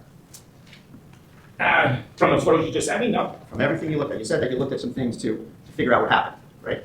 Well, yes, in one of the, in the video that I took. So it's a yes or no question. I'm not asking you for a narrative. I'm asking you if in all those reviews, you saw any frames, pictures, stills of Mr. Kearney and Ms. Gatani in the same picture or still. So not a video, just a still. Any of it. Well, in the video? A still of a video or a photograph. There's no Right, picture right, of photo only. Right, where sir. they're both in. No. So were you aware that day that Mr. Kearney had a restraining order against Mr. Kearney? I heard about that after the fact. So at the time you didn't know? No, I had no idea.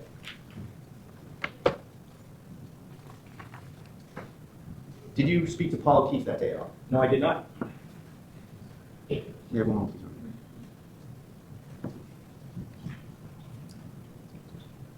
Thank you. Nothing further, sir. Thank you. Thank you. No redirect. May the witness be excused if he wishes to leave. All right, thank you very much.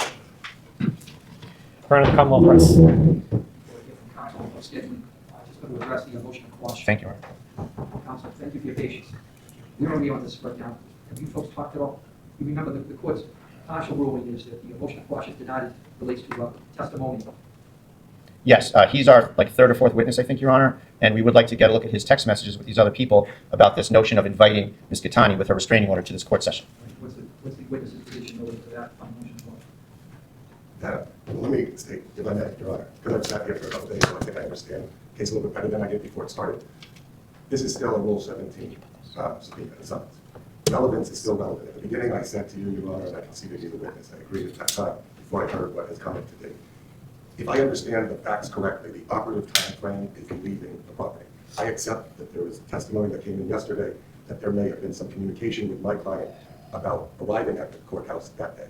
But the question for this case is what happens when leaving the courthouse, going back to the registry of deeds, and whether there's a violation of an order. I've looked at every one of those photos, every one of those videos. My client is nowhere to be found. He was not there. He is no longer a recipient witness to those facts. What's your position on Mr. Grado seeking some of these phone records? You're opposing? I oppose it vehemently. I mean, he's asked for unlimited scope on 4 different people. We're going to talk about that. We did talk, Judge, and I narrowed the request to 30 days prior. And What's your offer proof of what you believe is going to be relevant from that? sure. So we contend, Judge, that there's a conspiracy between Ms. 𝗃𝗃𝗃, Mr. O'Keefe, Ms. Jennifer McCabe, and probably other members of the 𝗵𝗿 and McCabe family to, now that Mr. Kearney's out of jail, a couple days out of jail, they know that she has a restraining order. They invite her to the courthouse to kick Mr. Kearney out of there and sort of exact some revenge on Mr. Kearney, interfere with his reporting, etc. So what do we have for that? We have. Let's assume that's the case. Okay. Where does that go relative to this judge? My role as a judge only. Sure. Well, it goes to credibility, Your Honor, in terms of that they're trying to create a restraining order violation. Bad motive. Yep. Bad Where motive. do we go from here? Relative to this judge? Yeah. Bad motive. So Ms. 𝗃𝗃𝗃 testified that she was invited by Mr. O'Keefe or the O'Keefe family. She involved another nemesis of Mr. Kearney, Kate Peter, that she was the broker of this thing. And Paul O'Keefe is sitting in the courtroom. He's on video and it's in evidence, walking in with Ms. 𝗃𝗃𝗃, and I think he's a relevant witness to what transpired and why it He's transpired. going to be in this courtroom testifying. Right.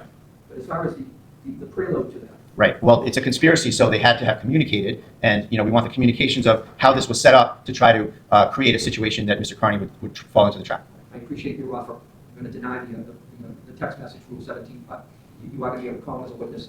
I don't know what the timing is across the street. I want to be obviously sensitive to it, but we have to move on, so we'll keep that in mind. So motion to quash is denied as it relates to him as a testimonial witness. It's allowed as it relates to documents.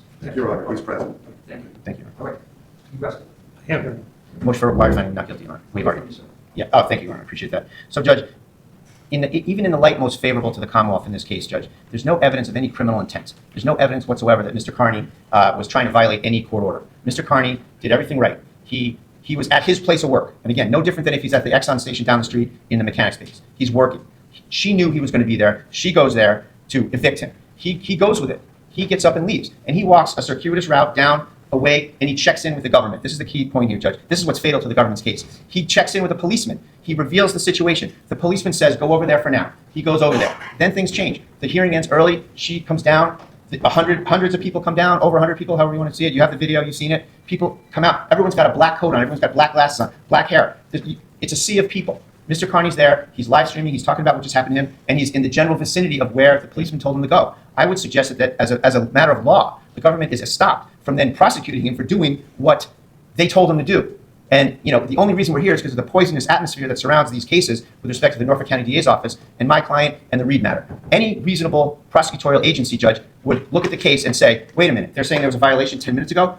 A cop was there 10 minutes later, and they don't report it. And it's just a ridiculous scenario that if they had seen him, in other words, if there was contact, they would have made sure he got arrested. And this is all reverse engineered. They looked at the video later on. They saw that he was there, and then they called, hey, he was there. We just looked at the video. and they're trying to create contact after the fact, Your Honor. Mr. Kearney is not doing anything outside of what he was told to do. He left, he walked that route, he went right to a policeman, he was told to go somewhere, and he went there. He was waiting there, Judge. The evidence will show, if we have to do a defense case, the evidence will show that he was waiting there to report to the officer, who was busy at the time. He didn't want to go off alone because he didn't know where she was going to go. That's his state of mind with respect to Qi'Tani, is that he doesn't know what she's capable of, he doesn't know what she's going to do next. He just got out of jail from her locking him up for 60 days. So he wants to stay with the policeman. He stayed where the government told him. He wanted to get a chance to report and document and get the officer to take some notes and write a report about what had just happened. He didn't want to go off this direction or that direction or to a car or whatever, because he didn't want to end up like Frank Keegan. He didn't want to end up at her mercy. She goes to him, she calls the cops. He had just seen that video, the evidence would show if we had to do a defense case. He had just seen that video a few days earlier, and he sees what she's capable of. He's terrified of this woman. He doesn't want to engage with her. He doesn't want to provoke her. He doesn't want to give her any ammo whatsoever. That's what the evidence showed here in the Commonwealth's case, is that he did everything right. He followed the Commonwealth's representative at the time's directions, and that should end the case, Your Honor. So that, as a matter of law, I respectfully submit, should require the court to enter a required finding based on the government's actions, based on the unequivocal, uncontested testimony surrounding Officer Crump, that he said, go over there for now, and he did that. So I'd ask you to dismiss the case, Judge. Mr. Bradel has just treated Your Honor to a lot of pseudo-testimony about the defendant's state of mind, and he's focused on his defense. He said very little about the Commonwealth's evidence, but if Your Honor were instructing the jury, I believe if you follow the model jury instructions, you would instruct the jury that there are 4 things that the Commonwealth has to prove beyond a reasonable doubt. 1, that a court issued a protective order. That's not even in dispute, I think, Your Honor. 2nd, that the order is in effect on the date the violation occurred. That's not in dispute either. 3rd, that the defendant knew the order was in effect. I think we know that, if nothing else, from Mr. Bradel's conversation with the police officer, that he knew the order was in effect. And finally, that the defendant violated the order by failing to stay 100 yards away. I'll talk about that if necessary, but in the meantime, as to Mr. Kearney's state of mind, the law is that violation of a no-contact order requires no showing of mens rea other than knowledge of the order itself. That's Commonwealth versus 𝗃𝗃, 435 Mass. at 312, Your Honor. There is no requirement of a showing on the Commonwealth's part of intent on the part of the defendant to violate the order. That's Commonwealth versus Delano, 425 Mass. at 596 to 597. There is no proof that the defendant intended an act that resulted in the violation. That's Commonwealth versus Collier, 427 Mass. at 388. All the Commonwealth has to show is that there was an order that said he had to stay 100 yards away, and if he knew where she was, or had an idea where she was, he didn't stay 100 yards away. I said in my opening statement, Your Honor, that the defendant did the right thing. When he saw Ms. Qi'Tani enter the courtroom, he got up and he left.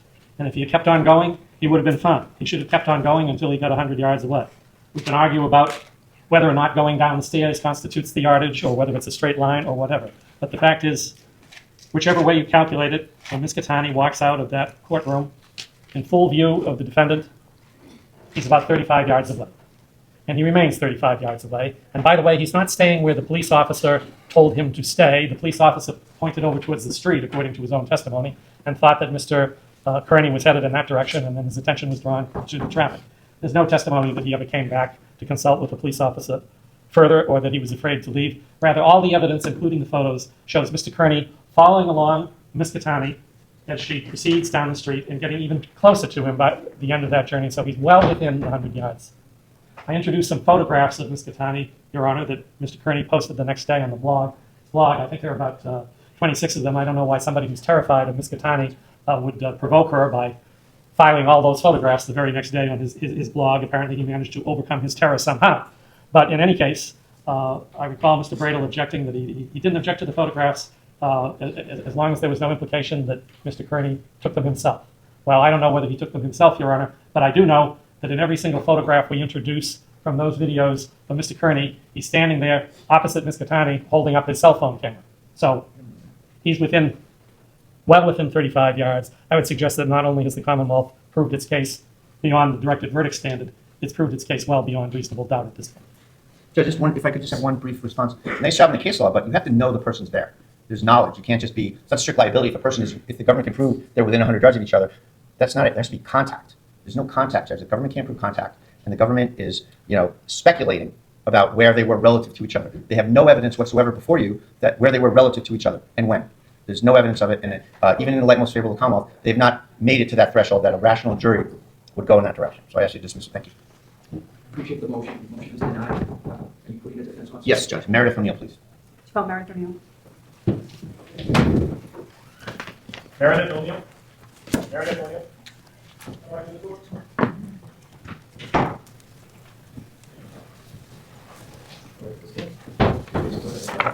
Would you raise your right hand? Do you swear in the matter now in hearing to tell the truth, the whole truth, and nothing but the truth, so help you God? Thank you. May I inquire? Good afternoon. Good afternoon. State name, spell your last name. Meredith O'Neill, 𝗃_NEIL. And where do you live, ma'am, just general? I live in South Boston. What do you do for a living? I'm a CPA. And who do you work for? I work for a large financial institution and do private equity financial reporting. And what's your educational background? I obtained a Bachelor of Science in Management and French from UMass, and then a Master's in Accounting and MBA from Northeastern University. How long have you been an accountant? 12 years. And do you know Aidan Kearney? I do. How do you know Mr. Kearney? He's my boyfriend. And how long have you been dating? About 18 months, How long have you known him? a couple years. You know that he's charged here today with violating a restraining order, right? Yes, And you were with him that day, weren't you? I was. Tell us how that came about, that you and he were together and coming here, coming to Dedham on 2/26/24. Sure. So there was a hearing to hear a motion to dismiss at the Kearney case. We both have obviously been following the trial for quite some time, so we decided to attend the hearing together. And just for the record, so the factual background is clear, Mr. Kearney is probably the most prolific commentator and journalist investigating on the Karen Reed case. Is that a fair statement? Yes, that's a fair statement. He covers it almost exclusively. And you actually do too, right? Yes. Comment on Twitter or X about it here and there, right? And you assist him with that endeavor as well? Yes, sometimes research. So on that date, there was an afternoon hearing on your Reed matter, right? Yes, 2 o'clock. And at the time, Mr. Kearney had just gotten out of jail a couple days earlier, right? Yes, just 2 days before. And that was from a case that was out of this court, right? You know a little bit about it, right? Yes, I've attended And that you know that the charge in that case was among the charges in that case was a charge of assault and battery, right? Your Honor, this is Mr. Brady's witness. I'm just trying to move it along for some preliminary matters. It's leading, but it's all, we all know most of this anyway. Let's go. All right. So on the day of 2/26, how do you and Mr. Kearney come together? We rode to the court together with our friend 𝗏𝗏𝗏𝗏. And what was the plan that day among you guys to watch this hearing? The plan was to go into the hearing so that Aidan could cover the case and report on it, and then to leave after it ended. Where did you park when you got here? I parked in the registry of deeds. And did Aidan have a car in some other location as well? Yes, about 10 minutes down the road, he had parked, so I met him because he was coming from his house, and then we drove together. Then you drove together closer? Correct, to the registry of deeds. And where did you park your car? In the registry of deeds parking lot. So in like the back of the building, behind the building? Yes. Did he leave some items in the car when you guys departed the car? Yes, his computer and his car key. So what was your path, the three of you, what was your path to the Norfolk Superior Court? Into the courthouse, we walked around, I believe, this building, between this building and the registry, across the street, we crosswalked up to the request house around 1:30. Was there anything unusual that occurred in the walk, or was it just the typical assemblage of people outside? Not all very typical, just supporters of Karen and Aidan outside. And did you have some conversation with them, or did you see Mr. Kearney having any conversation with them? Yes, many conversations. Do you know who 𝗫𝗏𝗃𝗃 is? I do. And did you see her outside anywhere during your arrival into the courthouse? No, we would have immediately left. What happened when you got into the courthouse? When we went in, it was still about 1:30. We weren't letting people in just yet, so we went through security and then went upstairs and waited in a line before they started letting people in about 10 minutes before. The hearing started. Did you and Aidan and Mr. Goldstein, did the three of you get into the court hearing? Yes, we did. And where did you go when you got in? We sat in, I believe, the 3rd row, towards the outside of the row. And if you were looking up at the bench, at the judge's bench, were you on the left or the right? We were on the left side. All right, so kind of near the windows on the left? Correct. Did you sit in the same row as Mr. Kearney or a different The same row. row? What time did you sit down roughly, if you remember? I believe it was would have been 1:50 shortly before we lost our time. Did you have any knowledge of the hearing that was about to commence and what kind of hearing it was? Yes, it was a motions hearing. There were several motions to be heard, including the motion to dismiss. So was this the type of a hearing that you anticipated would be 5 or 10 minutes, or a longer type of a hearing? I expected a couple hours, which is why I took the afternoon off from work. So you were sitting down. Did the hearing commence at about 2:01 in the afternoon? That sounds right. And right around the time that it commenced, did you see Ms. 𝗃𝗏𝗃? I did. I turned around and saw her. Where did you first see her? I saw her entering the courtroom with several other witnesses in the Karen case. And just to summarize, you've seen video of this and you're aware that there's video and evidence about this very snapshot of time, right? Yes. Okay. And you remember it though, right? I remember it. All right, so we're going to just go with your testimony. So when you turned around and you saw Ms. 𝗃𝗏𝗃, what did you see? Set the scene for us. I noticed right away Jen McCabe and right now it'd be Matt McCabe and some other family members, but immediately noticed Jen McCabe and her, and so I just turned to Aidan and said, Lindsay's here, we believe now. Did you notice whether she had anything in her hands? She had a piece of paper. Did you make any eye contact with her or communicate with her in any way? No, as soon as I saw her from the bar, I just said we have to go down and stood up. When you turned around to see Ms. 𝗃𝗏𝗃, you were looking kind of towards the back of the room? Yes, I was then turning over my right. You kind of had to turn over your shoulder. What about Mr. Kearney? Did you see him, whether he was looking with you or whether he was looking straight ahead? He was looking at me because he was not turned. I was just looking to see who was coming in, just wanting to see if any of the Jen McCabe or the other witnesses that he Excuse me, you just listen to the question you asked. She has to answer that question, then just wait for the next one. So, when you, right at this snapshot of time, when you're looking back at Ms. Kearney, you see Mr. Kearney. Did Mr. Kearney react in any verbal way, to your knowledge, when he saw or you saw Ms. Kearney? No, nothing directed at her. Did he get up? He did get up and said, guys, I have to leave, so. Was he facing the direction of Ms. Kearney when he said that, or was he facing the direction of some other people in the room? He was faced forward still, so not near anywhere near her. And what happened next, right next? We got out and we had to, there was somebody else was standing in there in between us, the crowd standing between us, and we left, walked out the door, headed downstairs. Did anyone have to tell you or Mr. Kearney what to do? No, I told him to leave, we left our own without speaking to any court officers. What was the time period that went by from the time Kearney walked in the room till you and Aidan had walked out of the room? Seconds, under 20 seconds. Where did you see Ms. Kearney go when she came into the room, if you saw? I didn't even look because I just, like I said, I wanted us to get out of there. Did you see, do you know who Paul O'Keefe is? I do. Did you see Mr. O'Keefe in there? If you remember. I don't believe so. He's looking at videos after the fact, and I can't say that at that time, when I was walking out, I saw any of them because I was just focused on getting out. Sure. In the 10 minutes or so that you were waiting there, can you recall looking around the courtroom and seeing who was around? I think some of the O'Keefe family may have been there before, but certainly not Ms. Kearney or Judge Keith, who walked out after they. Sure. So you leave with Mr. Kearney out the door of the courtroom? Correct. Where do you go? We head down the stairs, through the security area where we came in, and a couple people stopped us and talked. Excuse me, just gotta listen to the question you asked. So you walk outside and you're going to leave the courtroom? Yes. As you guys leave, did anybody from the Alberts or McCabe's or O'Keefe's make any comments about you or Aidan having to leave? Objection, relevance. What did Chris Albert say? He said something like, that's a 𝗫𝗍𝗄𝗃 at me and Aidan.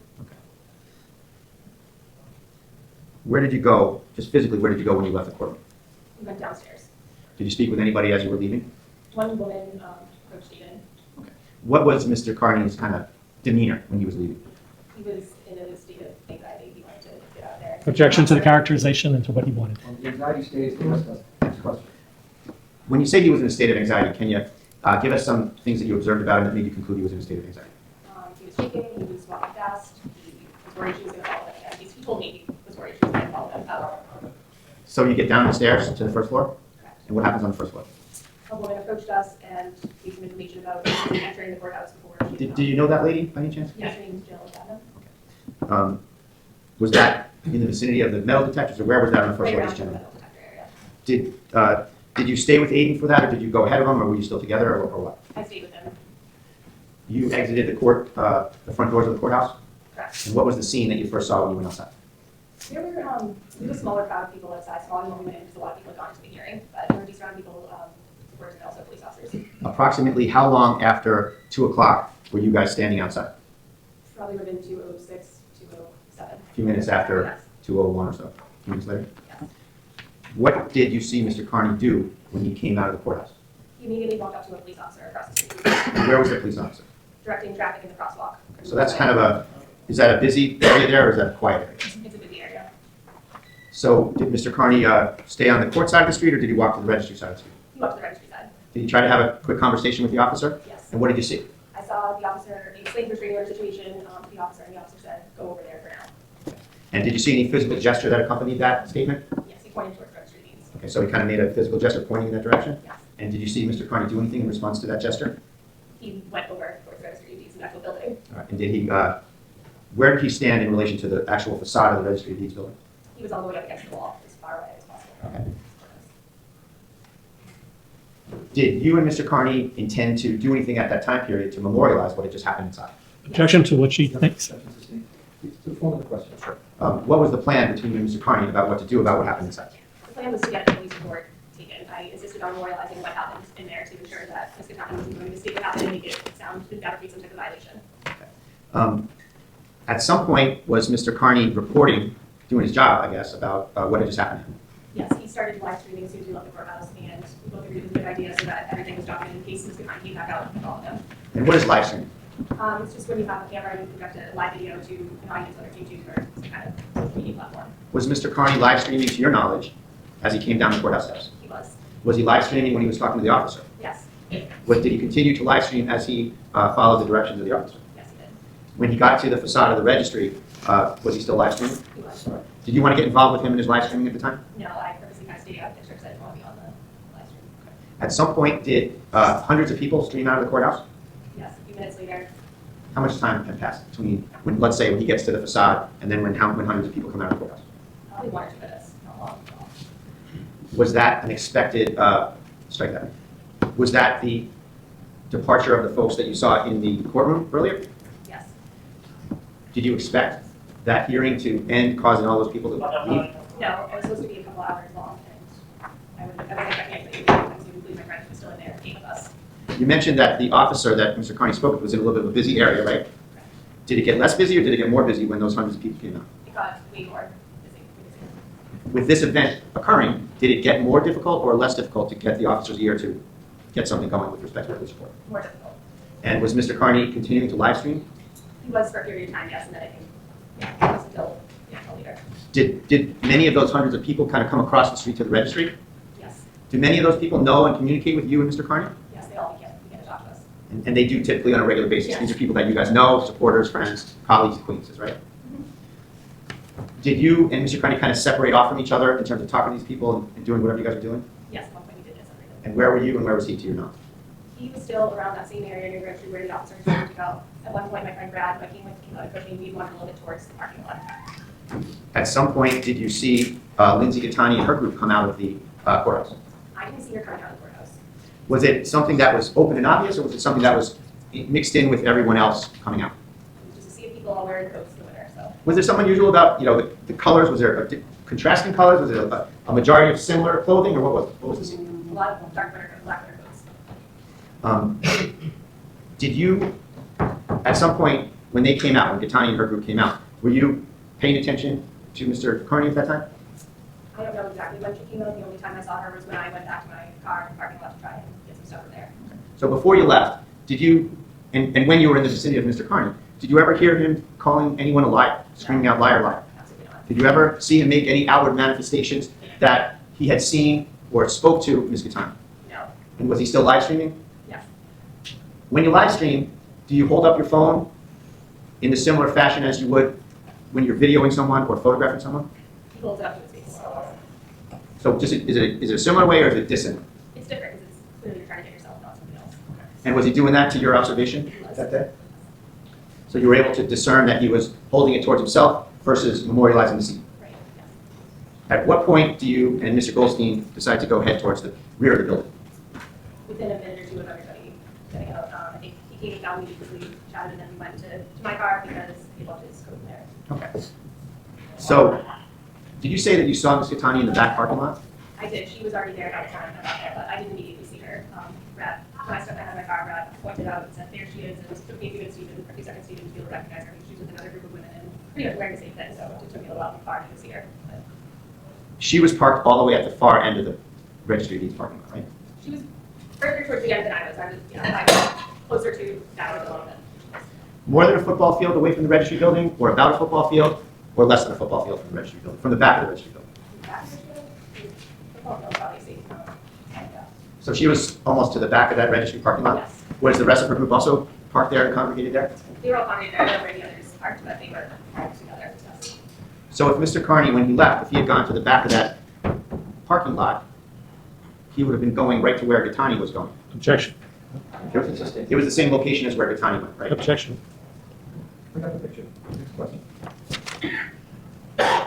When Mr. Kearney went to the back with you, was 𝗃𝗃 still there or was she gone? That was much later. No, I went back and found him.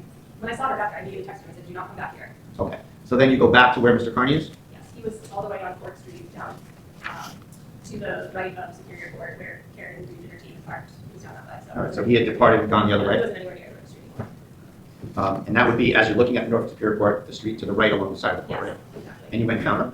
I did. Did you bring him his items? I did.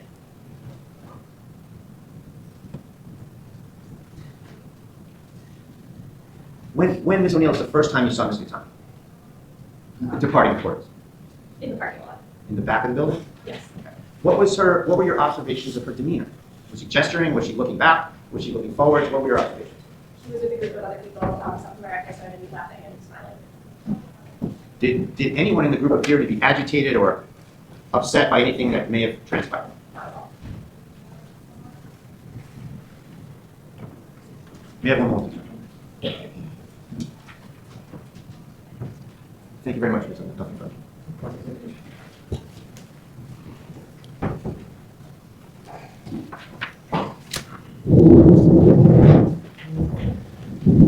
So, Neil, I think you told Mr. Brady that you've been known defendant for a couple of years and that you've been dating for about 18 months. Is that right? That's correct. Did you know when he was dating this time? He really did. Really? You don't much like Mr. Kearney, do you? Well, but he really lied. That wasn't the question. Did you hear the question? Yes. What was the question? Do I like Mr. Kearney? Yes. Now try my question. Of course I don't like her. Thank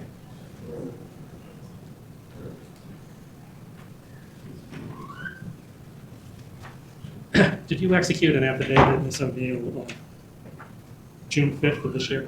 I did. And did you say in this review, paragraph 3? Actually, I'll show it to you first.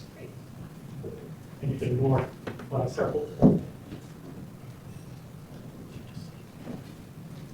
Take a minute to read that. All right, number 3. Yeah, just read it to yourself.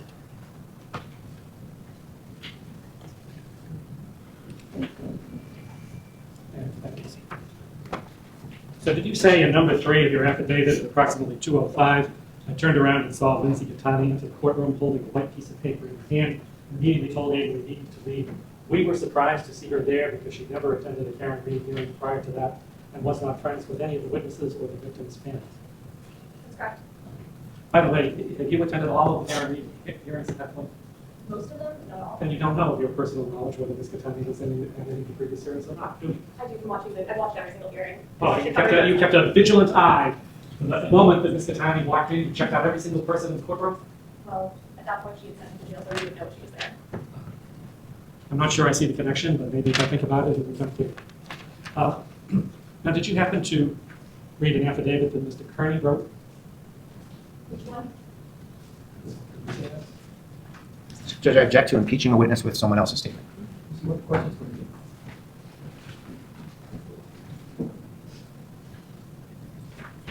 I may have seen this a long time ago. I don't know. I'm not familiar with all this. If there's something specific you'd like to ask me, I'll take a look. Just wait for a question. You don't have to respond. Did you happen to watch, did you watch all of Mr. Kearney shows? Do you remember whether you watched the Saturday Night Live show on February 24th? I don't remember off the top of my head. That was so long ago. Well, can we agree that February 24th of 2004 was 2 days before February 26th that you were invading the States? You mean 2024? Yes, 2024. Yes, I agree that it's 2 days. Thank you. And do you know that Mr. Kearney said that on that live show he announced that he would be attending the Karen Reed hearing? What's the recorded that? If you're saying that, I'm not sure. I'm sure he announced it. And do you know that he stated that? Witnesses don't have to agree or disagree, just whatever you know or don't know.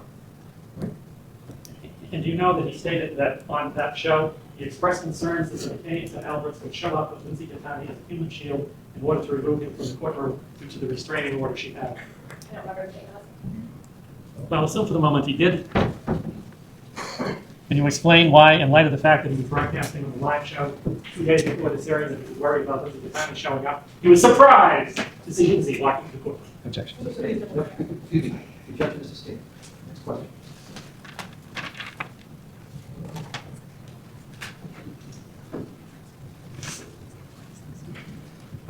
So you and Mr. Kearney see that the family come in and you get up and you go down the stairs and out the door. Is that correct? Correct. And at what point does Mr. Kearney start live casting? Pretty much as soon as we stepped outside.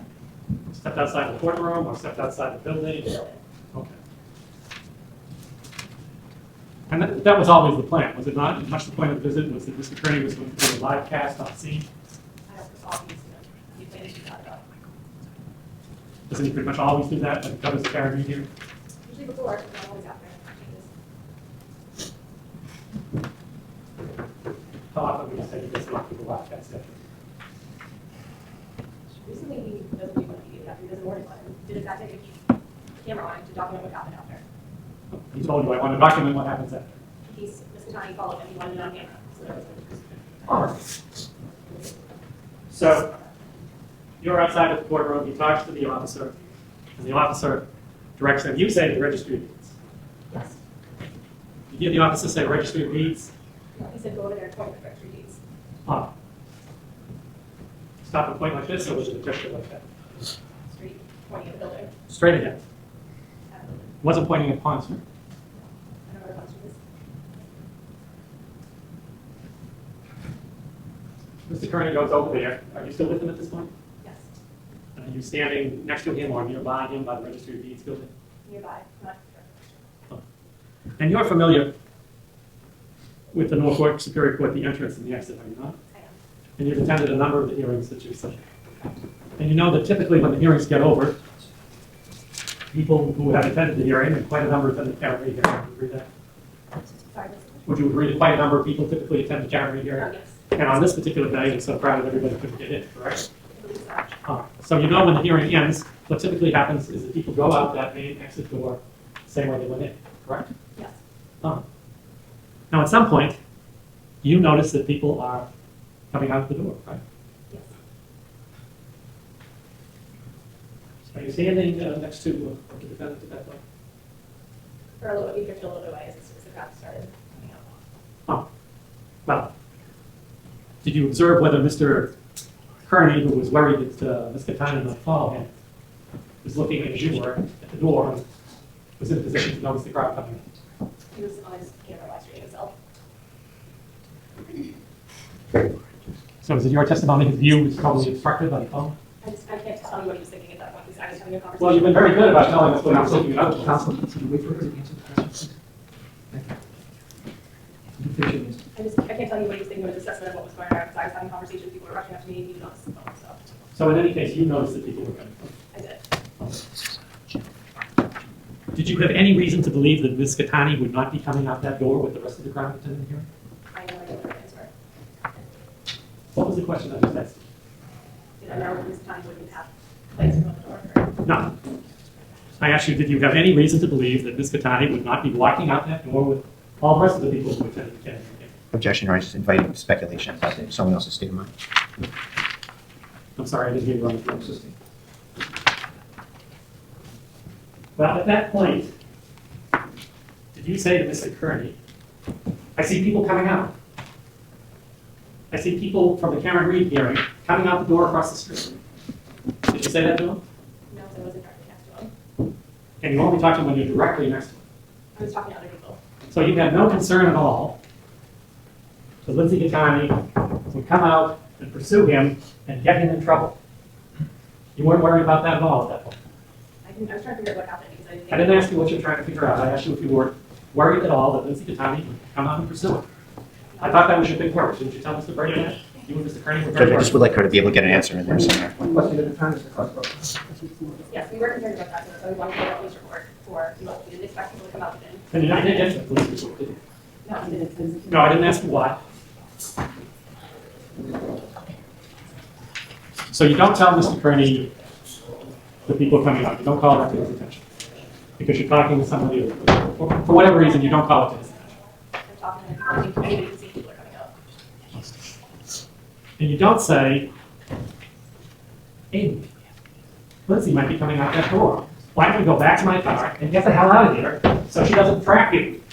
I haven't seen her at that point. So was it your plan to wait until she was on top of you before you left? No, we didn't have a plan, because we didn't expect the hearing to end in 5 minutes. Well, it ended, right? People were coming out the door regardless of your expectations. You could see that, could you not? And in fact, before people even started coming out, if you were so worried about 𝗫𝗏𝗏, why didn't you say, let's go back to my car and get the hell out of here so there isn't a problem? We wanted to memorialize the police report so that she didn't find her or case violation. And where was the police station in the town of Dedham?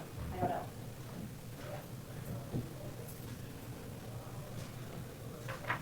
And so you know when Mr. Kearney filed the police report? Relative to that day.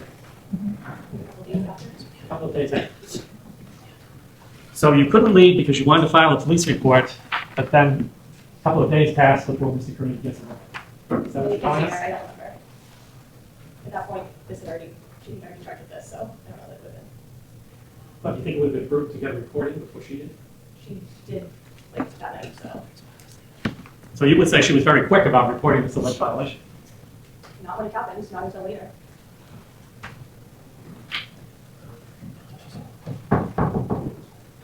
I could have a moment here.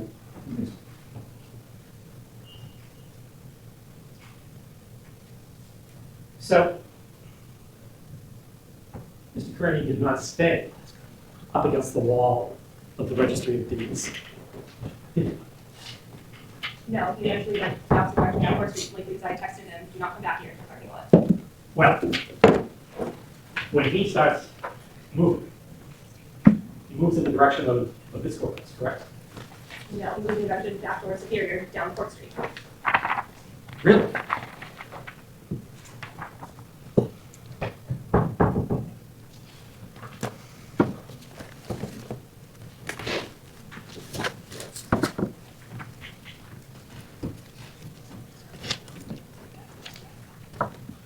Could I have 15, please?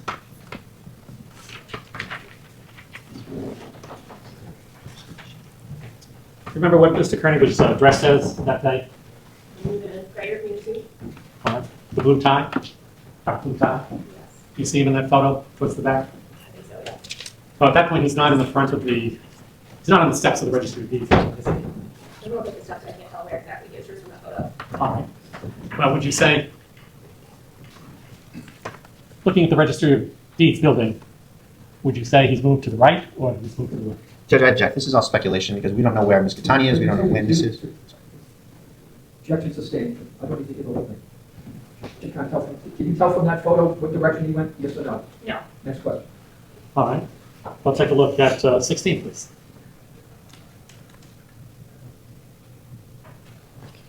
Well, wherever he is, it's fair to say he's not in the front of the Registry of Deeds at this point, is he? I can't tell where he is. It doesn't look like that though. All right.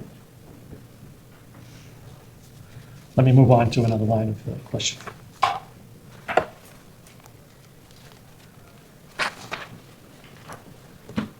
You had your cell phone there. Mr. Kearney obviously had his cell phone. Did you ever call him and suggest it would be a good idea to call? I usually don't service here. I'm sorry? I didn't call him, but I use a very fast service if I don't here. Whenever you're in the courthouse or whenever you're outside? I'm telling in general, my carrier gets terrible service. Who's your carrier? Xfinity. Thank you. And when you were there were a lot of people in the crowd shouting for these things, right? Sure, yes. And you were, at times, you were at some distance from Mr. Kearney. Yes, I eventually went back to the parking lot with my friends. Right. So you really have no idea whether he happened to shout liar, liar at somebody at some time or not? Well, by the time I got to her, Mr. Kearney was there, so I couldn't have shouted at her. All right. And when you were apart from Mr. Kearney, were you down in the parking lot the whole time, or? For most of the time, and then walked back, yes. So you weren't necessarily next to him at all times before you got to the parking lot? For the parking lot, I was with him for most of the time. I'm sorry? Before I went to the parking lot, which was when we got separated, I was with him most of the time, very close to him. You were with him most of the time very close to him. All right, so the answer to my question, which was you weren't with him at all times, is yes. Yes. Do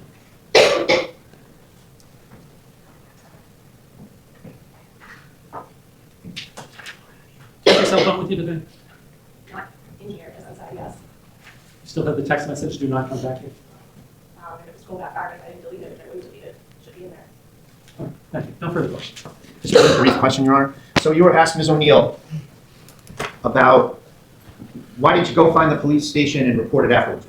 Something to that effect, right? Right. Were you in the car with Mr. Kearney for a little while after kind of this whole thing has subsided? I was. Was he in any sort of state of mind to be able to report anything to the police? No, he was on the brink of tears, so he had to go get his meds. I'm sorry, I didn't hear He you. was on the brink of tears, he was shaking, and he had to go get his meds. He was trying to calm him down enough to be able to go at least pick up his meds. And is that why you didn't pursue any police documentation at that point? No, I believe he called you and you were gonna handle it, so there really was no need to go at that point. Thank you, nothing further. Yes. He was on the brink of tears and he was really under no conditions. Did you notice him crying during the live broadcast? Which I thought. The live cast he was doing when he went across the street to the Registry of Deeds. No, I think it was. So he only collapsed into this emotional state after he got back. He held it together bravely during the broadcast to his fans. Yes, he was at all the time. No further questions. Nothing further. Thank You you. may step down. Thank you. Judge, I have a very quick witness who's got to pick up her kids, and I was hoping to maybe just get her on for 5 minutes or so. Sure, appreciate it. Thank you, Your Honor. Lauren Cologne. Lauren Cologne.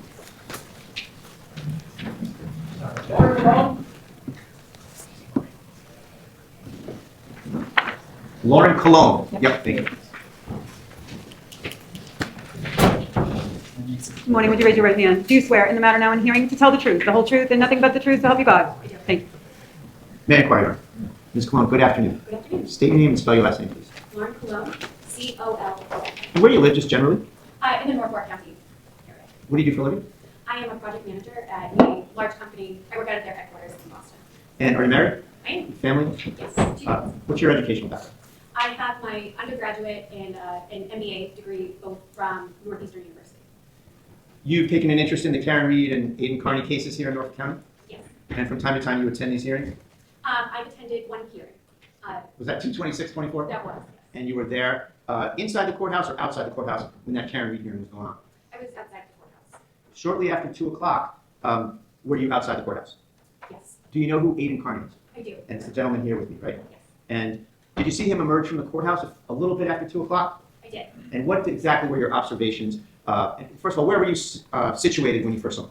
Yes, I was on the stairs. It was the first stair or two leading up to the courthouse doors. Okay, so the base of the stairs at the Norfolk Superior Court main entrance. Yes. You see Mr. Kearney. What do you see? Mr. Kearney came out. He looked visibly anxious, very, very anxious. He had really a great concern that was. Objection. Anxious will stand. Next question. Was he using his phone at all? Not at first, but then I did observe him make a comment that I should. Objection to the comment. You answered that question. What's your next question, Mr. Clerk? What did you see him do, just physically, with respect to his phone? Take it out and began recording. Do you know if he was recording out to the world or recording himself? If you know. I believe he was recording himself. Where was he when he started to do that? I want to say maybe it was like around the base of the stairs. Maybe leading out into the sidewalk. I'm sorry. Okay. When he came out, did he draw your attention, or were you looking at other things besides Mr. Kearney? No, I was looking at his phone. And what did you see him do, and where did you see him go? Well, I saw him. There was a state trooper that was there. Objection. The question is, what did he see him do? What did you see Listen to him the do? question and just answer that question, please. He began moving down the stairs and started to cross the street. He approached a Dedham police officer. Okay, you were going to talk about a state trooper. Did a state trooper approach him as well? Yes, What the happened? state trooper was concerned about. Objection. Just what did you see happen? So I saw the state trooper usher folks off of the stairs and to continue moving across the street. And was Mr. Kearney part of that group of people that were being ushered around? Yes. Where did he go? He then was walking into the street. He approached a Dedham police officer. Was that Dedham police officer busy doing things, or was he just completely focused on Mr. Kearney? No, there was a lot of people around. Next question. Did you see Mr. Kearney speak to him? I did. What was said? Objection. Notice it now. State of mind. Grounds for your objection? Seriously. And it's also already in evidence. Your Honor viewed the recording of the conversation. What did he say to the officer? I did not hear what was said. Next question. What did you see as far as any physical gestures by either Mr. Kearney or the officer? I saw the officer lift his hand and point towards the registry of deeds. I then Next saw question. And then what did you see Mr. Kearney do in terms of gestures? I saw him do the same. And where did you see Mr. Kearney proceed after that? He then walked over to the registry of deeds. Was he still doing his thing with his phone? Yes. At some point, hundreds of people stream out of the Norfolk Superior Court, right? Yes. Was it close in time after this interaction? It was. What did you observe about people streaming out of the court? Just generally. I really didn't observe. Okay, was there a large number of people or a small number of people? There was a large number.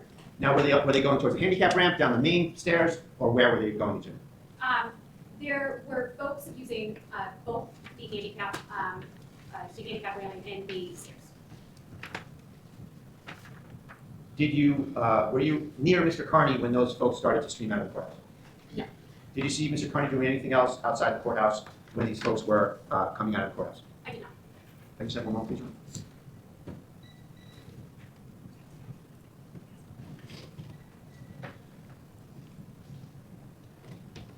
Thank you very much, Ryan. Nothing further. Thank you.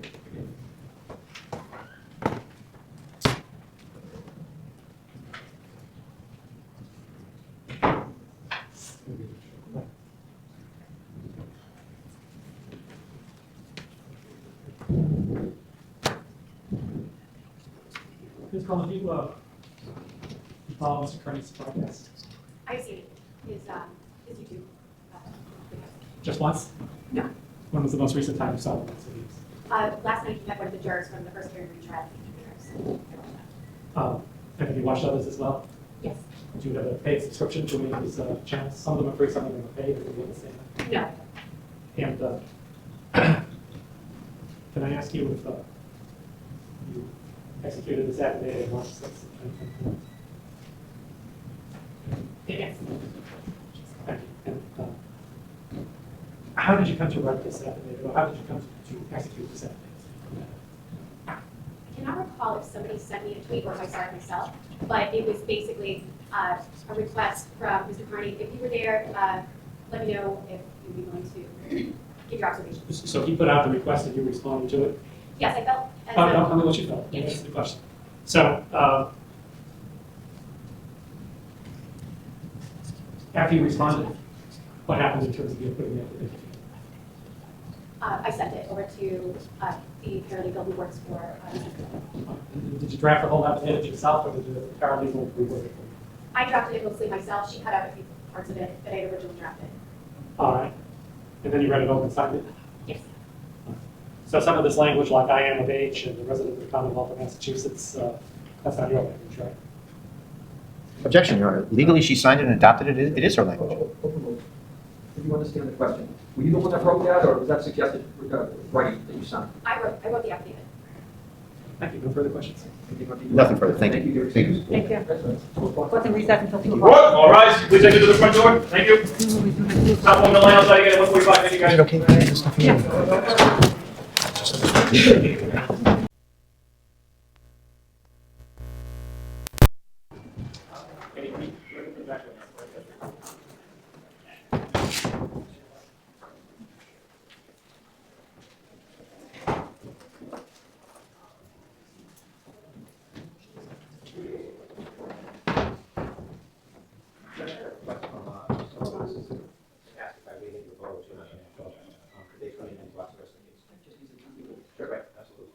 I would make the same request. Sure. Could we maybe ask across just notify? Thank you. So any witnesses that have testified, they can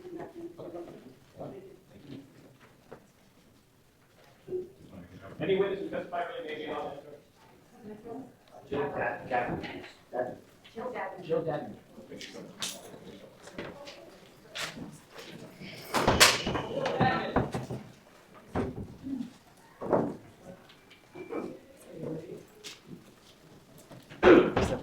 Do you swear in the matter now in hearing to tell the truth, the whole truth, and nothing but the truth, so help you God? I do. Good afternoon, ma'am. Hi. State your name and spell your last name. Sure. It's Jill Dadman. Last name is Dadmun. And where do you live, General? Mansfield, Mass. What do you do for a living? Office manager at a small law firm. How long have you been in that line? A long time.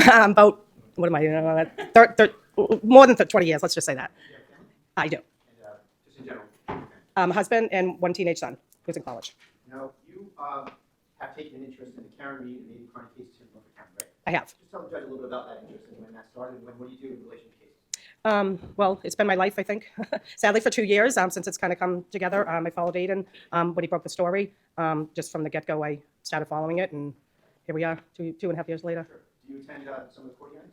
When I can, yes. Yep. Are you familiar? So you mentioned Aidan, so we're talking about Mr. Kearney, the gentleman that's with me here. Yep. And you know that he's a journalist who writes about the case. You mentioned and broke the story. And what are you referring to in terms of that? Because I didn't know about the story. Like everybody had said, they turned on the news at 4, 5, and 7. They talked about it, but then it went away just as quickly as it came. And my sister had told me about Aidan and his. Sure, I'll just ask you Okay. another question. Okay. Were you here on February 26th, 2024? I was. And there was a Karen Mead hearing across the street in the Superior Court? Yes. And what was your understanding of what that hearing was going to be, just in general? The actual hearing, I don't know the specifics of what it was that day. Did you attend? I tried to get into the actual courtroom. I was called in and I went upstairs to the second floor and I was with me and someone else, hoping that 2 people would come out and would be able to go in. Did you ever get into that hearing? No. Did you see Mr. Kearney in terms of that hearing on the second floor anywhere? Did I see him? No, not from where I was Do you know sitting. who 𝗬𝗏 and Jennifer McCabe were? I do. And would you recognize them if you saw them? Yes, Did you see them that afternoon? I did. Did you see them on the second floor? I saw them on the second floor. Okay. Yep. What did Jennifer McCabe do and say when you saw her? Jennifer Go ahead. Okay. Jennifer McCabe was standing to the left of 𝗫𝗏. Lindsay was in the middle. Jennifer McCabe had put her hand behind 𝗫𝗏's back and said, "Tell them that you're part of the O'Keefe family, John O'Keefe's family." And what if anything, did 𝗫𝗏 do right after that? She was standing, like I said, to the right of Jennifer McCabe, and there was a bunch of other family members behind there. And she said that she was holding a piece of paper, a clearly white piece of paper. I have no idea what it said, but it was a white piece of paper. And she had said, "I'm part of John O'Keefe's family." And did that get them into the courtroom? I would assume so. Yeah. So I want you to assume. Yeah. Did you not see it?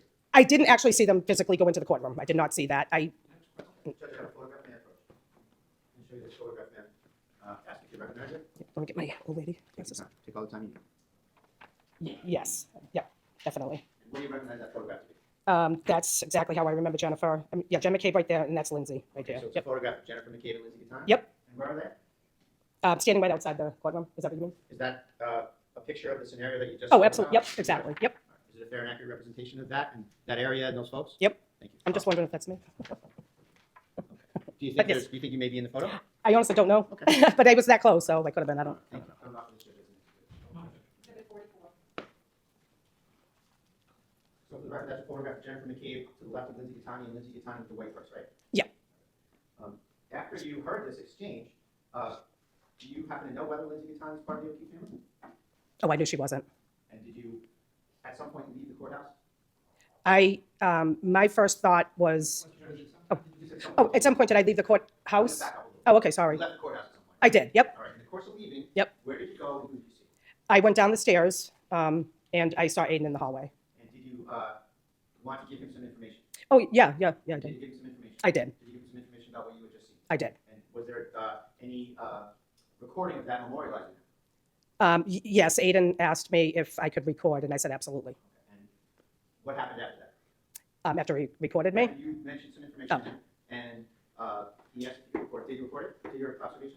Yes, he did. Where did you go after that? I didn't want to feel like a total nut, like following him, but I just walked outside. Where did you go? Just walked outside. All right. And Yeah. Did you stick around or did you leave? I went down the courthouse stairs, and I remember seeing Aidan walk and stop and talk to the officer. Oh. Just listen to the conversation. You don't have to provide a whole, for lack, it's not to be a witness. If you have Okay. you have no responsibility to give a landscape. Oh, all right. You just listen to the specific question that's asked, you answer it, and then you just wait for the next one. Okay. We appreciate you trying to help. Sorry. So you go outside. Yep. And did you see where Mr. Kearney went or what he did? I did. What did you see him do? I saw him walk up to an officer. Were you able to get a conversation or were you able to just be too far away? I didn't hear what they said. Did you see physical gestures by either of the two of them? I did. What gestures did you see? I saw the officer point over to Where the, did you point? I'm assuming the, You don't need to worry, but just Yeah. describe where you pointed. just like to the left or something, I guess. I mean, just You pointed over. somewhere. Yeah, yeah. And what did Mr. Kearney do? Did he make any gestures? All I can recall is just he walked across the street. Where did he go? I don't, Did you depart the area after that or did you stick around? I probably stuck around, but I really can't say Sounds if like I your did. memory's probably exhausted about now. Pretty much, Thank yeah. you very much. You're welcome. Nothing further.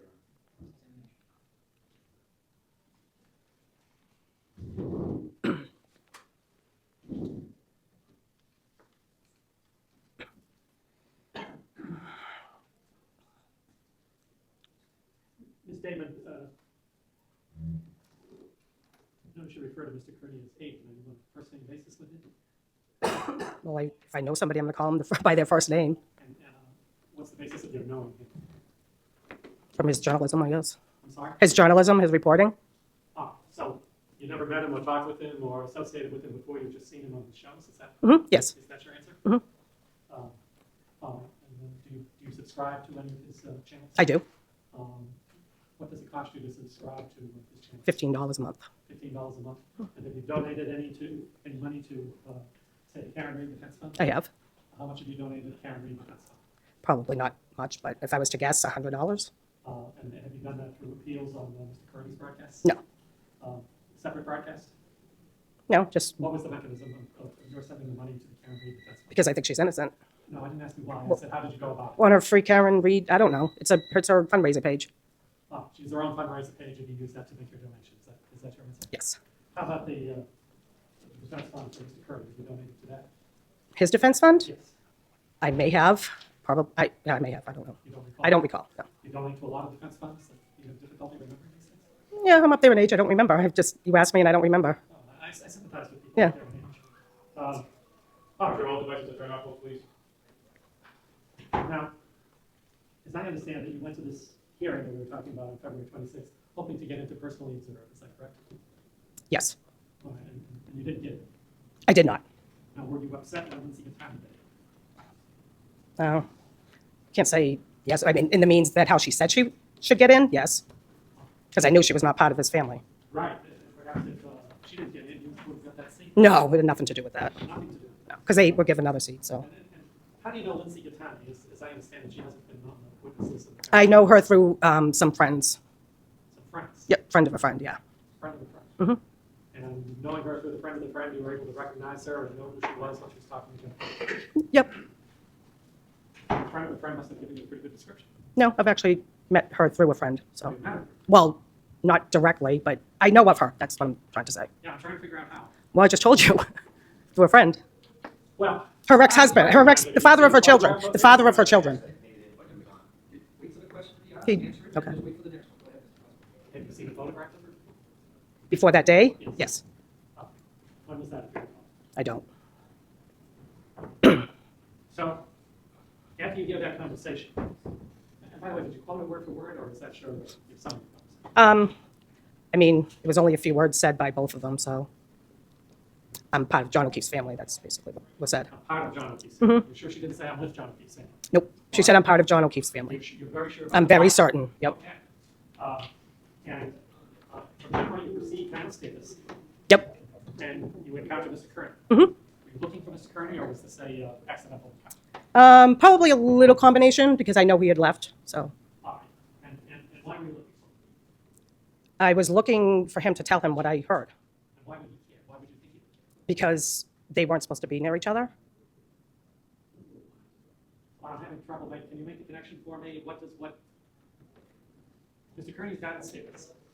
What Mr. Kearney said to, what was it, court officer? He had this? I'm assuming so. Yeah. What has that got to do with?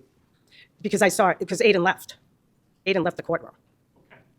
So it was important for him to know this when he's downstairs. Well, Because she was lying. why does he need to do that? 'Cause That's I your don't- opinion, by the way, right? That she was lying. Well, I know she's not related to John. Fine.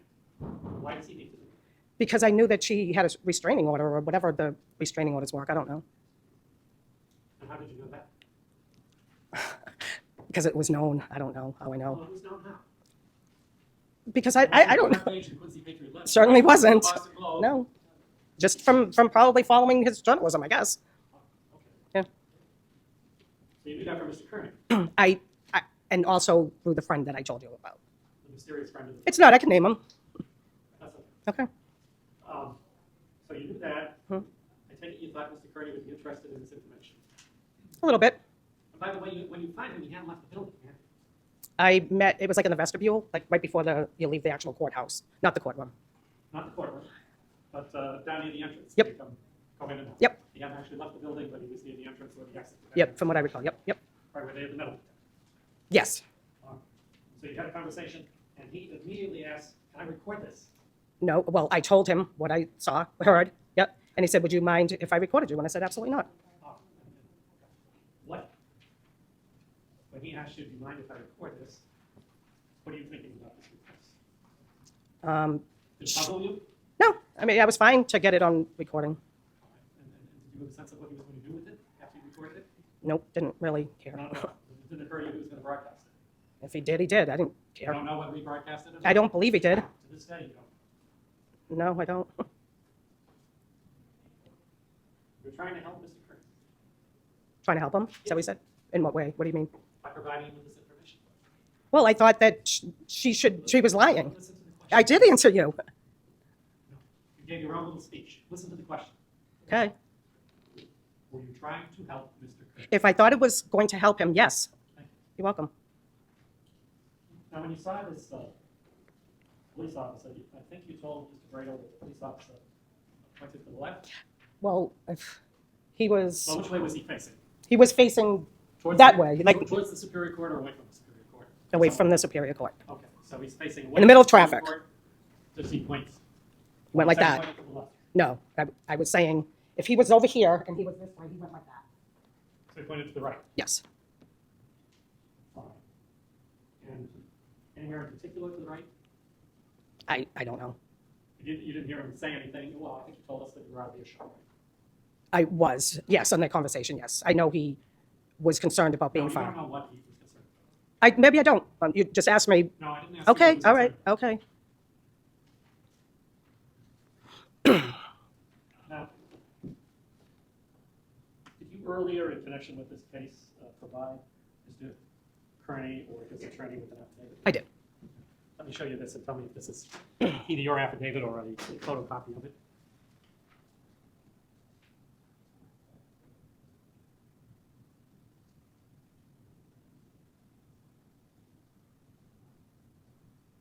I don't know what that says.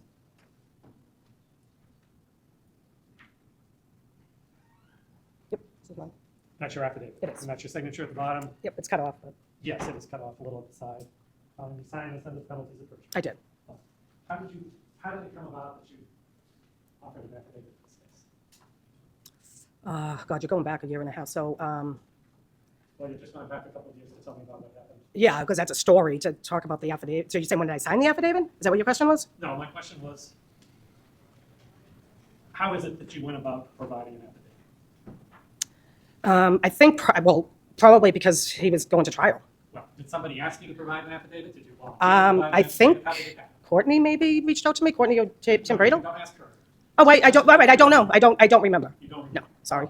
So, you don't remember how it happened, but we can agree that it happened. That I, Provided an affidavit. oh, yeah. Now, did you write this yourself, or did somebody write it for you? Well, did I actually type that out? Is that your question? No, I'm not talking about the physical process. I'm asking, are these your words? Yes, yeah, that's exactly what I just said, too. So. Did anybody write any of it for you? No. So they're not your words? No. All right. So, number one of this affidavit, can we agree it says, I am of age and a resident of the Commonwealth of Massachusetts? Yes. Are those your words? Well, I'm a resident of Massachusetts, so I assume so. You assume, do you know? Well, yeah, I live here all my life. She signs it, she adopts an affidavit, it's her words. I mean, the person asking her if it's her words, it's implicitly her words. I appreciate Mr. Bradle's testimony. Objection overruled. Wasn't the question just try to answer it? I am from Massachusetts. I have been my whole life. Oh, we'll stipulate she's from Massachusetts. All right, now I think you told us on direct examination that you saw the opposite gesture, and then you saw Mr. Kearney move on, but you didn't see where he went. I did not.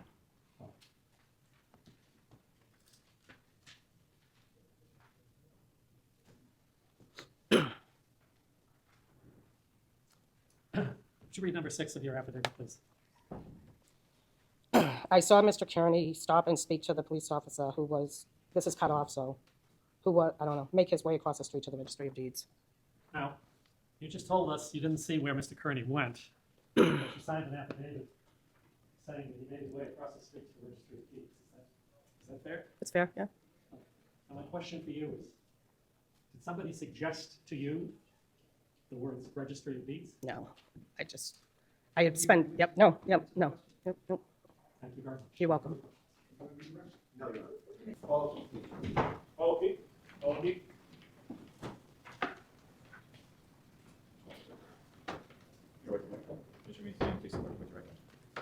Do you swear in the matter now in hearing to tell the truth, the whole truth, and nothing but the truth, so help you God? I do. Good afternoon, sir. State your name, spell your last name, please. 𝗵𝗂𝗃, O-K-E-E-F-E, Where are you instructed? West Bridgewater, Massachusetts. What do you do for a living? I'm in sales, And where do you work? Simmons Industries. How long have you been selling for? Next month will be 13 years. And do you have a family in the area, just generally? I do. And who's your family? Mother, father, niece, nephew, wife, children. And you have a family connection to prosecution of Karen Reed across the street, correct? I do. And your brother had passed away, and he's the 𝗫𝗁𝗄𝗏 his death across the street. Correct. And you attend the court hearings over there? I do. And you know the gentleman with you today, correct? Unfortunately, I do. Yep. And he's someone who you don't like, No. right? No. No, I'm not correct, or yes, I am? No, you are correct. And you've had a text message or Facebook message exchange with Mr. Kearney, correct? Once or twice. And just to summarize it, and you can look at it if you want, just in the interest of moving along, you sent him a Facebook message saying, I'm taking you down, I hope you know that, you're done. You're going to jail again, actually prison this time. I hope your kids are prepared, so I look forward to that. Is that right? That's a very small part of the conversation, yes. But yes. I'm just trying to get to the nugget of it. If you want to look at it, I'm happy to show you. But that's the nugget of your sentiment towards Mr. Kearney, right? Yes, I mean, that was sent out of frustration from all the harassment that the defendant has given to me, my family, friends. There's a slew of reasons over the last couple of 2 years. That's an accurate summary of your emotions and your feelings towards Mr. Kearney, right? I would say at that moment, it was words out of frustration. And in terms of your case across the street that involves your brother, it must be difficult or annoying or frustrating or produces anger in you that Mr. Kearney is a frequent visitor, a frequent commentator, and a frequent critic, right? Among other things, yes. And so it would be nice to get him out of there, right? I mean, I don't care for him to be there, no. Sure. And so how did you come to be acquainted with 𝗫𝗄𝗃?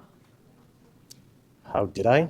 I mean, we were both experiencing the same harassment from the defendant as well as his followers. So you feel like there's an affinity with you and Ms. 𝗃𝗃 in terms of being criticized or exposed by Mr. Kearney?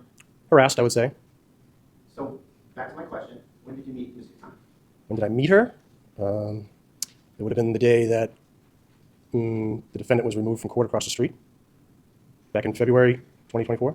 If I suggest 2/26, that hearing, that was on 2/26/24? That sounds about accurate. And you'll recall, that was the hearing where there was a number of things on the agenda, but court kind of got done pretty quickly that day, right? I believe it was an afternoon session. I don't really recall what was said. I've been to many court dates over the last couple of years, so I don't know what was said specifically on that date. In terms of you meeting or speaking with Ms. 𝗃𝗃, when was the first time you spoke with her? That day I introduced myself. What was that? I said, nice to meet you. I think I applauded her strength, and that was it. Was she there, was she invited there by you? By me personally, no. To your knowledge, who was she invited there? Someone had asked me if it was okay if she went to court that day, and I just said sure. I don't remember who exactly asked me that question. Was it Kate Peter? I don't recall if it was her. Do you know Kate Peter? I know who she is. I don't know if I would say I really know her. Have you ever spoken with her? I've spoken to her once. Once in a phone conversation, and then I believe once for the defendant's arraignment at one time when I met her in person. What was the time frame you were speaking with her? When was that? When did I talk to her? Yeah. I really don't know, to be honest. It's Was it prior to 2/26? possibly. Kate Peter facilitated this entire visit that 𝗫𝗃𝗃 to court on 2/26. I have no idea. I was asked by someone if it was okay with me if she came. I said okay. It's a public courthouse. At that time, going to court, we were greeted by, we had to go through a gauntlet of people yelling and screaming at us, which was organized by the defendant and incited by the defendant. It deterred a lot. Try to just focus on my question, okay? It's a question and answer process. So, when did you speak with Ms. 𝗃𝗃 that day? Where were you? We were in the back parking lot of the Registry of Deeds, where everyone meets and we walk over together. How did you come to meet her in the back parking lot of the Registry of Deeds? What was the plan? What was the organizational situation about meeting up there? I mean, anyone who would go to court knew that we parked back there, and that's where we met and walked over as a group. So is it your testimony that was some sort of just a spontaneous thing that you guys ran into each other back there, or was there some sort of a plan? I pulled into the parking lot. There was a group of people. I got out to greet the people. She was one of the people that was in that group. Did you know that she was going to be there? I'm assuming she would be, because I was asked if it was okay with me. So I was under the assumption that there was a likelihood she would be there. So you were asked by someone who you're not sure it was if 𝗫𝗃𝗃 could be in court, and then she materializes at court. Correct. Where did you park in the Registry of Deeds parking lot? Close to the building, far away from the building, whereabouts? At the far end, away from the building. Away from the building? Now, would it be correct to say that you did not invite 𝗫𝗃𝗃 that day? Personally, I did not know. Did you or your family, to your knowledge, express any invitation to her that involved your family wanting to support her, recognize her, and be with her at your brother's case? The only thing was asked of me if it was okay if she went, and that was it. Was there anything about supporting her or helping her or anything? Nope. It's fair to say you were more focused about your brother's case, not 𝗫𝗃𝗃's case? Correct.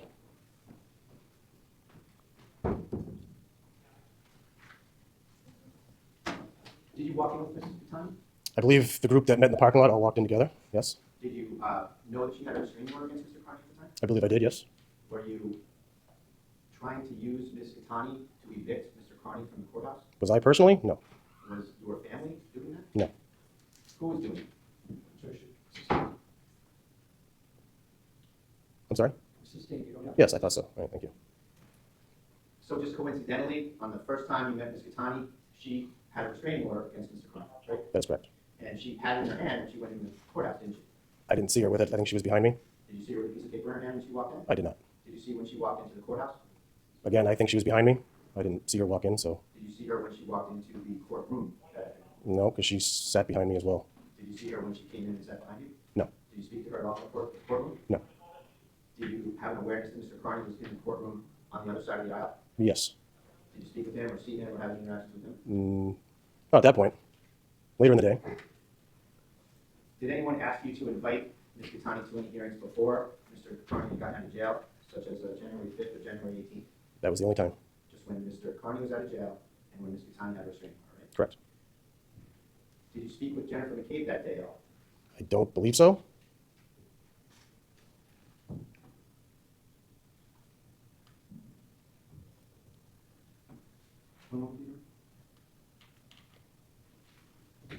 Thank you very much for that. Mr. O'Keefe, if I could caution or answer correctly to Mr. Bradle's question about whether you had any interaction with Mr. Kearney. It was in the nature of not then, but later on that day. Correct. Can you describe that for us, please? Leaving court, I was ambushed by the defendant and harassed with his camera in my face, telling me several times that I'm a disgrace to my brother. Now, did you leave, do you know if you left the court at the same time as Ms. 𝗃𝗃𝗃, or did you leave before or after her? Most after? About how long after do you know? I really have no idea. I'm going to direct your attention to the screen up there. And this is typically my line. I've forgotten the number, but I think what we want is February 27, 2024. Ms. Crawford, could you play that, please? And then I have a question. Oh, you think you know, or something like that? Yeah, you think we got the balance one? Okay, you think the balance one? That's not us. You are a disgrace to your brother. A disgrace. You are a disgrace. That's what I'm one. Shut up for the first time. But you guys, shut up for you guys. Disgusting. Disgusting, Paul. Disgusting. Disgusting. Is that a fair and accurate representation of your interaction with Mr. Kearney? Yes, it is. Did you later see it played on one of Mr. Kearney's YouTube presentations? Yes. Did you observe at any time during your interaction with Mr. Kearney on that occasion that he appeared to be distraught? He was very upset. And what was the sense of him being upset? Did you get that? What was the sense? I think it's because he was removed from the courtroom. And he must have thought I had something to do with it, which is probably why I'm here today. And did you observe him to be trembling, shaken? He was mostly angry. Thank you, sir. No further questions. So that's a tape recording, Mr. O'Keefe, of your interaction with Mr. Kearney after court that day? Yes. And you said to him, don't get too comfortable? Yes. And your mom said, where's Lindsay? I believe she said that. So, in other words, you guys knew exactly what was going on that day, and you were taunting Mr. Kearney about the presence of Lindsay at the time. I wouldn't say taunting. None of that would have been said if the defendant didn't get in my face and ambush me the way he did. Nothing further, Your Honor. Thank you. Well, thank you, Your Honor.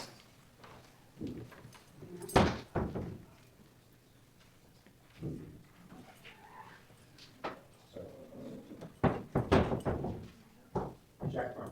Jack Kearney. John Carney? Go right to the stand, right in the box. Just remain standing, face the clerk, and raise your right hand. Raise your hand. Do you swear in the matter now in hearing to tell the truth, the whole truth, and nothing but the truth, so help you God? Yes, I do. Meaghan Mallon. Good afternoon, sir. Good afternoon, sir. Please spell your state name and spell your last name for the record. John Kearney, 𝗃𝗃𝗃𝗃. Where do you live, sir? Canton, How long have you lived in Canton? 2 years.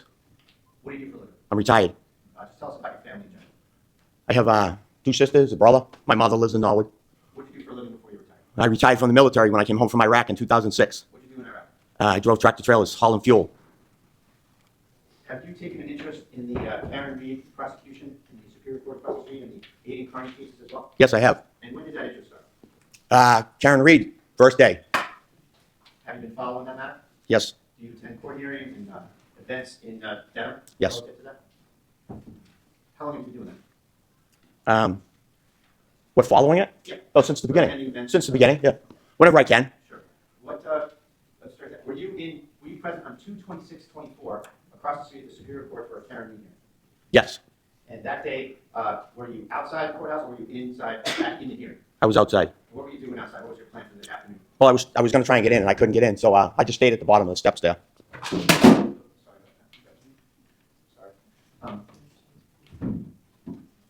At some point, did you see Mr. Kearney come out of the courthouse? Yes. Where was he when you first saw him? He was coming out the front door, Where were you when you saw him? the bottom of the steps.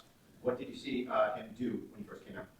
When he first came out, there was a bunch of people there, and he said he had to leave the court because of some issue with a restraining order, and he said, "Let's go across the street." So he went across.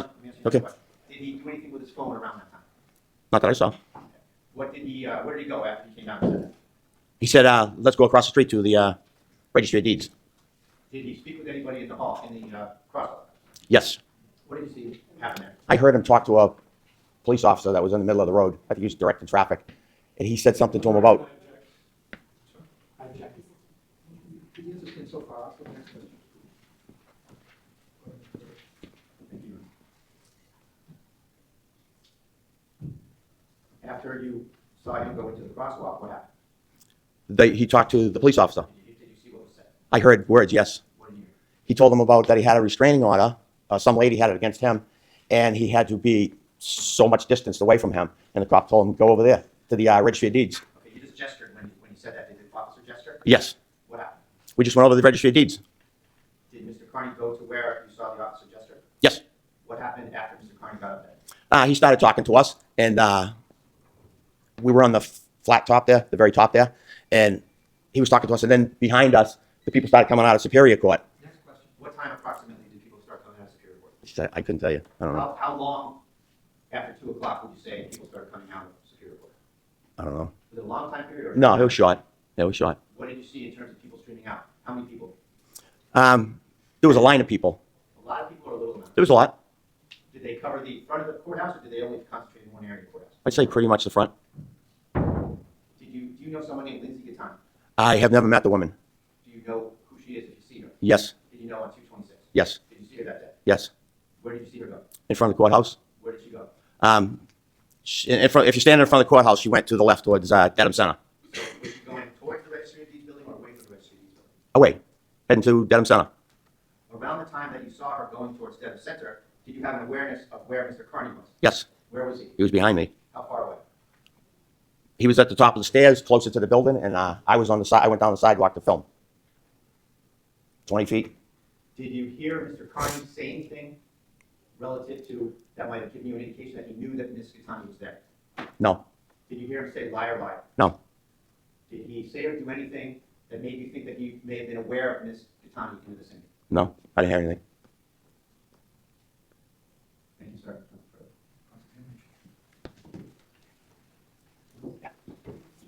No, 1 second, sir. Oh, I was going to grab a water. Thank you.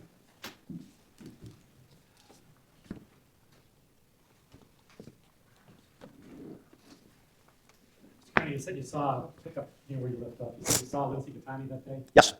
And you didn't have any trouble picking her out or recognizing her? No. How is it you know what she looks like? I've seen her on Facebook. Pictures. Okay. I've seen her in public before. All right. And I've on just- whose Facebook page have you seen her in public? I couldn't tell you. No idea. No. And you've seen her in public before where? I want to say I saw her at the courthouse before. All right. Has she been a regular attendee to the Karen hearings, would you say? I don't think so, no. You've seen her in the courthouse on other occasions then? I think I might have seen her twice. Huh. But you remembered what she looked like? Yeah. And anybody standing, you were across the street from her when you saw her? Right. And was she proceeding down a ramp? They all were, yes. Yes, but you didn't have any trouble picking her up? No, there were other people there that I knew Anybody too. looking across the street wouldn't have any trouble picking her up? Correct. So Right. So you said that at some point you left Mr. Kearney and you went down to video. Yes. Why were you video? I'm following the trial, just like everybody else. Was there something particularly memorable about the people exiting the courthouse? No, it was just a crowd coming out of the courthouse. So you think you could keep that as, what, souvenir? Yes. All right. And, Not really a souvenir. But, what, did you do anything with the video afterwards? yes, I did. What'd you do? I sent it to Mr. Kearney All right. And why did you do that? because he was looking, I guess because he was looking for any kind Tell of, me his reason, just tell me why you did it. why I did it? Because I want to help somebody who's falsely Okay, you wanted charged. to help Mr. Kearney, and you thought that sending him this video would help him in some way? Yes. Did he request that you send him a video? No, Was there a general request by Mr. Kearney that people send videos? not that I know. So you just did this on your own? Right. Yep. So you sent Mr. Kearney the video. Are you a regular viewer of his various shows? I look at pretty much everything. Okay. The Herald, everything. Anything Facebook. that's out, the Herald, 𝗬𝗂𝗃, 𝗬𝗂𝗃. I look at them all. all the great. Yes. Okay. So, do you subscribe to Mr. Kearney's pay channel? No. Have you donated to his defense fund? No. Have you donated to Karen Reed's defense fund? Yes. How much money do you send Karen Reed? Less than 1,000. Closer to 500 or closer to 1,000? Close to 1,000. Okay. So you're pretty committed to this process? Yes, sir. And Mr. Kearney is a vigorous advocate for Karen Reed, is he not? Yes. In fact, I venture to say you watch him regularly. Not regularly. No? No, I watch it off and on. Watch him off and on. I'm in bed at 9 o'clock. Have you ever heard him say anything negative about Karen? No. You ever heard him say anything good about the prosecution? No. Fine. And you endorse those views? Yes. Fine. So you're here today to help. Yes. Now, as I understand your testimony, when you see Mr. Kearney coming out of the Norfolk Superior Court, Mr. Kearney says, I think the words you used were, let's go across the street to the registry of deeds. Is that right? Yes. All right. And then after that, as you're crossing the street, presumably to get to the registry of deeds, Mr. Kearney stops and speaks to a police officer. Yes. And as a result of that conversation, did you say the officer said, why don't you go over there to the registry of deeds? He said go up top there, right? Go up top there to the registry of deeds. Right. And you distinctly heard the officer say the words registry of deeds. I heard registry of deeds. Well, you don't know whether you heard it from Mr. Kearney or you heard it from the officer. I believe it was the officer. The officer. Yes. So the officer, so Mr. Kearney, is this fair? Mr. Kearney had already announced that he was going across the street to the registry of deeds, and he stops and talks to the officer, and the officer, in fact, tells him to go where he was already going. Okay. Oh. Yes. Probably double checking. Okay.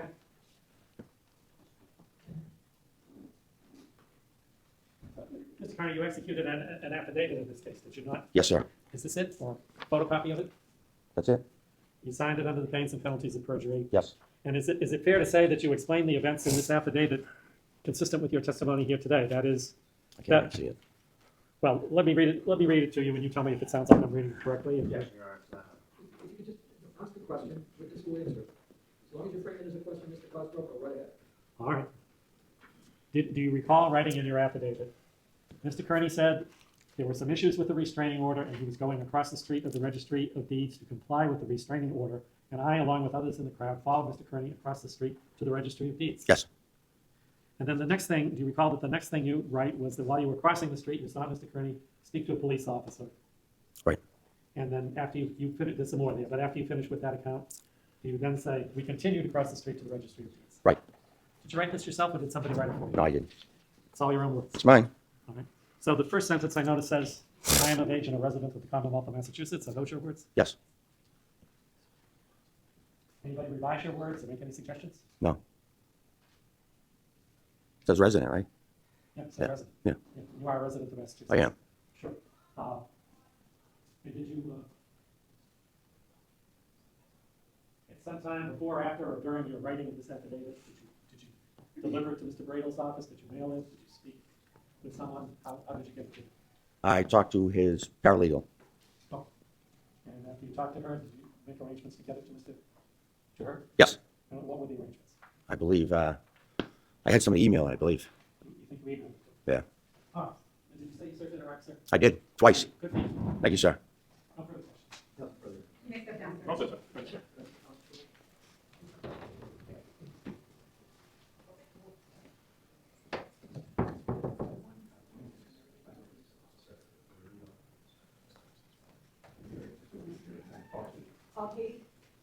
Funky?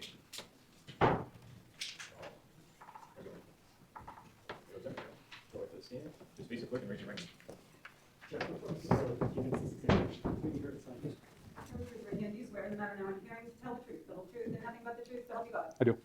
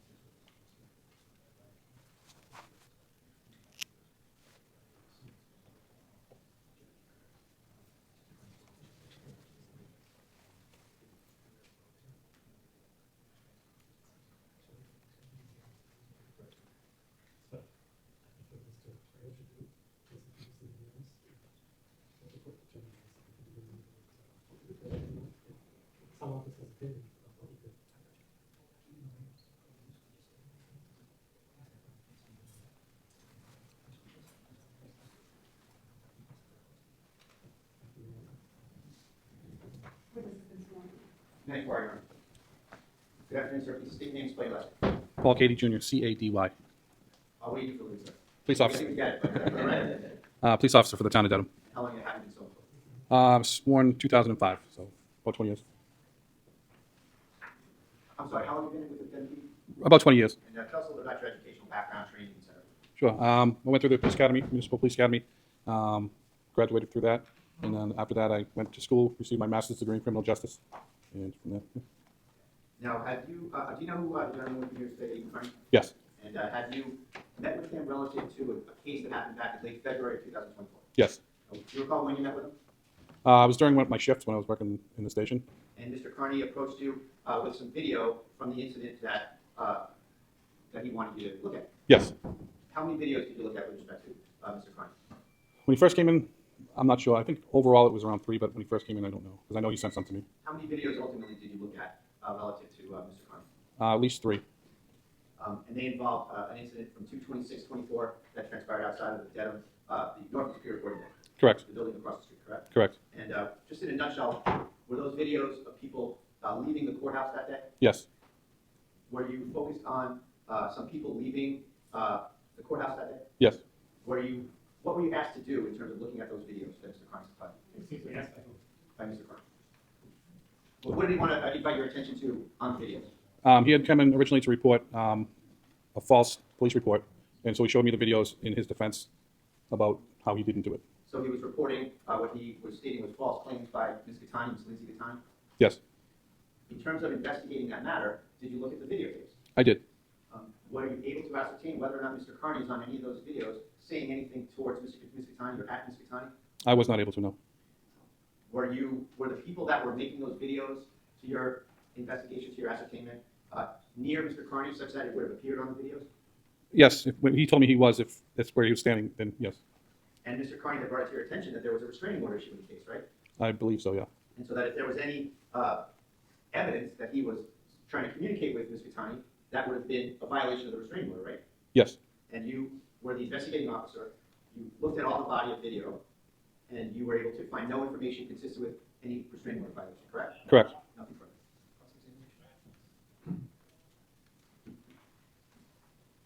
So, in terms of the videos that Mr. Kearney delivered to the officer, do I understand that all of those videos, to your recollection, show people leaving Norfolk Superior Court? Yes. And do I also understand that Mr. Kearney told you where he was standing? Yes. You didn't actually see Mr. Kearney in any of those videos? No. So the point of showing you the videos, Mr. Kearney's point of showing the videos, as you understand it, was to show you that he could not be heard in any of them shouting at Lindsay 𝗃𝗃𝗃. Correct. Would it be your expectation, officer, that if somebody was trying to prove to you that he could not be heard shouting at someone, that he would deliver to you, if he had it, a video of him shouting at that person? If he had done it, no. I don't think he would. But he told you he never shouted anything at you. Correct. Did he tell you he always maintained a distance of 100 yards away? I don't think that was discussed. Didn't bring that up. Not to my recollection. If there were a restraining order that said someone had to keep 100 yards distance from someone, and he was within 100 yards of that person, would that, in your judgment, as a police officer, would that be probable cause to arrest that person? Yes. Did Mr. Kearney ever tell you, to your recollection, that he didn't see Lindsay 𝗃𝗃𝗃? I'm sorry? Did Mr. Kearney ever tell you that he didn't see Lindsay 𝗃𝗃𝗃? No. Not that I recall. Thank you. No further questions. Just in terms of that, Katie, briefly, did you also look at Ms. 𝗃𝗃𝗃 in the video? He pointed her out, yes. I wasn't familiar with her previous. And did you watch that person to see if they registered any reaction to being yelled at or screamed at by you? I did. Did you see any reaction on her part? No. No, thank you very much. Thank you. That's all we got to do. That's right. We're going to take a break. Is 15 minutes enough for both of you? Yes. Yes. Thank you. Take a short break. What?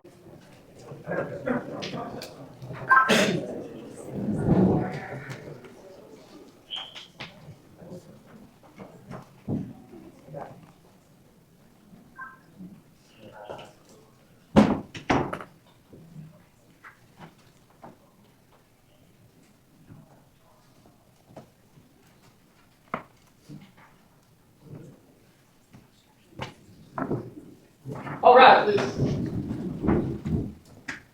Court back in session, ladies.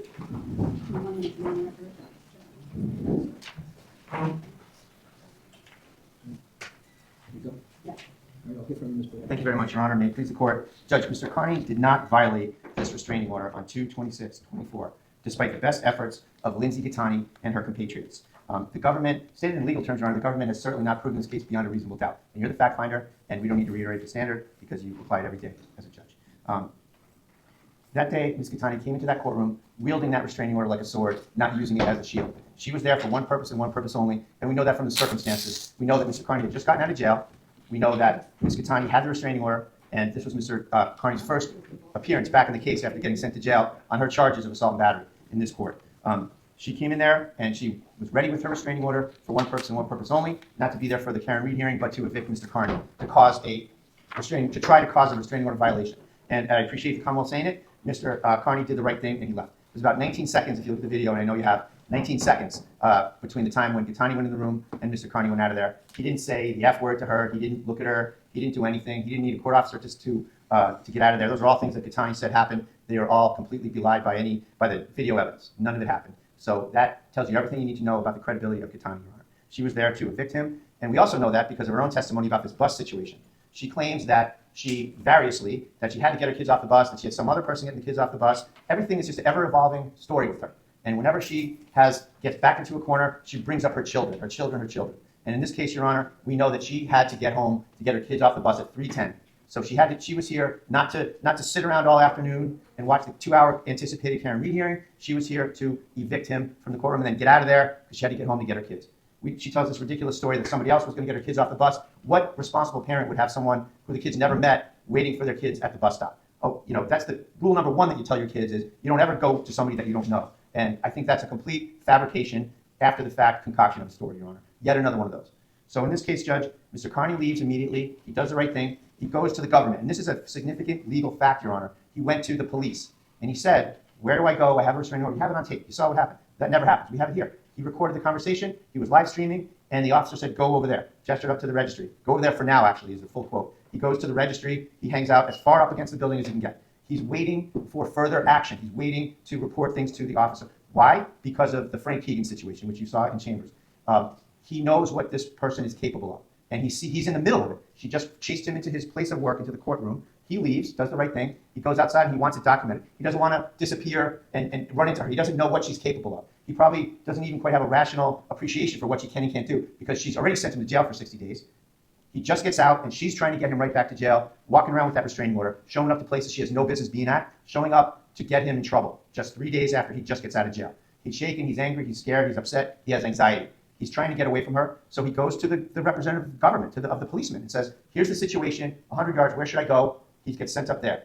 He's not a drone, he doesn't move as the crow flies. He goes down the steps, around the corner, he takes a circuitous route down the steps, across the street, and up some more steps. He's trying to comply with what the officer says. He's waiting there for the meantime at a safe location so he can report it. He's not engaging with her, he's not bothering her, whatever. He has no criminal intent, none whatsoever. And so if the alleged violation is later on, there's no knowledge and there's no contact because he has no knowledge, no intent, she has no knowledge or intent he's there either. And her assertions are A, lies, and B, after the fact concoctions when they get back to the car and her co-conspirators, her compatriots look through the video and say, oh, there he is, all right, we have him in business. And they're also trying to get him on this claim of automobile damage, where we know from the circumstances that he could not have done that. There's zero evidence he had anything to do with that. There's zero evidence that is even something that is a fresh situation. And 𝗃𝗃 has absolutely no credibility to believe that this may have just happened right there.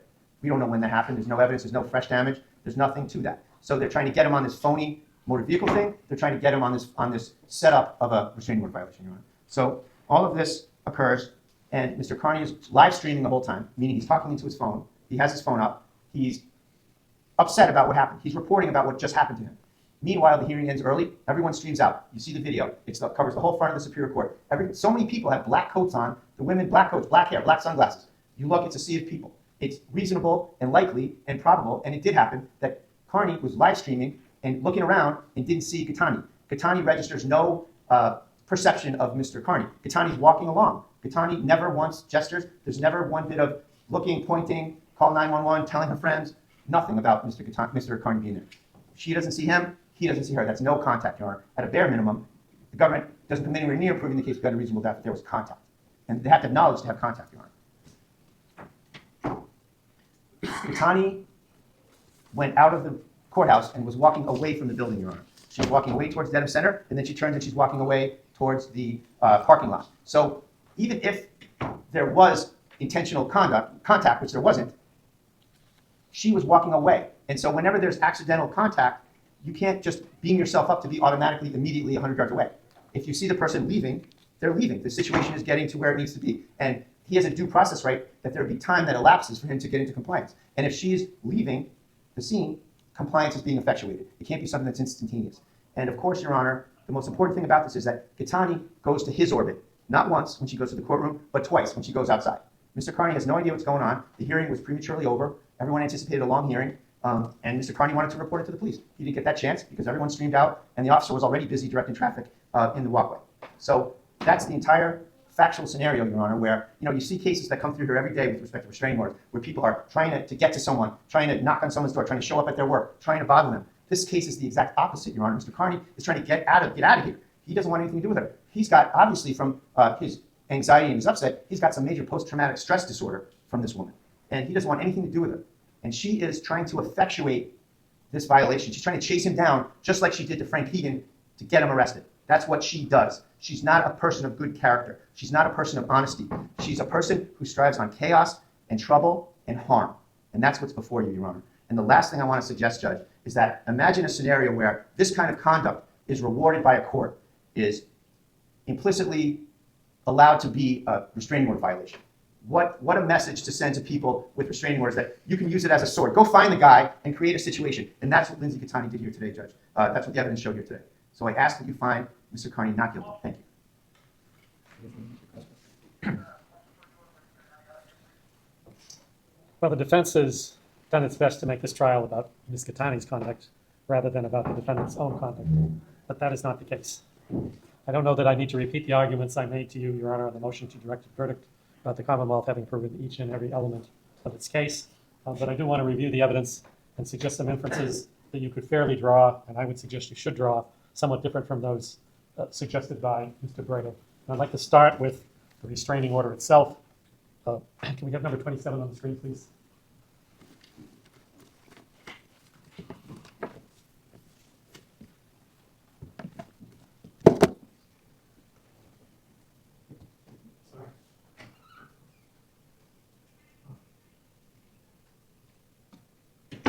Number 2, you are ordered not to contact the plaintiff in person, by telephone, in writing, electronically or otherwise, either directly or through someone else, and to stay at least 100 yards from the plaintiff.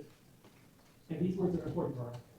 Even if the plaintiff seems to allow or request contact.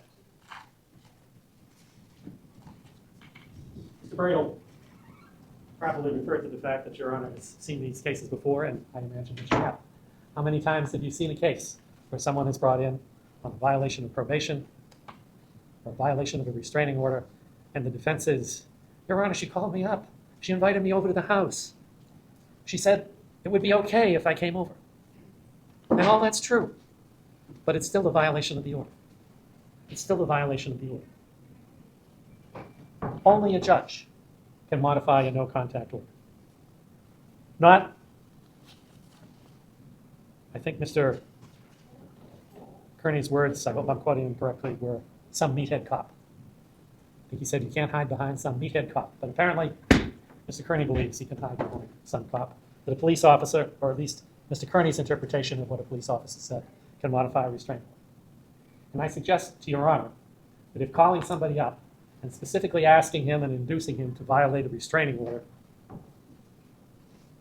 is not a defense, is not an entrapment defense, then there certainly isn't an entrapment defense that arises from somebody walking into a room.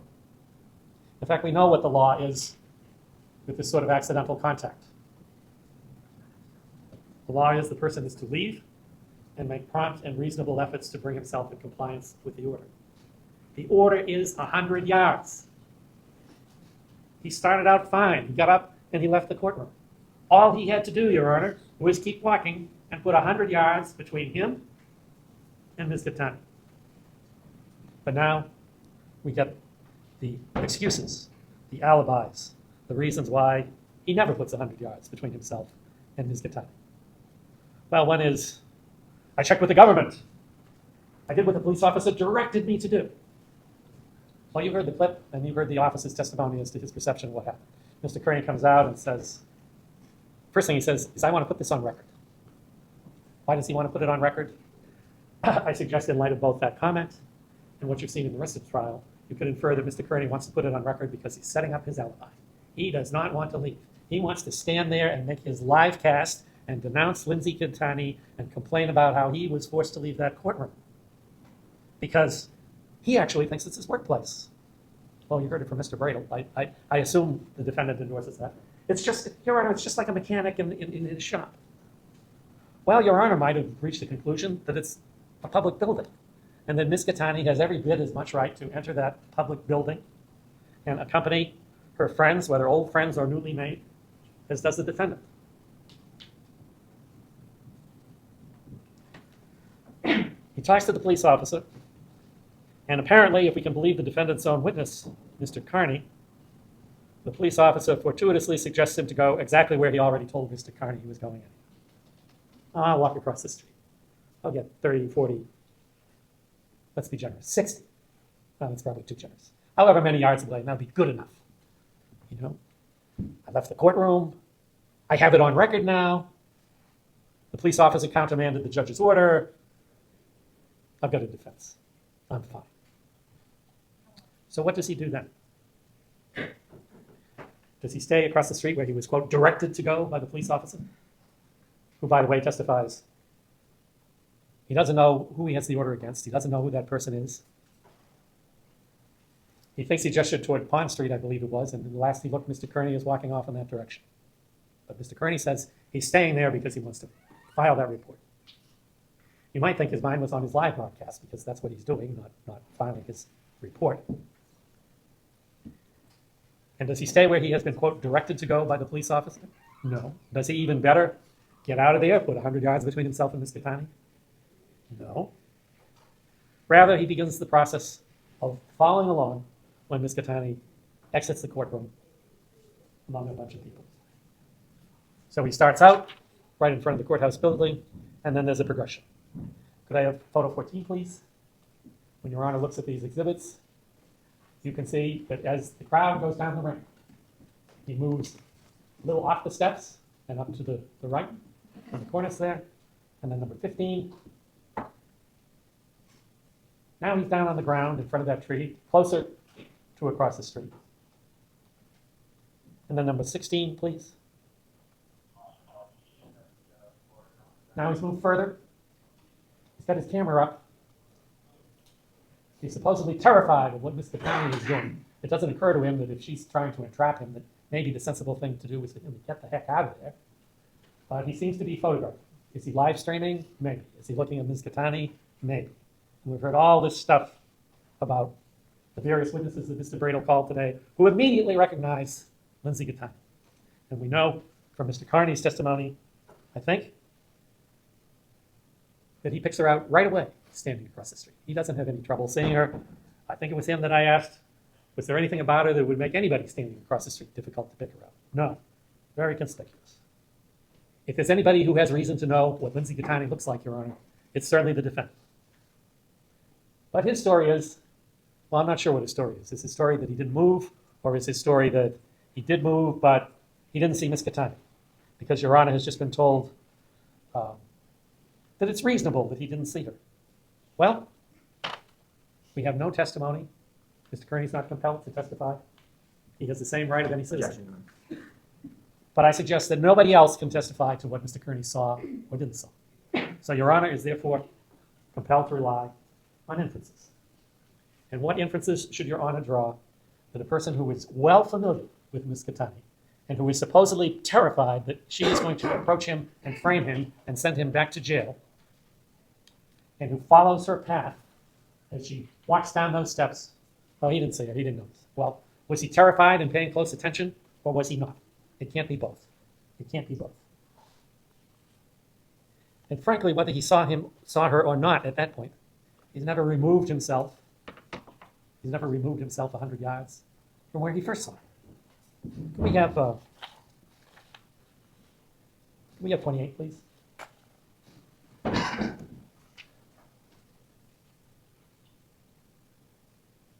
That's a 100-yard radius from standing on front of the courthouse steps. You'd have to go to the other side of the Superior Court. We'd slide that a little. We'd have to go 100, the other side of the Superior Court, beyond Norfolk Street. Someone standing to get 100 yards away from where Mr. Kearney is standing, more or less. You can give him a couple of yards either way. No quibbling. You're not going to move it down in the other direction. We'd have to go back well into the parking lot behind the Norfolk Registry of Deeds to get 100 yards away. And they had a car. They knew where they were parked. The hearing was over.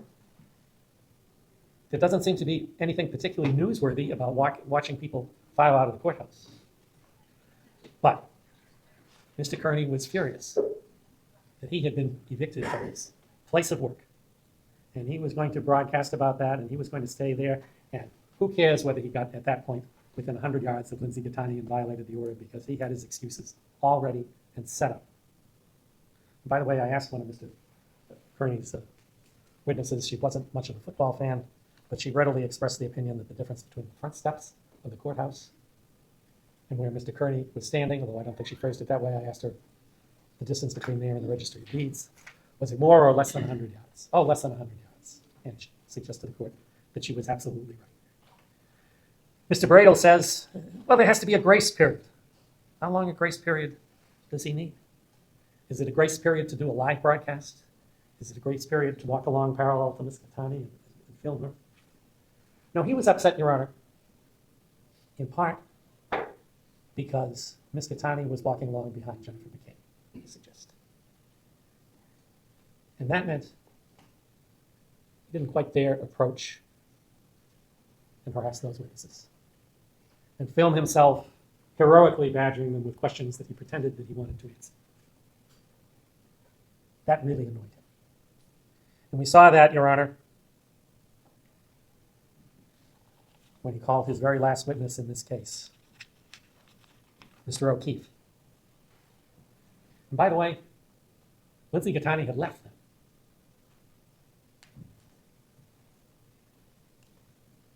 So he was free to approach Mr. O'Keefe. And what does he complain about? He complains about 𝗫𝗀𝗃𝗃 being with him. It's all a plot. You're all out to get poor Aidan, the courageous reporter. And you're a disgrace. You're a disgrace to your brother.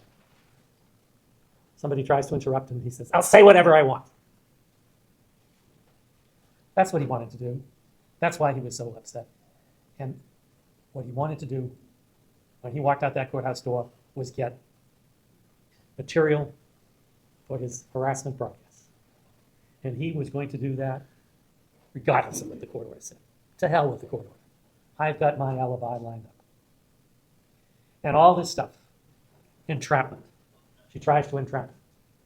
Let's suppose it's true. Let's suppose she wanted to entrap him. So what? He wasn't entrapped. It didn't work. He saw her enter the courtroom. He got up. He walked out the door. All he had to do was keep going. All he had to do was put 100 yards between himself and 𝗫𝗀𝗃𝗃, and he never even came close. I ask Your Honor to find him guilty. Maybe a question.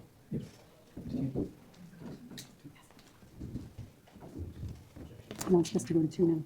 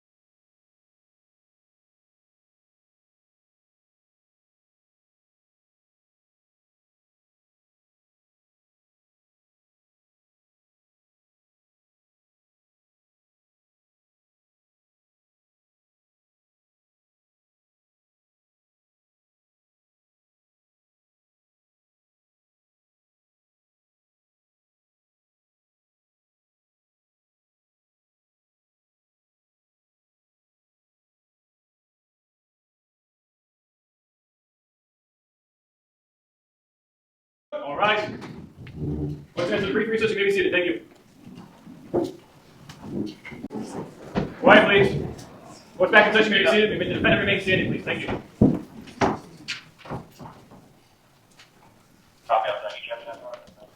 Aidan Kearney, after a bench trial, you have been found not guilty as to one charge of violate abuse prevention order. Such charge will automatically be sealed by the Office of Commissioner of Probation and the clerk's office, unless you notify both offices in writing within 10 days that you do not want the charge sealed, using the request not to seal court records. The request not to seal form must be sent to the Office of the Commissioner by mail or email to the addresses provided on the form. If you want copies of any documents associated with these charges, you must request them immediately before the charges are sealed. Thank you. Thank you, ma'am. Thank you very much. Thank you, Your Honor. Court, all rise. Court session is ended. Quietly, thank you.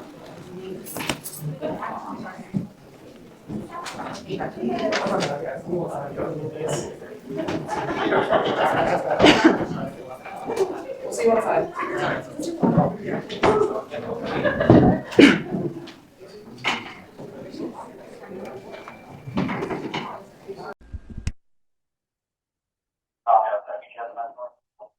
Aidan Kearney, after a bench trial, you have been found not guilty as to one charge of violate abuse prevention order. Such charge will automatically be sealed by the Office of Commissioner of Probation and the clerk's office, unless you notify both offices in writing within 10 days that you do not want the charge sealed, using the request not to seal court record.